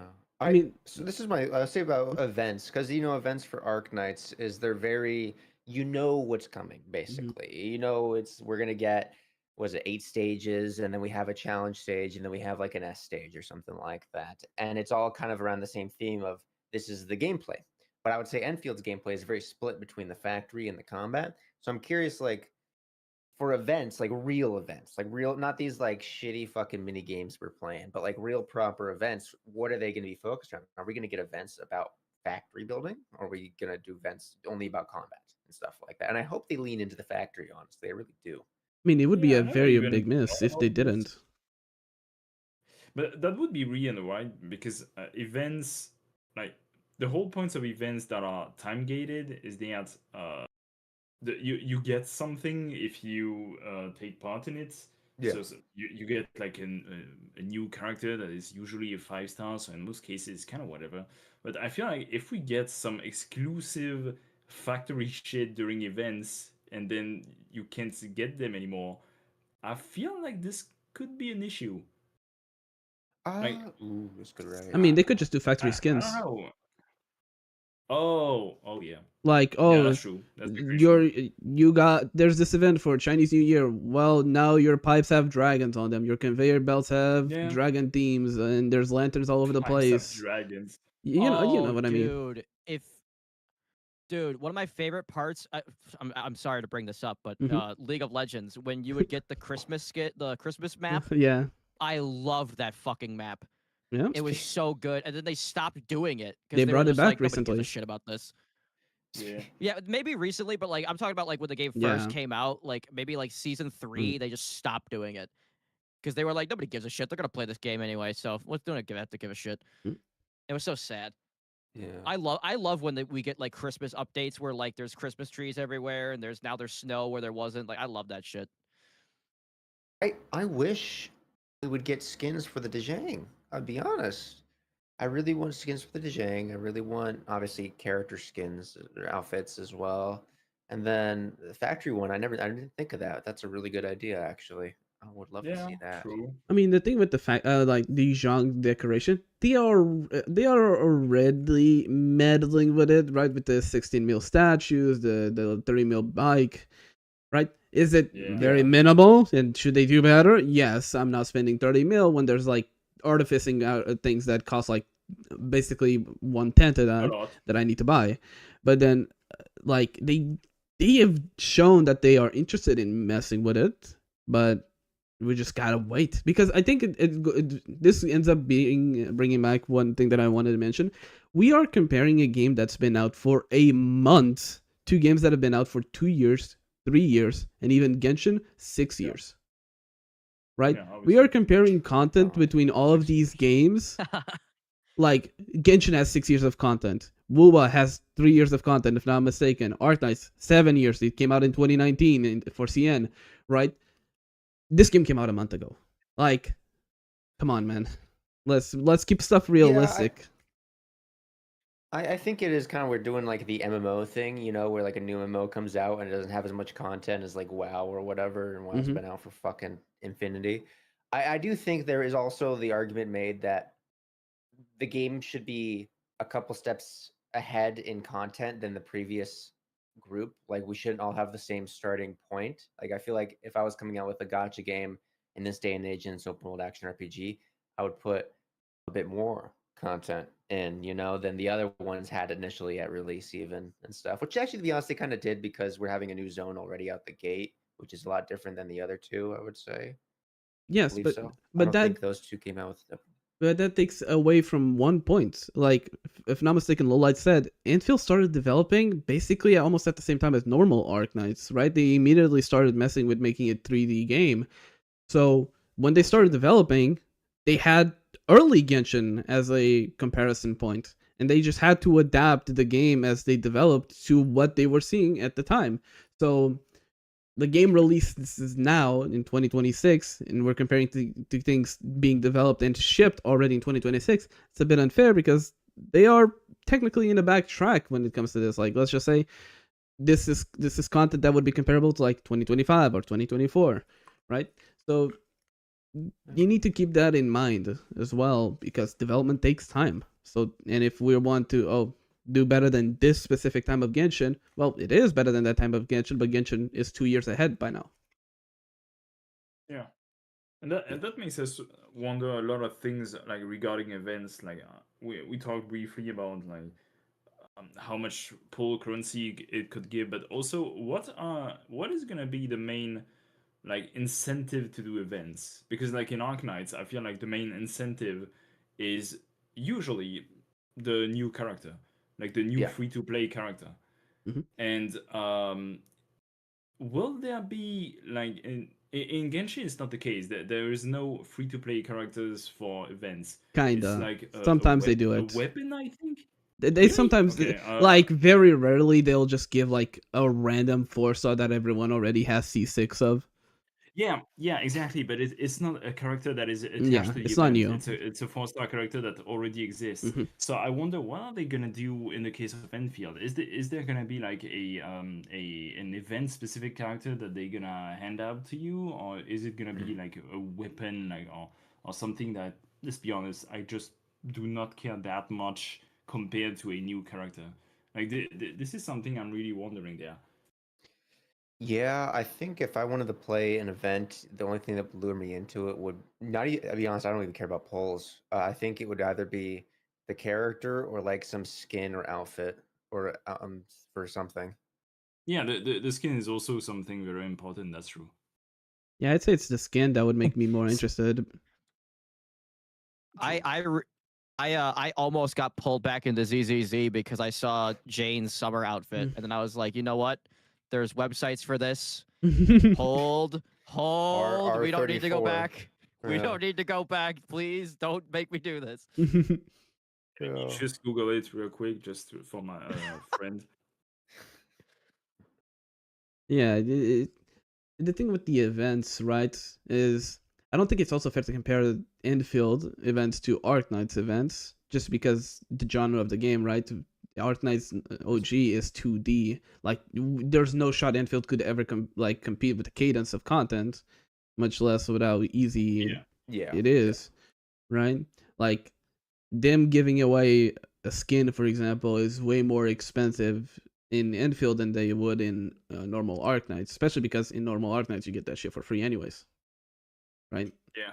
So it just there's this awkward dissonance just to the genres of the games and the type of games that they are, that I don't think we can ever get the same type of event stores that is in Arknights to Enfield.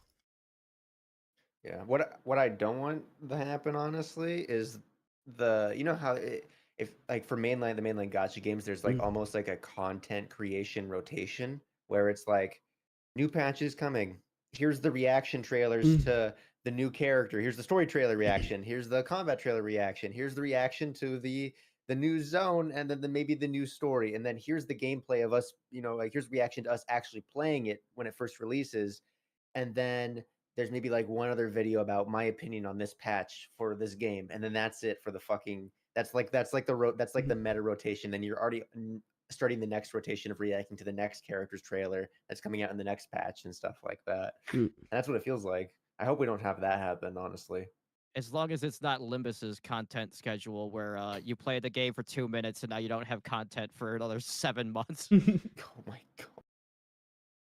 I mean, I don't think that's inherently an issue with the content cadence of Enfield that would be causing that.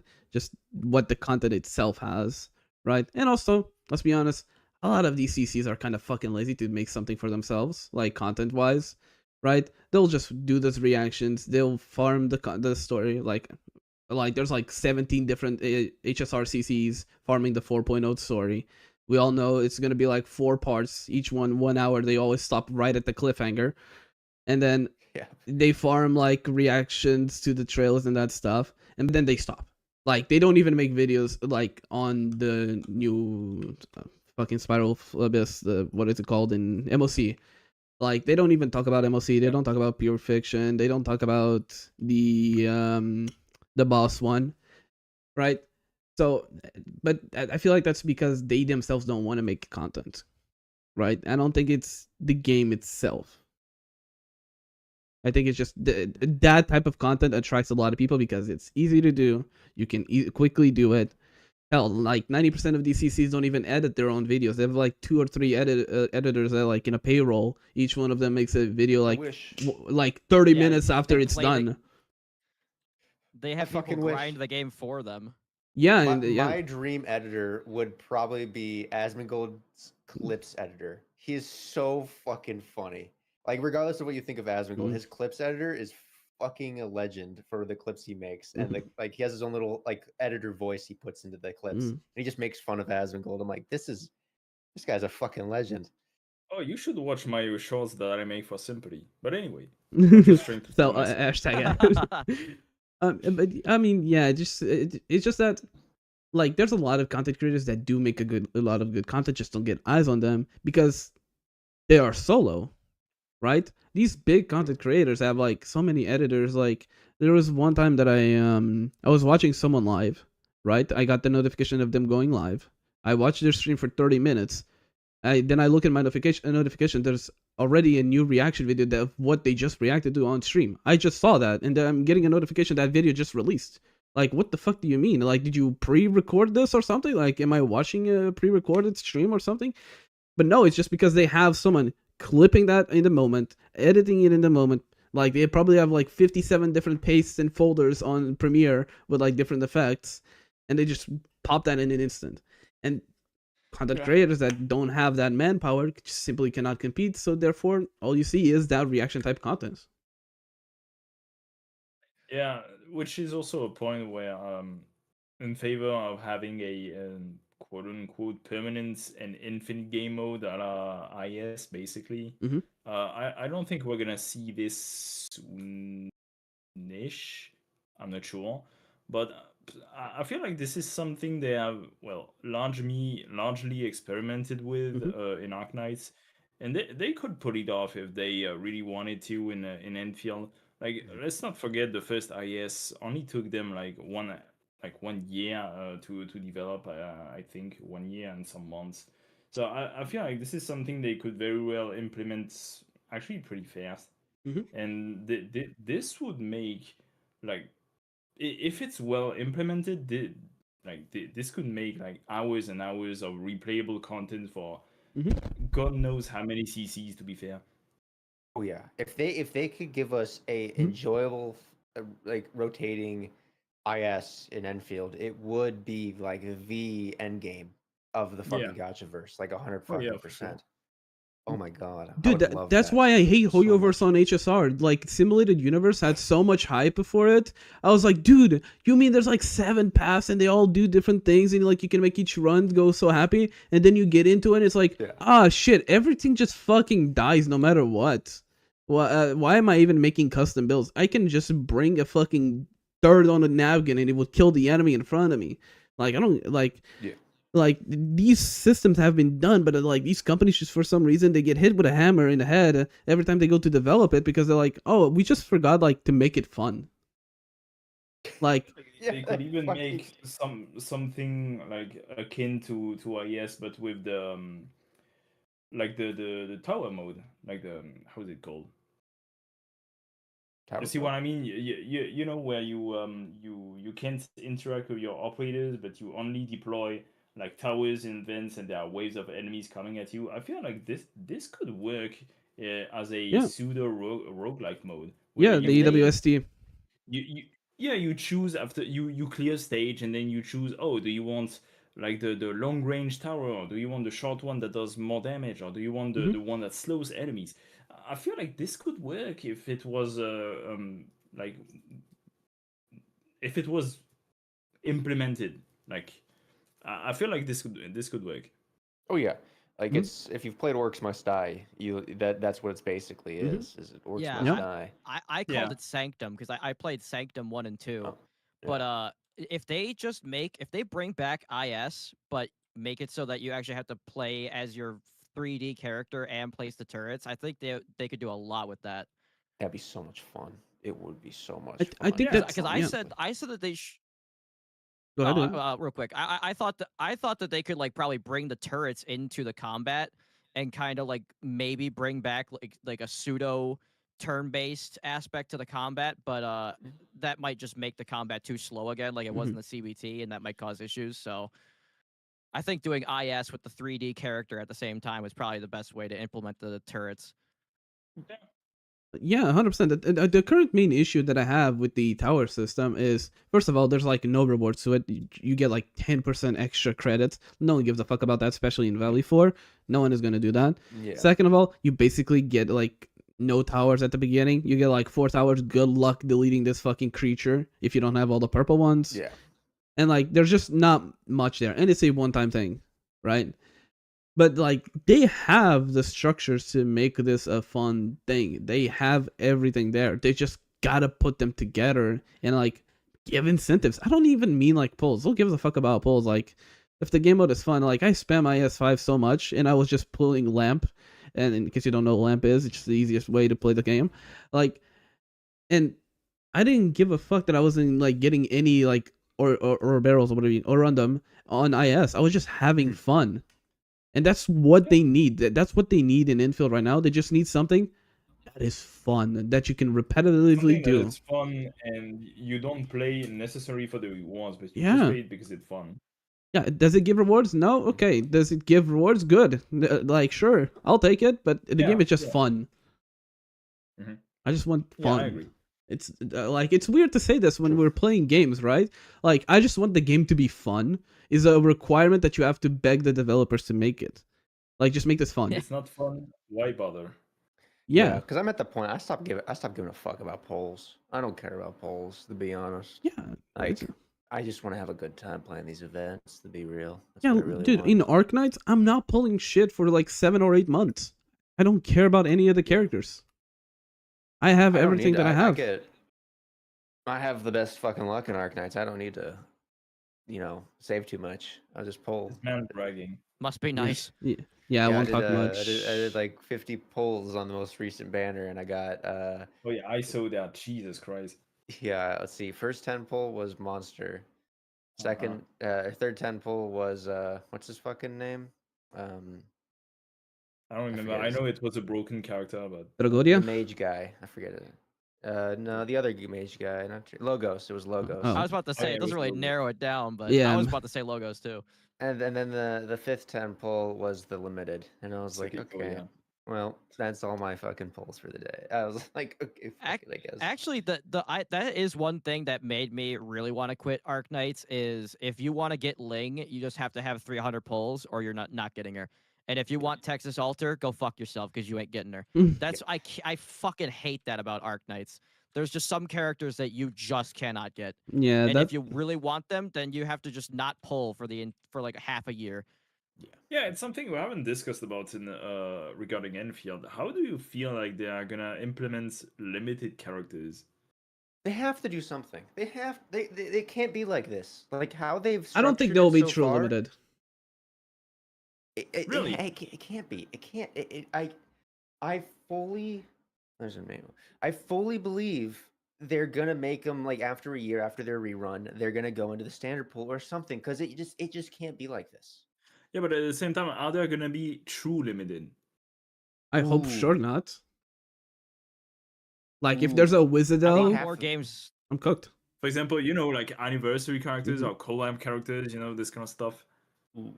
Yeah, they obviously can't go back into the standard banner, but more games need to just put the goddamn character. If Nikkei can put the characters in the standard banner, why can't these other goddamn companies do it? Yeah, like in CZN, for example, like once the character of the CZN is Chaos Zero Nightmare, sorry. Once the character's banner is over, the character is added to the standard pool, and that's it. Like I wonder why it's so hard for like the developers to do that. Sure, it dilutes the overall pool, but how is that an issue exactly? Yeah, and then they do a rerun for the character at the same time the new limited character's out. It's like, dude, no one's pulling on that fucking Yeah. rerun. Like we're pulling on Hoyo the would new do that character. all the time. It's like, hey, do you Mhm. want to pull Hoyo or do you want to pull Ling Shaw? Gee, I don't know. Maybe Ling Shaw because she solos the entire game and she's a healer for some reason.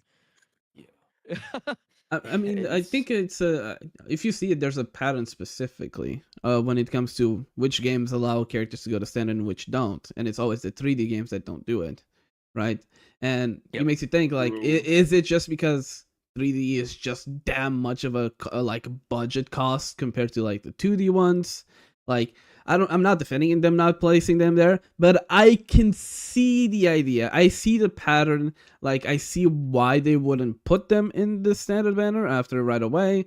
But like, would I wish they did that? Hell yes. Like in the perfect world, none of these games would be gacha. But like realistically, I could maybe see them like, oh, after your first, you get one rerun. Right? You get one limited run and then one rerun, and then you go back to standard. I think that would be the most ideal one, right? Because then you have situations like in Genshin, Hu Tao hasn't had a banner in like 12 patches, right?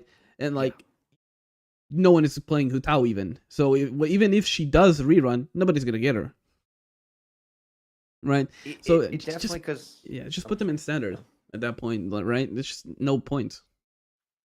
Yeah, because also like their hit rate, like what do we have in a character every 2.5 weeks and stuff or something along those Something lines like so that. far? It's like what 50, was it 54 weeks, 2 weeks in a year? I think we did the math. It was like we're gonna get like 20 something characters a year, and it's like for 3D action RPG, whatever role play game, it's like that's a lot of characters to put out in a year unless you're doing reruns, and then even if you did, it's like okay, well this is a dead patch because there's no new character and stuff. So they can't do reruns. I don't And think something they could do is simply implement something very similar to Arknights. So that instead of having a huge basic standard pool, they could simply transform it into like the kernel headhunting pool, where you have, yes, obviously you can pull every old units, but at the same time there are 2 old units among these old units that are boosted, and then 2 weeks later these rotate and these are two new old units, and then so on. I feel like they could simply do that. Like this way you can still aim for like old characters. For example, if you're a new player and you haven't had the opportunity to pull for the old characters, and you can snipe them with this banner in particular. And at the same time, it doesn't take any new, quote unquote, any new slots in the new banners. For example, you don't want to have like, I assume, for example, let's assume Yvonne reruns in a year. You don't want to have like Yvonne, which is a quote unquote mid-tier character, along with the shiny new character that does like 2 times as much damage as she does. You don't want that. You want Yvonne to have her own banner somewhere in the standard pool, and you want the new character to have its own banner. And I think they also fixed this in Arknights with the other system, the gold certificates and green certificates. Why do we not have Yes, that yes, in that's true. infield? Because like, guess what? I couldn't. I was not. I did not want to pull for the Colonel banner. You know what I did? I got Warfrin from the certs, right? Like, it's just that simple. Just make it like, at the moment we can buy the like 1 5-star character with AIC quota. The That's 5-star, it. but that's it. And also, brother, you do not get enough of those. Let's be honest. Like you're gonna get 1 5-star every like 4 banners. I swear to God. But like, just if normal Arknights can have green certs, yellow certs, red certs, the goddamn orange ones and the purple ones, we can have that in infield as well. It does not cost them anything, even if it's just to help getting more extra 5-stars, or hell, like the token system that they have for extra potentials on infield or on normal Arknights, right? You can buy those tokens that like 4 of them equals 1 pot. We don't have that on infield, for example, right? We have it, but it's only to buy weapons. Yeah, but And it's only once you have completely maxed a character. Yeah, but no one gives a fuck about the weapons. That's the easiest part to get. Yeah. True. The shop is kind of sparse when it comes to in-game purchases, or like with in-game currency and stuff. I'd say, because we have like what, 1 rotating 5-star right now, and that's about it. Yeah. I think that's all we can buy. Yeah, you can And buy then AV also, winner. well, to be honest, with all the characters coming out, I wonder if all of them are going to be 6 stars, or we're going to get some of the. Are they going to be like 4 stars and 5 stars and stuff? Yeah, we Like don't know maybe- the rate about this. Mhm. I just hope we continue to get 4 stars, but I'm not too hopeful about this, unfortunately. Yeah. I feel like most games kind of forget about the 4-star or whatever equivalents, because people just want the newest waifu, and nobody wants to have a waifu that's a 4-star because people will make fun of you. Yeah. I don't know, man. Fluorite though is fucking Yeah. hot as shit. He is So- one of the most can't- popular I can't characters. believe that they used her. I mean, I feel like every female character in the game, like even the NPCs, like their belly buttons are showing, like the curve, like everything is skin tight. And like I said, I made a reaction video, and I said that Arknights Endfield is a Gooner game, and people were like, "It's not a Gooner game. What are you talking about?" I'm like, "Relax, It's okay? tasteful. It's funny." My favorite thing about ZZZ is they gave jiggle physics to a fucking robot. That shit's the funniest fucking shit to me. That shit makes me laugh. I'm like, oh my god.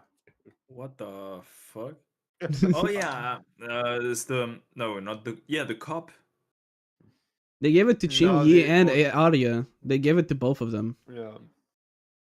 Like, there's That shit's so fucking I mean, they gave jiggle physics to Manoto's tits, so I mean, fuck it, they don't discriminate, baby. Everyone gets some jiggle physics.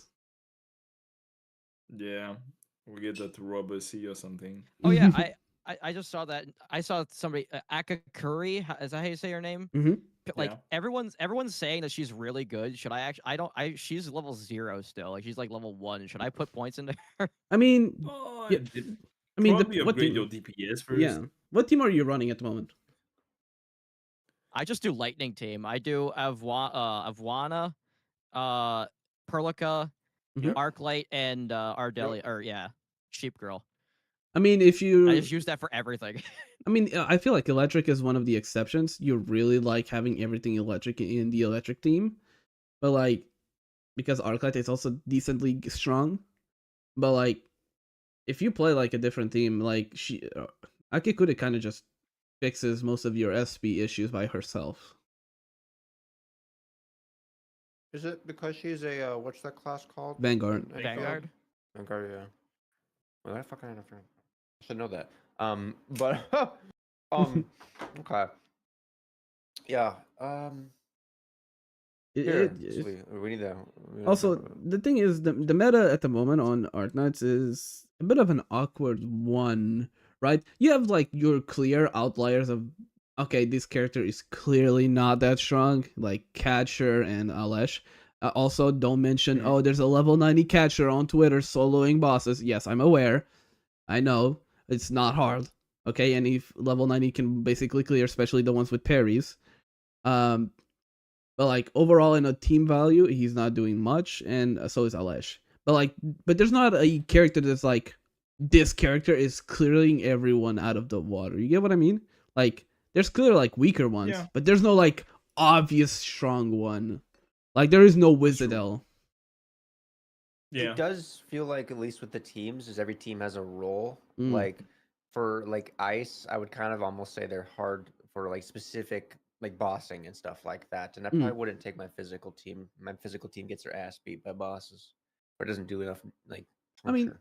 you can I think it's mostly because Yvonne and Last Ride just really hate being interrupted by little shitters attacking you all the time, right? But they can still they can still clear anything realistically. Like I was doing my Last Ride on the most recent Umbral Monument. Like Last Ride hates those like little guys that constantly charge at you because you can't get close to them, but you can still clear it like super easily.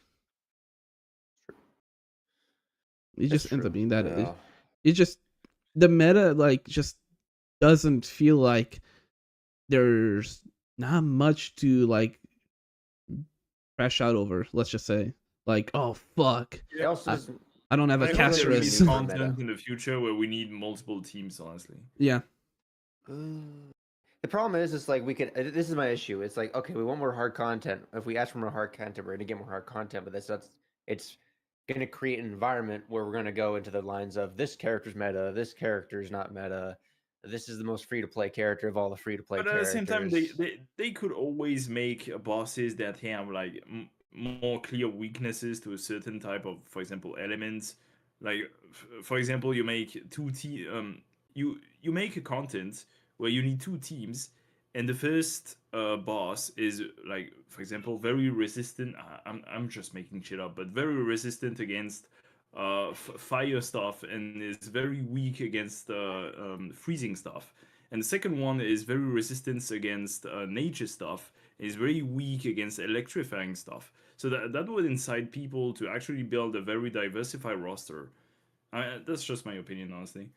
I think that's... that is both a good idea and a bad idea depending on how they like create it, because you could get Genshin for until Natlan, which was Spiral Abyss was super easy to clear, everyone could do it, just build Shangling. Or you could get HSR, where it's always shilling the most recently released character, and then you cry yourself because you don't have Castris premium team, right? Yeah, it depends on really that to, balance. Like, fall under this, yeah. Like put some restrictions on like teams, but nothing that would be like, oh, if you don't have the specific team, you GG, go next, make a new account, go steal credit cards. Yeah, I don't, because it's with Wuwa, it was always the newest character like had the easiest time in the Tower of Adversity. It was like, fuck, dude. And I I remember, of course they do. I remember when Zani was released, people were just like, "Oh no, it's fine. Like it's Doom posting. Don't worry. You can just use Trailblazer." But then it became, well, what happens when the new meta Trailblazer element comes out and you can't use that character anymore? And it's like, all right, I'm starting to see the cracks show. Like it's really hard to make a gacha game where it's either too casual or it's too sweaty. And at the end of the day, it's like the whales are what dictate the game, and the whales are just going to pull the new character every single time. So every company, I feel like, just starts leaning more towards like, hey, you want this really good character, right? You probably want to see 6 it too, huh? Don't you want to do that? 23 really was the crack that started to show for Wuwa. Like Zanny was probably the most hyped character for Wuwa coming in the 2.0, or coming like leading up in the 2.0 series. And the fact they made her fucking dependent on Peebs was just so fucking infuriating. And now she's T1. Like, good luck. Yeah. So that was like my first like, damn it kind of moment in the game. I think that was my first kind of like sting against me in the game, and I was like, maybe I don't really like this game, and that was the first moment for me, at least. But the thing is like, when it comes to like power creep, like I'm gonna mention a game that most people would not agree, but Genshin for a long time until Natlan, there was no real power creep. Realistically, you could clear everything with 4 stars. Like, let's be honest. Only until like Natlan did they really start messing that up. That's mostly what because they 4 should stars do. were completely broken on release. I think. Yeah, but like that just ended up being like Hoyo's greed of like, okay, let's just make every 4-star be a Mika. Like no one gives a fuck about Mika because he's useless. He helps Eula. No one plays Eula. Natlan fucked the game and the community. I ain't gonna lie. Like leading Mhm. up to Natlan, everyone was dog. Like, even the community was. I remember the fucking drama. It was like you're making this kind of theme and the characters aren't this skin Mm, color. I was yeah. like, okay. And then Natlan comes out and they didn't change anything, and then everyone's like, "This is the best fucking patch ever. This is the best zone, even though the characters are dependent and you can't use their movement abilities outside the zones." And then obviously all the voice actors had their fucking PvP or whatever and the strikes, and I was just like, "Holy shit, dude!" Like, Like I think if Nod Cry wasn't coming out, they would have slaughtered. If Nod Cry was as bad as Natlin, they would have Not slaughtered Genshin. Cry in my opinion, Not Cry is the worst of Genshin has been. Really, there was a lot of hype leading up to it. I Characters I saw I and a lot of. think the current kit design is the worst design in Genshin. It's too restrictive. It's too aids. The bosses have too much of a niche, and then like the way that they balance it is like, oh, you want to play a Spiral Abyss? Hey, here's this buff that's buffs 75% of your total damage of this specific type. And guess what? Guess who deals this specific type? The newest character. Lock the fuck in. 3 numbers in the back of your credit card. I think Genshin's peak was Fontaine, to Mhm. be honest, because that was like even like I'm not a gacha person, but that's when I heard about Genshin was when Fontaine was happening and stuff like that, where like the story was peak, the exploration, the zone was beautiful, the music was really good, the characters were interesting and stuff like that. That was, I Mhm. think, was the peak of, I would say, Genshin. Like And then 3.2. Was the now People French loved- team was peak. It's People sad loved to the admit. character that came out with it too. the Chinese version of the French. I mean, yeah. Although that was funny when Yeah, go ahead. when Fontaine came out and everyone was just like, "This is bullshit. When I'm swimming, I can't look up the character's skirt. This is bullshit." And it's There were like this is people like that. this is a game made for 12-year-olds, sir. Like, Yeah. And you had ways to go around Oh, it anyways, man. so people were just literally just making shit up at that point. It's like, brother, come on, open a new tab, but like, R34 or Gelbudo, you'll satisfy all your needs. but speaking of Genshin though, like I've always heard that like the combat in Genshin is like brain dead easy. Like there's a couple characters that you can use, and you're basically going to clear all the content. But like I always hear people talking about like the meta of Genshin and like, oh, you got to get these new characters. Is it really that reliant on characters, or is that kind of just like cope?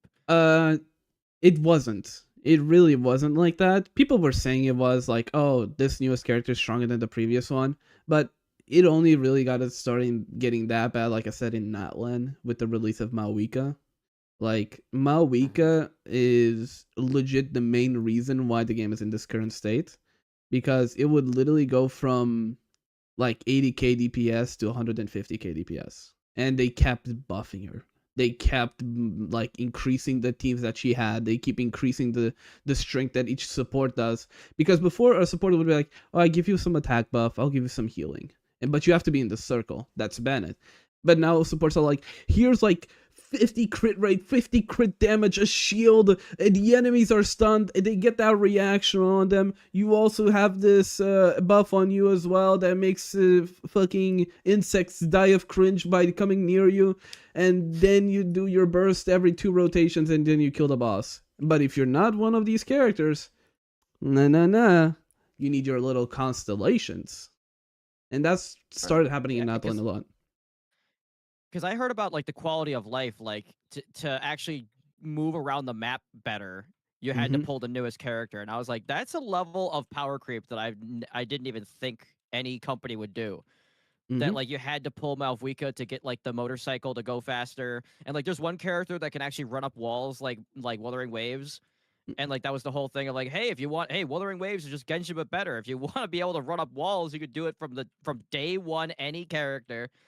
And like it was a huge thing. I feel like that was a little bit right after the whole 3 pulls for 3 years thing too. So like Genshin, as bad as you might think your gacha game is, at least you're not playing Genshin. That's basically what I've come to believe. I mean, just so you get an idea, so the biggest that like mobility wise that they had, it was like a long sprint with like a character called Yulan, or a little bit of flight with a character called Wanderer.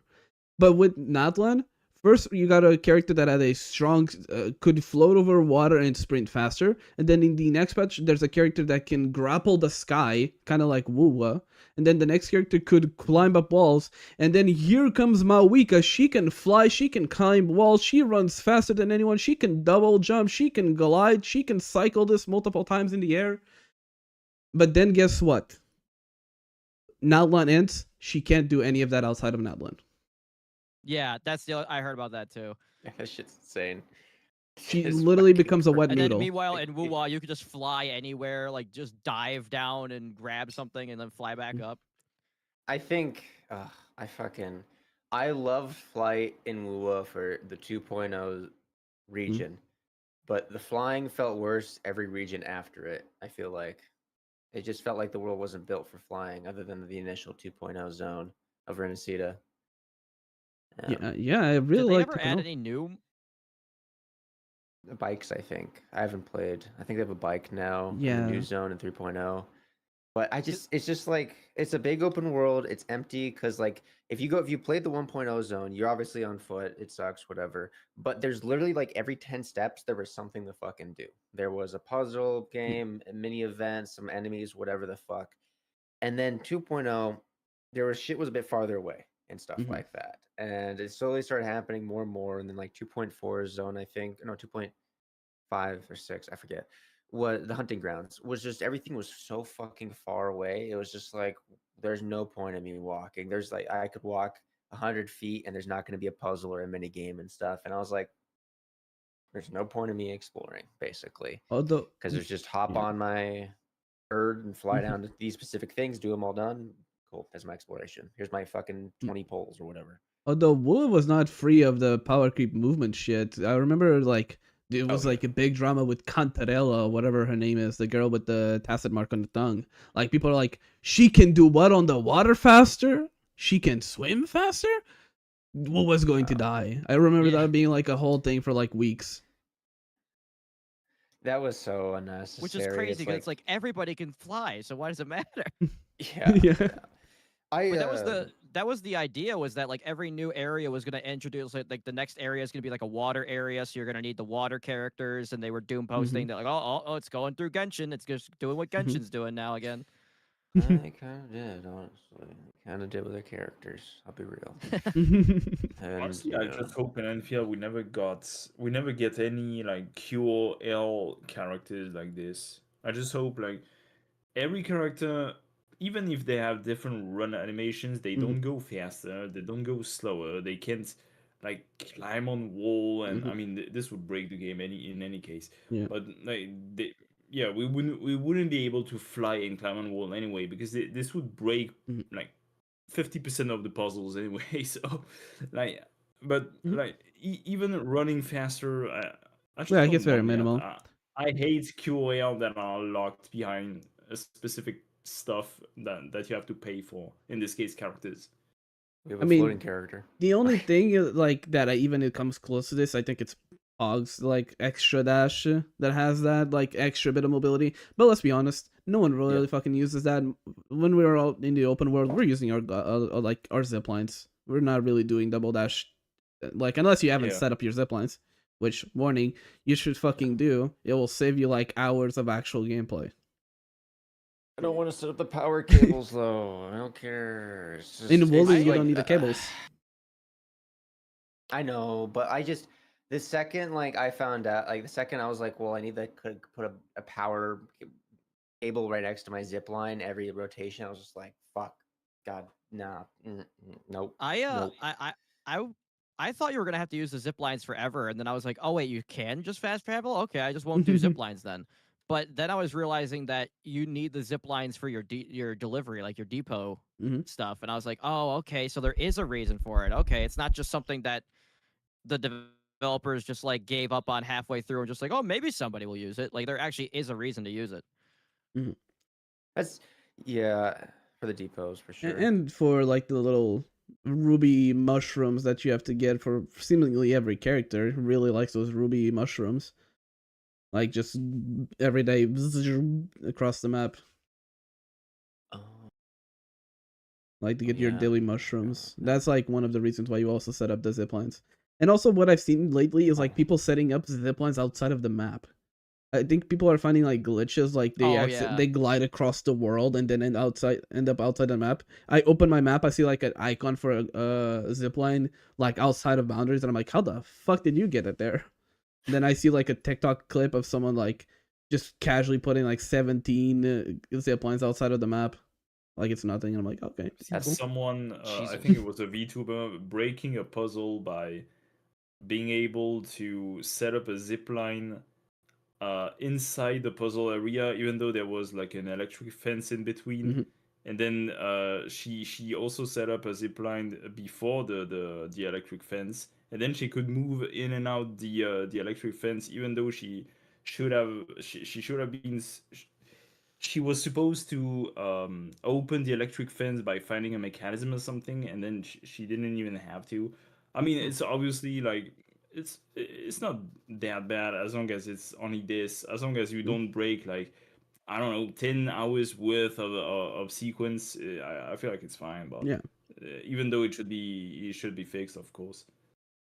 I mean, yeah. But like these the zip lines outside of the map, I was like, I just find them entertaining. They're clearly not efficient. You're going outside of the map, right? It's just it's just a nice bonus. It's kind of whatever. Yeah, it's just a nice bonus. True. By the It's not way, a I wanted glitch, to it's a feature. I wanted to ask, what would we'll get back on our points.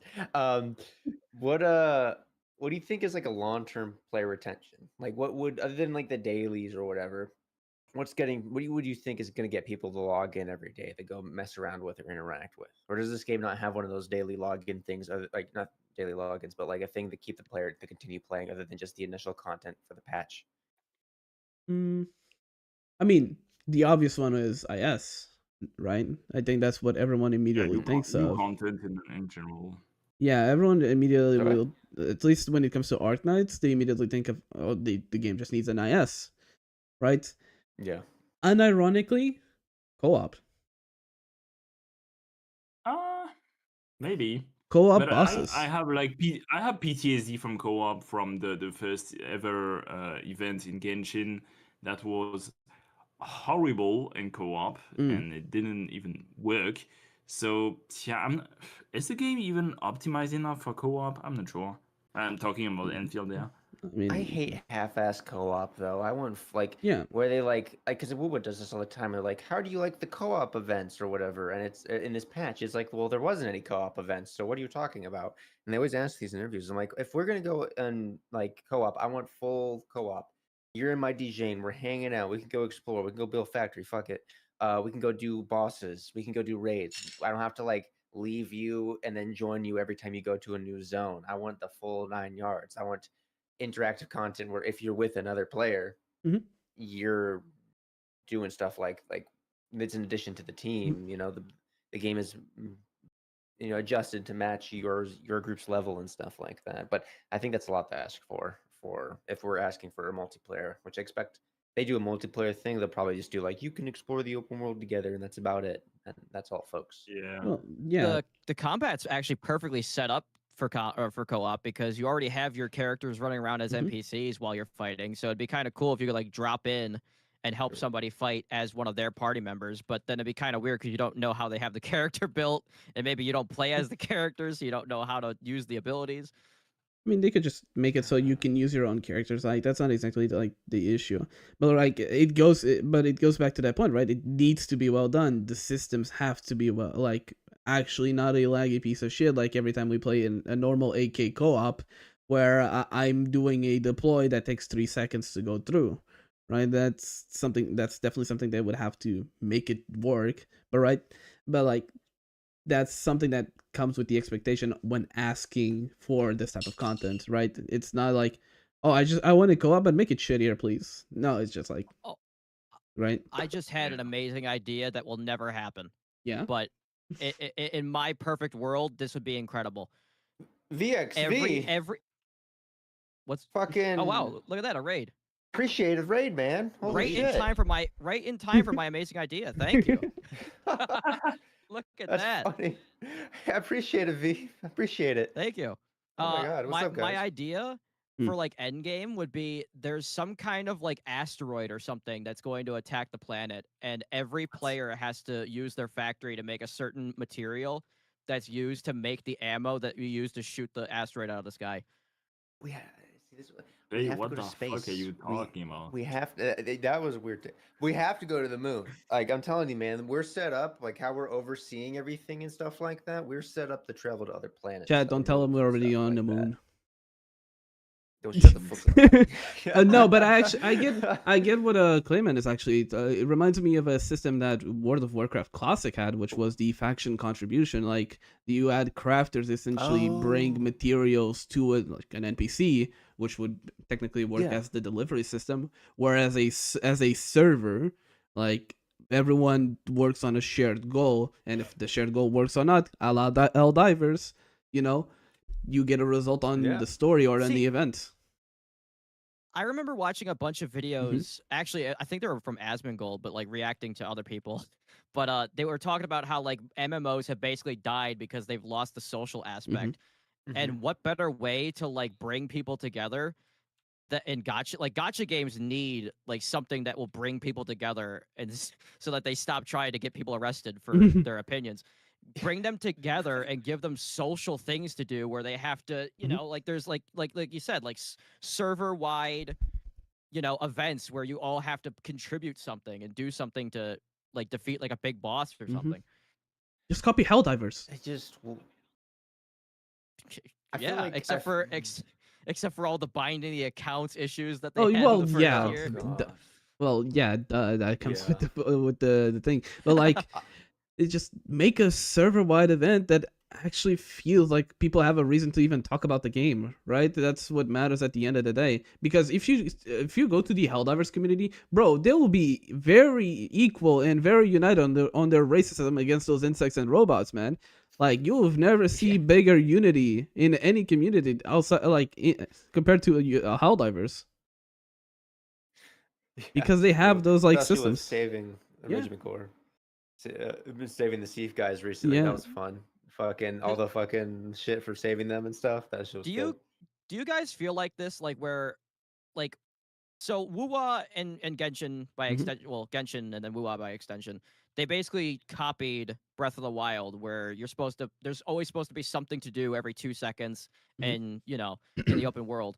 But I feel like I was not connected to the world of Wuwa or Genshin, but in in Enfield, because you have to place all of your power lines and you have to place everything, I feel more connected to the world. I feel like I'm invested in the world because I'm actually leaving my mark on the world. Whereas in the other games, all I'm doing is taking things out of the world. Like I'm getting the chests and the chests disappear. I'm doing the mini games and then that part of the map is just dead. America roleplay. Whereas you're actually leaving your mark in Enfield. I mean, We're going on the moon to get the oil. Yeah, I mean, but that makes sense, right? Like the only thing that you see in Genshin that you left your mark is the devastation of empty camps and chests and like solved mini games. Here I am yelling at myself for, damn, why the fuck did I put this pylon in the middle of the road? This shit looks ugly. Let me fix this real quick. Right? It's just, it makes sense to be more invested because you did invest more. You didn't just, I guess there's that chest there. It was you who did it. Yeah. No one else has the exact same map as you. That's one of the core features of Enfield. Like, you could go to you could press M on someone's account. They won't have the exact same pylons as you unless they copied from a CN guide. I know y'all. I see you going to those fucking automated essentially systems. But like no one will have essentially the same map, and that's why people also like the exploration in Enfield a lot. Because it's defined by them, not by the game itself.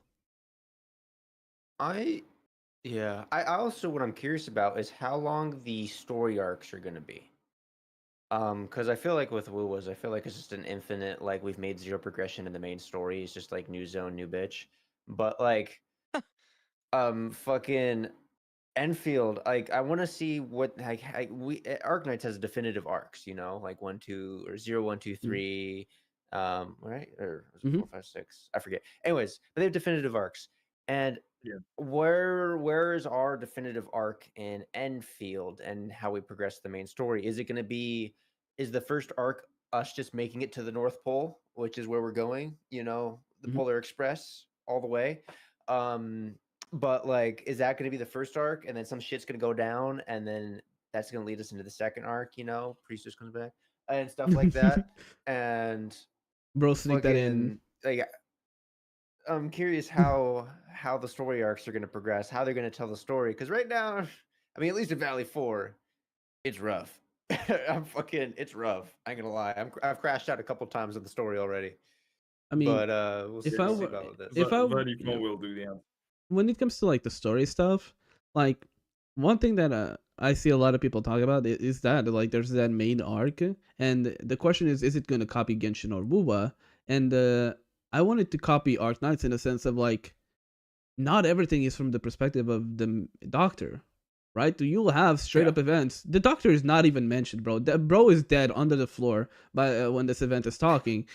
Like for example, like the Soulless stuff, like the siesta events, right? And then I just hope that they mimic that because it's very limiting if they stick with just the Endman. Because guess what? If what happens if we just stick with the Endman? We are cooked. We are gonna get more Endman glazing, and I don't think anyone realistically likes the Endman glazing that's been happening. No, and the so far at least with the enemies we've gotten, I feel very disappointed in the type or the culture behind the enemies and stuff like that. It's not very interesting to be real. I You know, mean, we're bad because we're bad, and not because we're bad because of an interesting thing that happened to us or anything like that.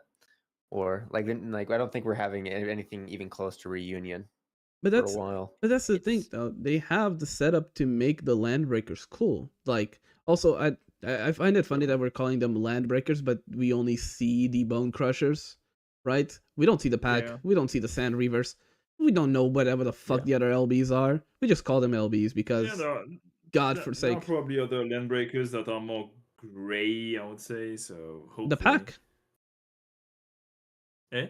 Like the pack is in the middle of a civil war. We learned that through The pack, yeah. like the pack is literally trying to like consume itself because there's parts of the pack that doesn't like Enfield and there's parts of the pack that does like Enfield, right? But we only get that little information from a little hint with Giovanni on the Wolfguard's quest, right? But we don't see any more I feel pack like members. it was just.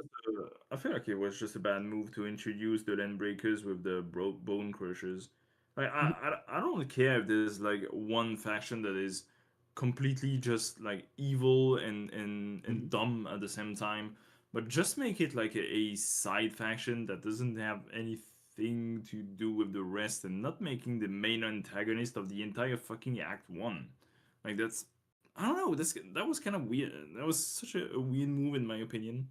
I mean, bro, yeah. when you first see that chick, they introduced her like really like I Mhm. don't even remember her name. They Nefereth. introduced that like yeah, they Nefereth? introduced like that like you're like, "Oh my god, Dami Mommy this early? Oh my god, please step on me." And then she's gone. It's over. Yeah. You never see yeah. her again. Actually, Yeah, one more cutscene and then you Nefereth never just see her beat again. The rest of the bone crushers was. But that's also an issue I there's a have character. with the Bone Crushers. Neferith is supposed to be this smart, like strategic, always a step ahead of you, but the people she leads are fucking idiots that can't even count to 2. What? They can't even doesn't form make sense that sentences. much. Like they're saying Bausch with a fucking AWSH. Bausch, where's Bausch? Like fuck, Bausch is playing Yeah. on the ELEC, man, for Los Ratones. Like what are we even talking about here, man? Like the smart leader has a bunch of fucking idiots that can't even string a fucking lace on their shoes without tripping. Like, come on. But then Arthur Shear comes out, mogs her instantly. Like, and then now she's unironically, like I remember Supa saying this, she's Crown Slayer, bro. She's a fucking clown. Like what does she Yeah. even do? She throws a ball once. Yeah, it's kind of weird. Right? It's The just whole Valley 4 story, honestly, was kind of weird. Honestly. I think a problem with storytelling, it's also a part of that leftover gotcha brain where Mhm. like you have to make the player feel like they're important, Mm. like the player itself, not like the main character, because they want to have these like silent MCs in all these other games where, and you have to have these dialogue options and they don't change anything, but it's just to make the player feel like they're a part of the world. But then you have Enfield, and they want to make the Endman the main character, but like it's their own character. Like Endman has their own voice lines. Like let Endman be their own thing. And then all of a sudden they're like, but you still have to choose how they talk to other people. And it's like, it doesn't matter. Mhm. My input doesn't change anything. Mhm. Can we just like tell a story instead of trying to make the person playing the game feel like they're in the main character's shoes if it's going to actually affect the storytelling? Yeah, and then the thing is, it also sacrifices a lot of like the intents for the personality of the Endman. Especially if you read like the manga that launched yesterday or the day before.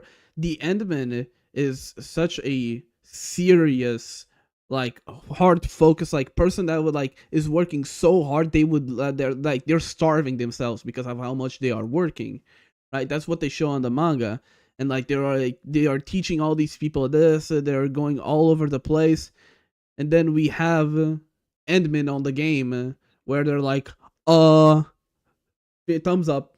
That's what I'm gonna say.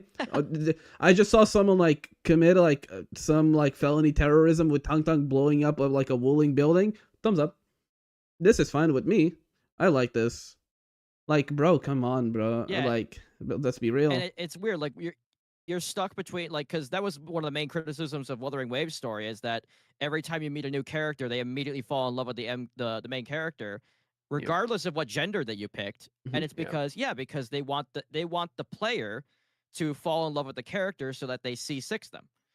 And when you do that, now you can't tell an artistic story because you're building the entire story around, and then they're going to wink at the main character, then the main character is going to blush, and it's like, no, it's like the player is blushing. The player wants to date the character, not the fucking MC. The MC's got shit to do. Yeah. Yeah, it really does feel like the story. I mean, in a way, it makes sense why the story would be about Endman if they're trying to, tee up some fucking crazy story arc or whatever and shit. But it's also like, just because it makes sense that the story would be about Endman does not make it feel good that the story is about Endman and stuff. It's like, yeah.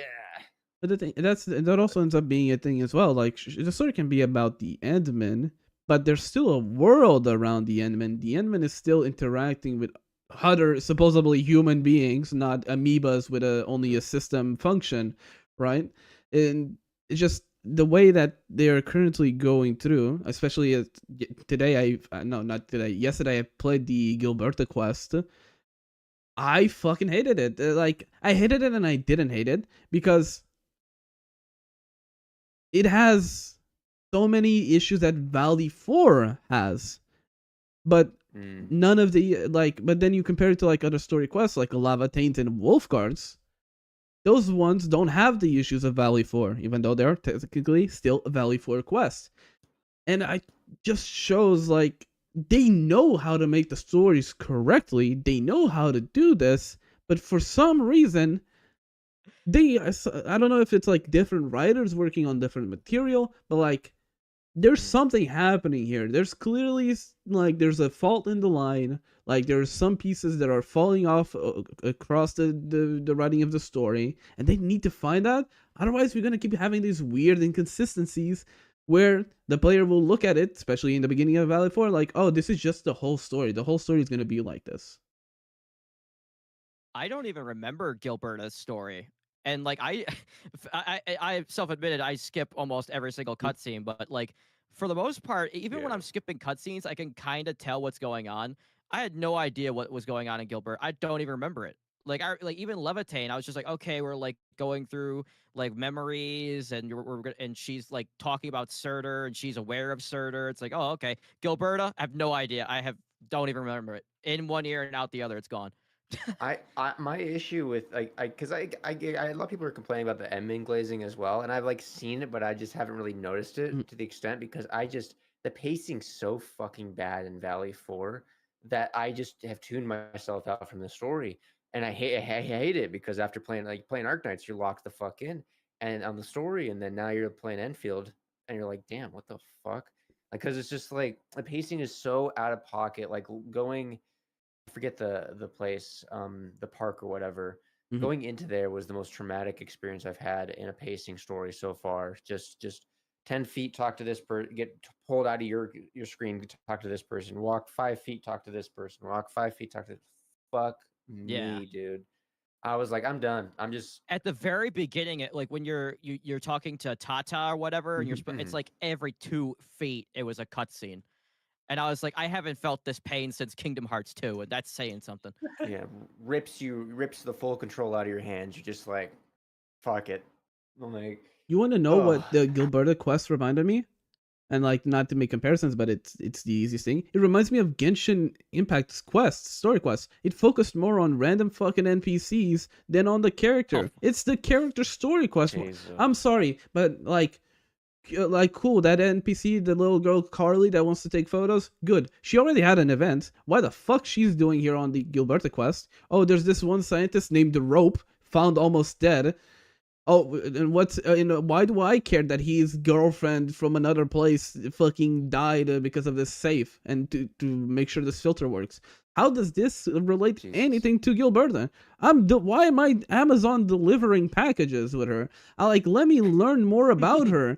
Like, legit, I learned more about reading her profile files in like one single voice line than the entire story quest. And then at the end, she's like, "Oh, there's this letter that it's fucking empty actually, but here you have it. I like you now. You can have this empty letter." And you're like, "Oh, what the fuck you want me to do with this empty letter?" I just save it until I decide what I want to write on it, and then I'll give it back to you. And you're like, "Okay, sure, man, sure, Gilberta. Like, go off, queen. You go do your Amazon delivery work."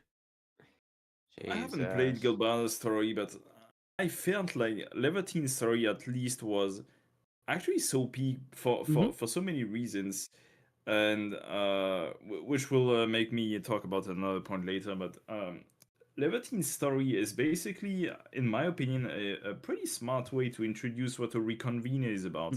Like you learn that the reconvener is, this character that existed before, and you have cloned this character, and now you have a new character. But is it like purely is the goal of the new character like is it sharing the same goal as the one before? Because Levatine is wondering, yeah, so Surta was searching for something, she didn't know much about her identity, so is she supposed to be just like Surta, not knowing what she was, or is it supposed to be her whole new character? And is she supposed to be actually looking to become someone else, someone more than the old Surtur? And I felt like this was actually pretty interesting, because now I feel like every reconvener is pretty much going to be the same thing. Is it the old character that is only getting like ported into Enfield, or is it like a new character with a new personality? And I felt like this was very important, which takes me to another point, is that this story, in my opinion, was so important that I feel like it should become permanent. Why are side stories only temporary? I feel like these should all be permanent. So they're actually permanent. I think just the rewards aren't. Oh, my bad. I think that's what it is. It's kind of. Oh, go ahead. So I was just gonna say, when it comes to the stories, right?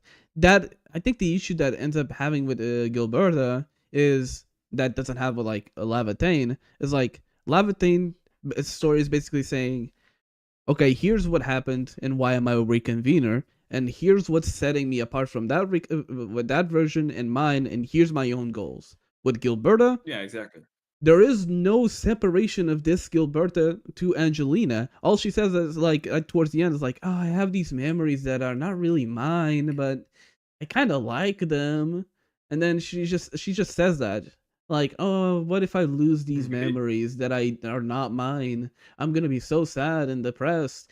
But then she doesn't really put a reason as to what those memories are. What, like, she doesn't develop what are those memories, and like do anything. Like, she doesn't even, like, one of her main things at the moment with Gilberta, if you go through her files, is like how Warframe keeps misnaming her. Like, you're not gonna go through that. You're not gonna mention Warframe once. Like, you go through her files, it's like, oh, Surgeon Warframe just keeps calling me this weird name, and like she feels so sorry and depressed, and I'm like, okay.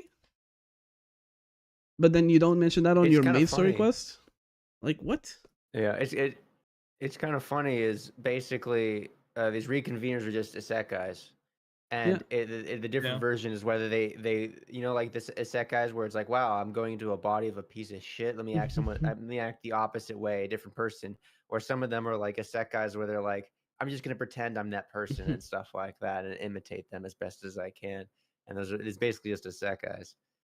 It's essentially that, but like, God, dude, this quest just makes me so disappointed because they showed that they can do the quest well with Lavatane, unless like Angelina is just such an old relic from early like writing that they just couldn't fix. But even then, at that point, dude, why even have this? Like, it's a story quest. You don't need to have it right away. Just fucking delay it a bit. It might be because they used these characters as like the pseudo limited characters instead of like keeping them out of the game for a while and actually cooking their story. They put them all in the game and they didn't have a whole lot of time, so they're just like, we need a launch roster, so I don't know, and they're kind of important, so they should have stories. So well, I mean, we can't postpone this game anymore. I mean, we got to get it out there. Like, you know what just this game had like 2 or 3. Yeah, you know what else is taunting the fuck out of me is when it comes to like to these story quests and specifically one outpost is when we meet these reconveners. For some reason, the admin acts like they know them. Like, there's a part where you meet Ardelia on one of the outposts, and she's like, "Oh, hey, Professor," and I'm like, "Who the fuck are you?" Like, I know who she is, but Edmund doesn't know who the fuck she is. I have never met this woman in my life. Why are you acting like this near her? It's like, oh, nice to see you again. And I'm like, Ardelia? And like, the admin literally says, Ardelia?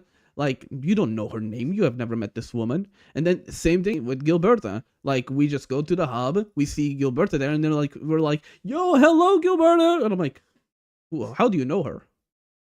Do you know this woman from somewhere? She's not even supposed to be in Enfield at the moment. We can only assume like they were quote unquote introduced at some point after admin was awoken, but they didn't want to write about this because they didn't know how to implement it. I don't know. But that's the thing, it's been like what? Like a week since we have awakened? Canonically? Yeah. Also, I see someone say like admin lost part of his memory. No, they lost all of their memory. They did not lose a part of it, they lost it all. They don't even know M3. Even know how we are called. Yeah, we don't know our name. We don't know anything. We didn't even know about Terra. We didn't even know Enfield Industries. You're gonna tell me he remembers Gilberta and Ardelia, but doesn't remember M3? Yeah, I'm sorry. No, that's cope. Like, you're gonna know Gilberta, but don't know Perlica. I think I feel like there's just gonna be plot holes in this story for a while where like they're trying to write the main character. They're trying to write the player in as the main character while also having the main character be its own thing, and it's kind of a problem because like they know that you like the developers know that you know, and it's kind of hard to write a story where like like the writers know what you know, but you as the main character is not supposed to know it.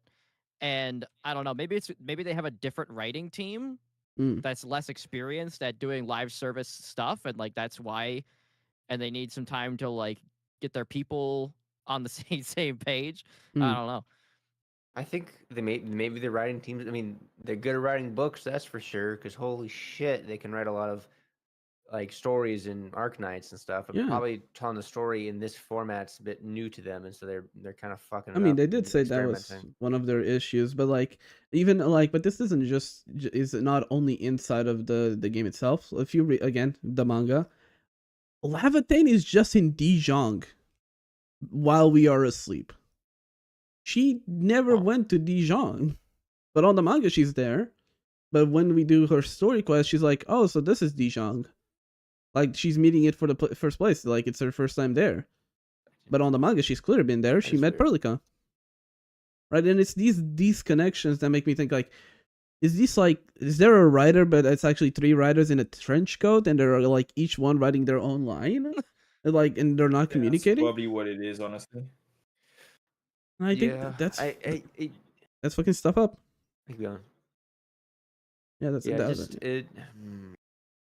I'm not a big fan of story content outside the game. I don't like going to like web pages or other things to look at stories as well, honestly. Especially if it's like important shit to the lore. I feel like that should be in the fucking game, not on a goddamn manga on the side or in the Discord or something. I don't know. again, it's just like, for example, on the manga they show Lycia. Imagine like they show Lycia in the manga and then you get in the game. Oh, this actually never happens. You actually never trained her. By the way, Lycia is the Talala looking girl. Like on the manga, you show like the manga shows you training tiny Lycia as well with Perlica. But imagine if you get into the game, it's like, what? Training you? What? I never did this with you. I've never even been to Dijon. What do you mean you trained me? Like that kind of stuff. Like that is weird. Yeah, what the fuck? Like, what do you even do with these inconsistencies? Like, sure, you can give feedback for them to try to fix it, but like, there's just some stuff that you can't really allow to happen. And it sucks because like a lot of people are saying like wait for 3.1 or not 3. Why did I keep saying that? Wait for the first patch to come out. But it's like, well, the first patch was done like 6 months to a year ago. So probably we won't see these changes that all like the fixes or what, other than like the basic QL that the already says is going to come out. But like for story writing and stuff, I think we're not going to see a lot of that for at least a couple, like 1 to 2 more patches at least, to be honest, about like actual rewrites and story changes. There's voice acting as well has to get changed. Hopefully there won't be any strikes. God, not again. Ah. Time to learn there's Japanese, so much buddy. PvP. There's so much fucking PvP. I don't know. It feels especially shitty because I actually am. I feel like I'm one of the few people that actually likes English VAs in their games. Dude, I'm trying to listen to a story. Probably have some undiagnosed form of ADHD. I'm not reading a whole text. If I am, I'm spam clicking that shit. Like, I gotta listen to some of it so I can actually pay attention. And I'm sorry, I don't know Japanese. Can't read it. I'll be honest, some of the VAs are doing a good job, some of the VAs not so much. My hot take is the VAs are being carried by the accents, at least for an American. It's like accents just sound good if you're an American listening to people. So you're like, oh, this is really good voice acting. And then you realize after listening to them so long, you're like, wow, you kind of fucking suck at reading these lines. You just have an accent and stuff. A good example of that is the difference between Ada Wong in English and Japanese in like Resident Evil 4. The Japanese VA is so much better, and it's all just the inflection that they put on the character. Oh yeah, the Japanese have locked in that market of voice acting for anime and video games. They've done an amazing job. You see this? But my Another question, Mr. Poke video also dropped. My question would Jesus Christ. My question about the VA stuff is like, would you just not say that the reason that you consider JP or CN better is just because you don't understand what they're saying? Because what you said, for example, it gave me the idea, like, oh, the accent makes it sound better. Doesn't that also apply to Japanese or Chinese, Korean, whatever one you use? Just because you don't know the errors that they're making on the lines because you don't know what the correct way is. Could see that. I think. I mean, like, also, like, let me see here. Like, if you, I'm pretty sure I saw it. It was like if you pulled up all the voice actors for all the Enfield characters, these are like local legends in the anime community. Like, they've had their fucking, like, they've done a lot of anime characters. They've been around the block. They know what's up and stuff. And then you pull up a lot of these voice actors for English, and unless you have like the weird odd ones out, like Jennifer English or Ben Starr and stuff, who are like literally the English versions of the voice acting legends for I'd say English side for video games. Most of the time, it's kind of like fuck, like it's rough. and they miss. And to be honest, it's less so on the voice actor; it's more so on the director itself. Because with Wuwa, the voice acting in 1.0 was just not that great. It really wasn't. Mhm. And then they rolled in the 2.0, and we have a new they have better directing with the same voice actors. So they sound better. Like Rover sounds better in 2.0 and 3.0 versus 1.0 where it just sounded fucking terrible. So I think it really is more so a director issue in the voice acting. And then when the accents as well. Yeah, maybe it sounds better if I don't know what the fuck they're saying as well. I know a little bit. Like I can understand Japanese. I can't speak it though. It's because I lived in Japan for fucking Mhm. like almost like 8 years, 6 years. But like I think it's a dialect almost issue, I would say.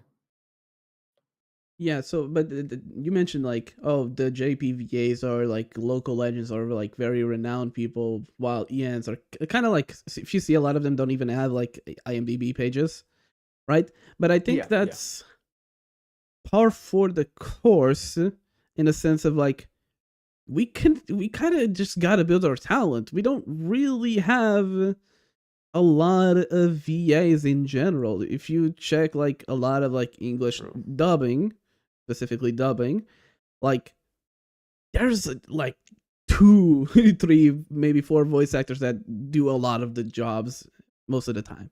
Also because they get paid like dog shit, so they got to take all these like roles as well.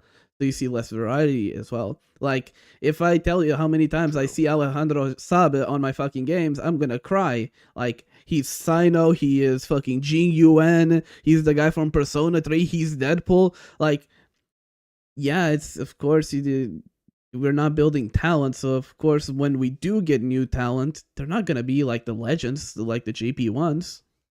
They haven't had time to grow. You know?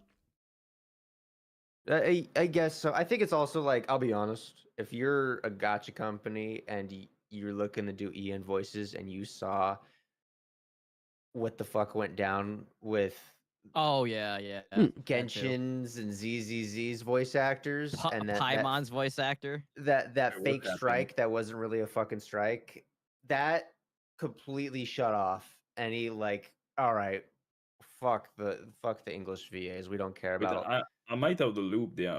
What happened? It's such a huge issue. So To be honest, I think essentially is like union work. So Japan doesn't really have a union system for VAs. America does. They Yeah. have the Writers Guild. So essentially, usually, union workers are not supposed to work for non-union jobs, but VAs get paid so dog shit, they kind of just have to go against that rule. But the issue is they don't have as many rights because it's a non-union game. So the union doesn't really have much power there. So what happened is like people that were working there were trying to go through a strike to get AI protections initially and get some more increase in payments, some more safety nets, right? But technically, that strike was not supposed to affect Genshin because Genshin is not a union, like a union job. But since they were on a union, they had to do the strike. Well, had, quote unquote. If they don't want to get removed from the union, they had to. But that goes back to you shouldn't be doing outside of union jobs. But again, payment is ass. Yeah. So they had in this. So they were in this awkward spot where, well, fuck. Do I get kicked out of my union or do I keep this one job where I don't get paid the most? So Paimon's voice actor was in the union when the strike was happening. She didn't strike though, but she was trying to bully all the other people to strike with the strike as well.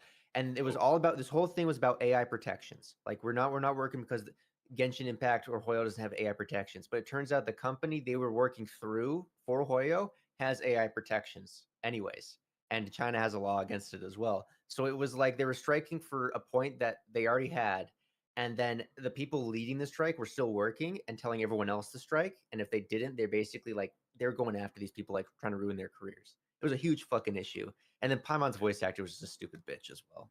It got so bad that I think they almost fired her, but I think they kept her on after all of that. Paimon Paimon replaced actually. Yeah, Paimon was They- replaced. oh, okay. Yeah, they Okay, replaced because I them. thought there. I thought I saw some like some clickbait back then where like it's at the point where like if I see a thumbnail where it says they're going to prison, I'm like, okay, so they're not going to prison. Or if I see they're getting replaced, they're not getting replaced. So I just assumed that it was just clickbait, but no. I mean, the thing is with the Paimon, Karina Boger. yeah, the thing with that was with the VA was like they were like, I need to work because I have these health conditions, so I can't stop my union job. yeah, that too. I remember that was being one of the points. I mean, at the end of the day, But it they was got also- replaced, so it's just whatever.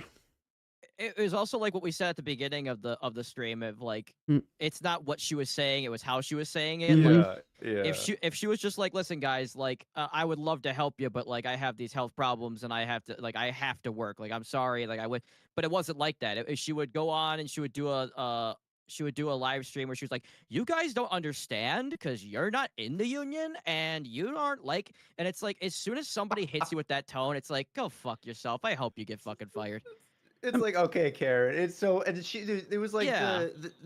so it was an English voice actor, but he was in Japan and he was voice acting and he picked up a role from someone else that got fired in like ZZZ or something, and they were like collectively, let's blacklist this dude from the fucking the group or whatever. Like he should never voice act in a video game ever again. And he has no idea. He doesn't even have Twitter. He has no idea this fucking whole strike is happening. And they try to blacklist this dude, and their reason was like, well, his wife can work and stuff. So fuck him and let's blacklist him. And everyone's like, what the fuck? Oh no, it was Genshin. It was the dude with the fucking zip lines. yeah. The zip lines or whatever. That's Genshin. But again, Oh my God, the it thing was with such a shit show. the thing with the VA is it's just it's a very awkward mess, right? Sure, you had the click, right? You had the issues with the click itself, but it's just also it's also the weird mixture of the way that these gacha companies work with VAs. Because they don't work directly with VAs, they work with studios that then work as third parties. But then you have a contract with that company that has a contract with this one, but you don't really answer to the gacha company, you answer to the studio. But this studio could fuck you over. But the players don't know anything about that studio, so they'll complain about the big boss. Right? So you have this awkward dynamic where players are aiming at the company. The company can't really do much because they're not the studio working with the VAs. They can just like put some pressure, maybe change, like threaten to like change studios, but then they lose all their VAs. But then if that studio really doesn't do anything, like there's nothing that can happen. Yeah. Like, so you end up having this awkward cycle of like no one gets anything that they want. It was also just bad timing for the strike because the strike was like the same time as fucking what's that fucking new zone The or actor the zone. strike. No, so it was Like like the new zone in Genshin Impact that was was Nablin. happening at the same time. Was it Natlin. Natlin? Yeah. Natlin. Yeah. It was like Natlin happened, and then all the character issues with Natlin happened, and then like the voice acting happened. It was just like, fuck, dude. And so like all like it was bad. Fucking no one had any fucking saving grace for the VAs when it was like people were not already having a good time in Genshin anyways out the gate and stuff. Especially like if it's, there was also that thing too of like if it's holding up development time because they can't like because they were releasing updates where nobody had any voices. Yeah. And it was like, so now you're harming my game. Like it got to the point where like people were just like, you're harming my game. I want my waifus. Fuck you. Get back to work. Like that's how it became. Like it got to the point where like they didn't even care about workers' rights anymore. They're just like, I want my game back. And it's just like you do not want to come between a gacha player and their game. We should know this by now, but you're removing their treats. It was like I fully support you, but like if my experience goes worse because of your thing, we're gonna have a fucking issue. And that's basically what happened and stuff. They were cashing checks in someone else's name, and it was like that ain't happening. Not around here. I mean, but again, I feel like this could just be easily fixed if these gacha companies just stop working with these god fucking awful studios. Like, work directly with DVAs, man. Like, because every single time you notice these issues that VAs have, they're like, dude, no, I love the gacha company. It's this fucking studio that keeps fucking me over. Like, for example, they and that actually happened recently. They changed the studio for ZZZ. That's why they weren't affected as much by the strikes. because they had more control with that. So, and what ends up happening is, since they have more control over the studio, like I think one chat of yours mentioned, I think it's Rocket Sound, like they have more control, so they can control better the voices, and the voice acting also improved in ZZZ because of that, right? Because they started working directly with the VAs, and every time that they work through a studio, the VAs sound like shit, the direction is awful, they're inconsistent, like, God, I remember Female Rover in Woowa, bro. That's Perlica, man. Yeah, that's what I was worried about. I was like, fuck, dude. It's not the Like, same I've had person. similar issues with working with, for example, VTuber agencies instead of VTubers directly. Like, I don't understand VTuber agencies. I do and I don't. I mean, nobody does, and nobody will, because now they don't exist anymore. I mean, you still have all alive and Niji. To me, I'm There's just still like, if one, you, but that's fine. I'm like, if you have a VTuber model, if you have like a cute anime girl voice and you have a big boob model, like, do you really need an agency to sell you? Like, shouldn't it be Some people pretty don't easy? know how to handle or don't know how to manage stuff. I can Yeah, understand. like Mythic exists for Yeah. streamers and stuff, and that's pretty. A lot of people are Mythic. A lot of fucking people are in Mythic, actually. And they all hate each other, and they're all trying to put each yeah. other in fucking hate prison. each other. They all fuck. It's so even Pokey Saint Tecton or Tecton's No, gone now. Saint isn't Mythic. Saint isn't okay. But there's so many fucking people in Mythic, but it's really good because it's like you go into Mythic, you're pretty like. I mean, if you that's can the commit point. to Mythic. Like, it's for them You're to set basically off do 'cause all they the give you all your fucking deals. cringe jobs. Like, it's literally, they do all the cringe shit that streamers have to do. Like, I don't want to have to send a cold email to a random company. Like, I send an email, I'm looking like 50 times. I am right clicking every sentence to see if it's well spelt. Like, and I'm like, and then they ask me, oh, so how much do you expect from this sponsorship opportunity? And I'm like, a shawarma and a drink? I don't know, man. Like, give me something. Like, give me a. No, you think sure. Dude, everyone told me, they're like, dude, go get partnered with Hypergriff for Arknights or Enfield. And like I had like 4 or 5 people tell me that. I was like, all right, I'll fucking do the application. I did the application.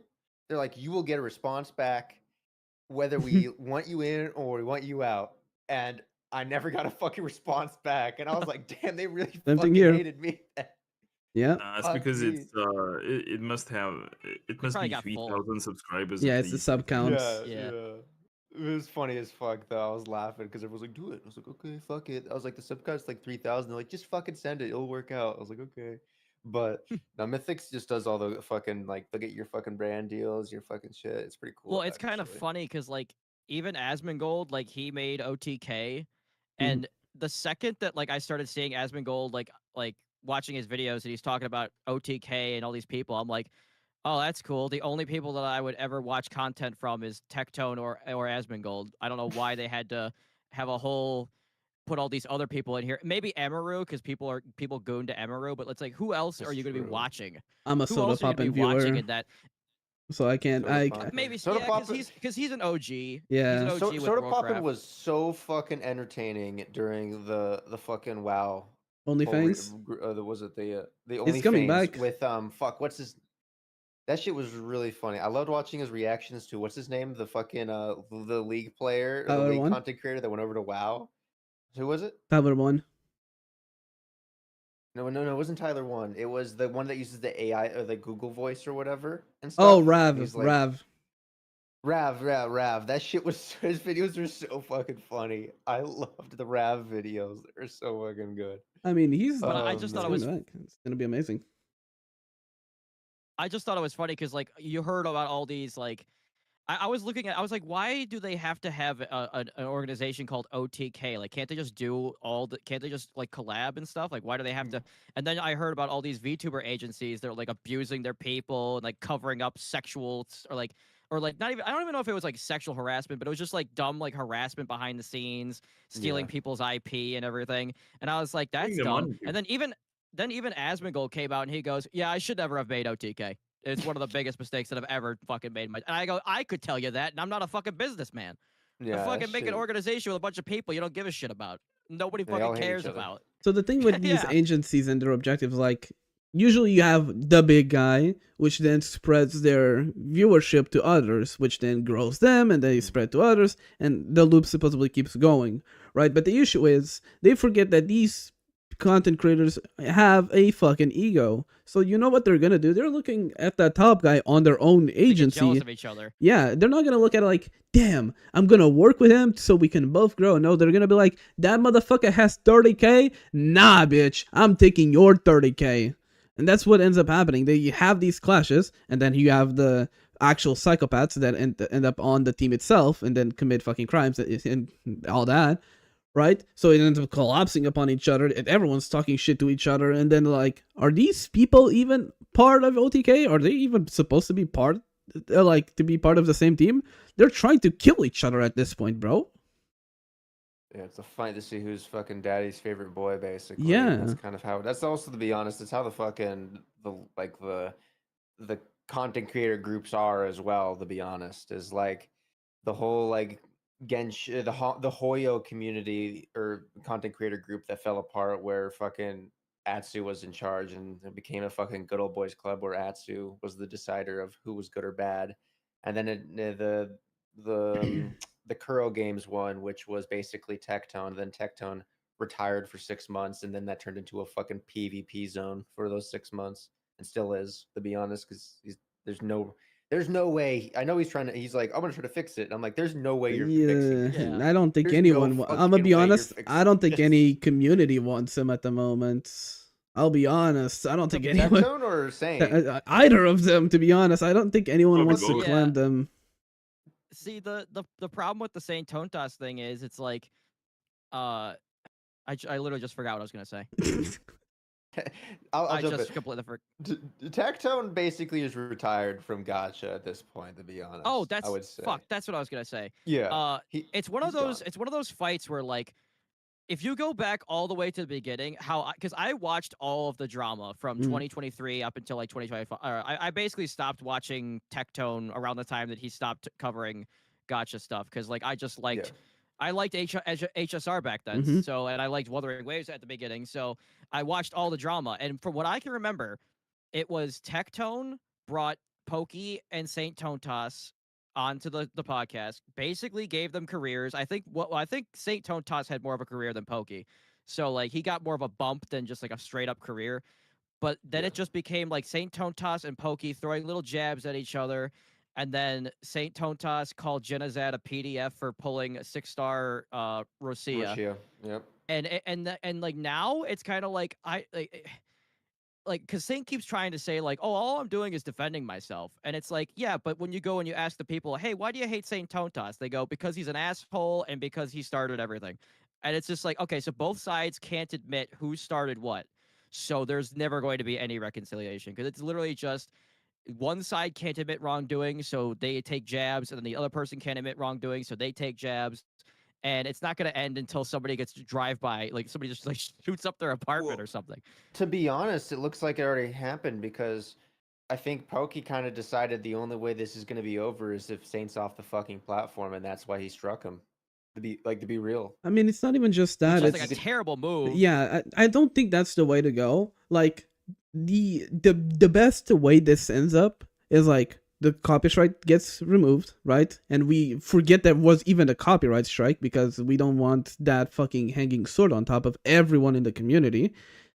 They just stop talking about each other. It's literally just that. Like, Saint Tontas can continue his drama farming. Like, he can continue like farming, like devs listened on Wuwa, devs shot this gacha game in the head for other games. Like, that's fine. He can continue doing his thing. Just don't mention Poke. And Mr. Poke will continue doing his 0 cycles, his daily reactions to his clips and stuff. That's fine for us as well. Just don't mention Saint Tontas. It's just that simple, man. Saint needs victims. He needs sacrifices to the Colosseum, and like I was gonna make a video about it, but like I'm kind of torn between like sure, it's entertainment and people want it, but like it's also like I'm just fueling the fire that's never gonna be put out. So I'm like torn between like, should I put it out because it's content and people are interested, or should I put, or am I going to be getting copyright strikes, and am I going to be getting all this stuff? So I'm like, I don't fucking think it's even Get worth a it at this fucking point. CSAM shit. That'd be worse even. Yeah, but like, Fuck. so the thing about Pokey, the copyright strike thing, he struck him for a video. He did an hour reaction to a 20-minute video. And I did a video about it, and I said, I find it very hard. You can't watch the video anymore because it got taken down. But I'm like, I find it very hard to believe that he reacted for an hour and didn't transform it.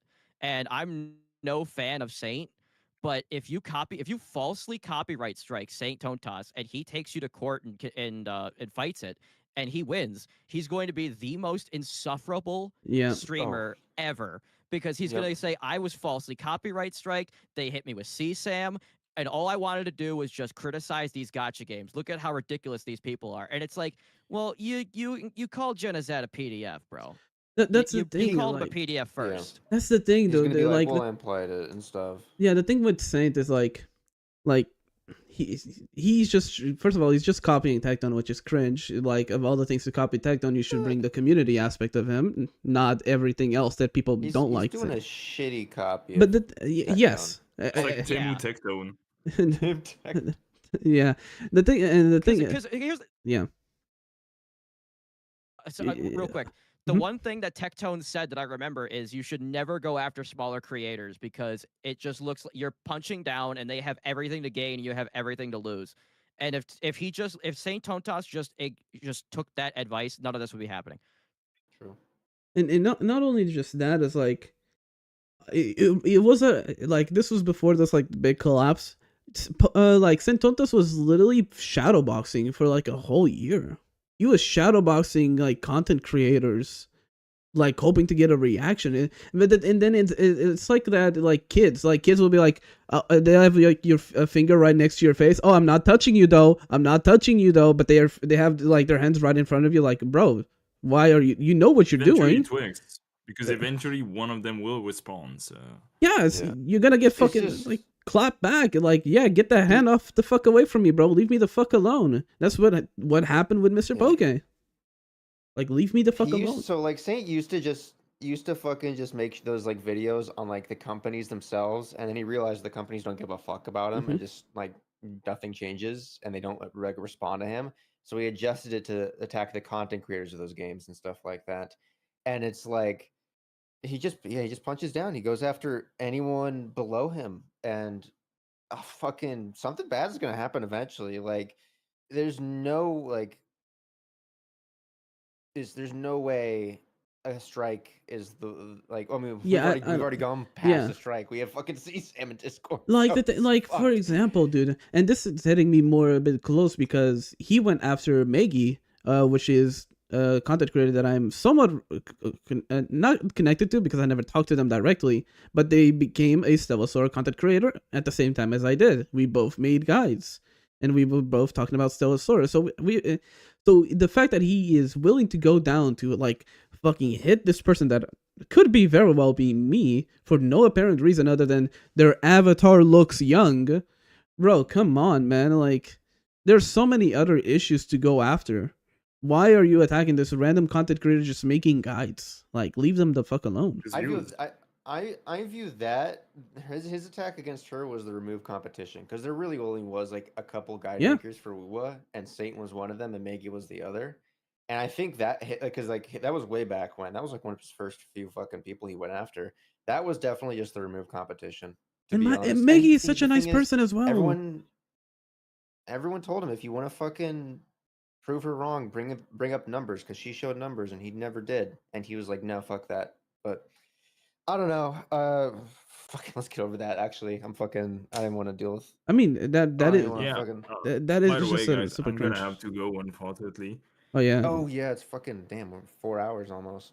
Yeah. Yeah. We could I probably. just realized I have to wake up at 8 a.m. tomorrow, which is Goddamn. in 5 hours. Not ideal. Yeah, we did yap a bit. Yeah. Ideal. Here, It would not be ideal. we Not. can call it here. We can probably call it here. It's fine. I mean, you can continue without me. It's not that much of an issue. It's okay because I do have to leave. Yeah, and we're starting to It's loop. like 9 p.m. We're starting to loop as well. We went back to Saint Shoot on Tontas. Saint Tontas. We started in Sentontas, ended in Sentontas, as it should be for Billy- everyone else. Billy Bob in the comments was like, "No way, we're still on Saint." Oh no, don't. We had like a good 2.5 hours where it wasn't. I Yeah. think we talked about like 3 points the entire fucking time. Listen, but Which they is all funny as still fuck. related to Enfield, in my opinion. That's true. Like the that's true. But content creation anyways, sphere. Yeah, I think this was a fucking blast. Mhm. We're gonna call it here because we're speaking for 4 hours and talking about shit. It was a blast having y'all on. Fucking. Thank you for the was it invite. Right? I mean, just let me fuck this up. Raikon? Just say Raikon, yeah. Raikon, okay, I cool. used to wanted have a say it like different name, Raikon, but Twitch didn't let me log back into the account because I didn't have my phone number, so I need to make a new one. That's why I'm called yeah, Raikonnect. the AI fucks me up. I want to say like Raikon all the time and stuff like that, like a Pokemon. Raikon, go. Nah, But, it's, nah, that name is just so I can say Fucking- Raikon is sponsored by Raikon earbuds. Oh, that's fucking funny. Oh, makes sense. But hell yeah, like a huge shout out Raikon, Clay for coming on. I really appreciate it. Obviously, Dr. P, fucking the regular French man himself, always. Really fun chatting with y'all. It really fucking was. And we Yeah. chatted for a fucking long time. Their links are over in chat, and then I'm also gonna link them down below in the description. I forgot to do that. I need to do that. So go give them some fucking subscribe, some love, and go check out the future content that's coming out for them as well. But yeah, appreciate it. Thank you all so Thanks for much for having the me. invite. Yeah. Yeah, thanks for having me too. Well, Awesome. see y'all. But yeah. Bye-bye. See y'all later. Thanks y'all. See I'm ya. going. Bye bye. Well. We are done. That was a fun talk, dude. I haven't had a talk like that in a while. It was fun. I like that.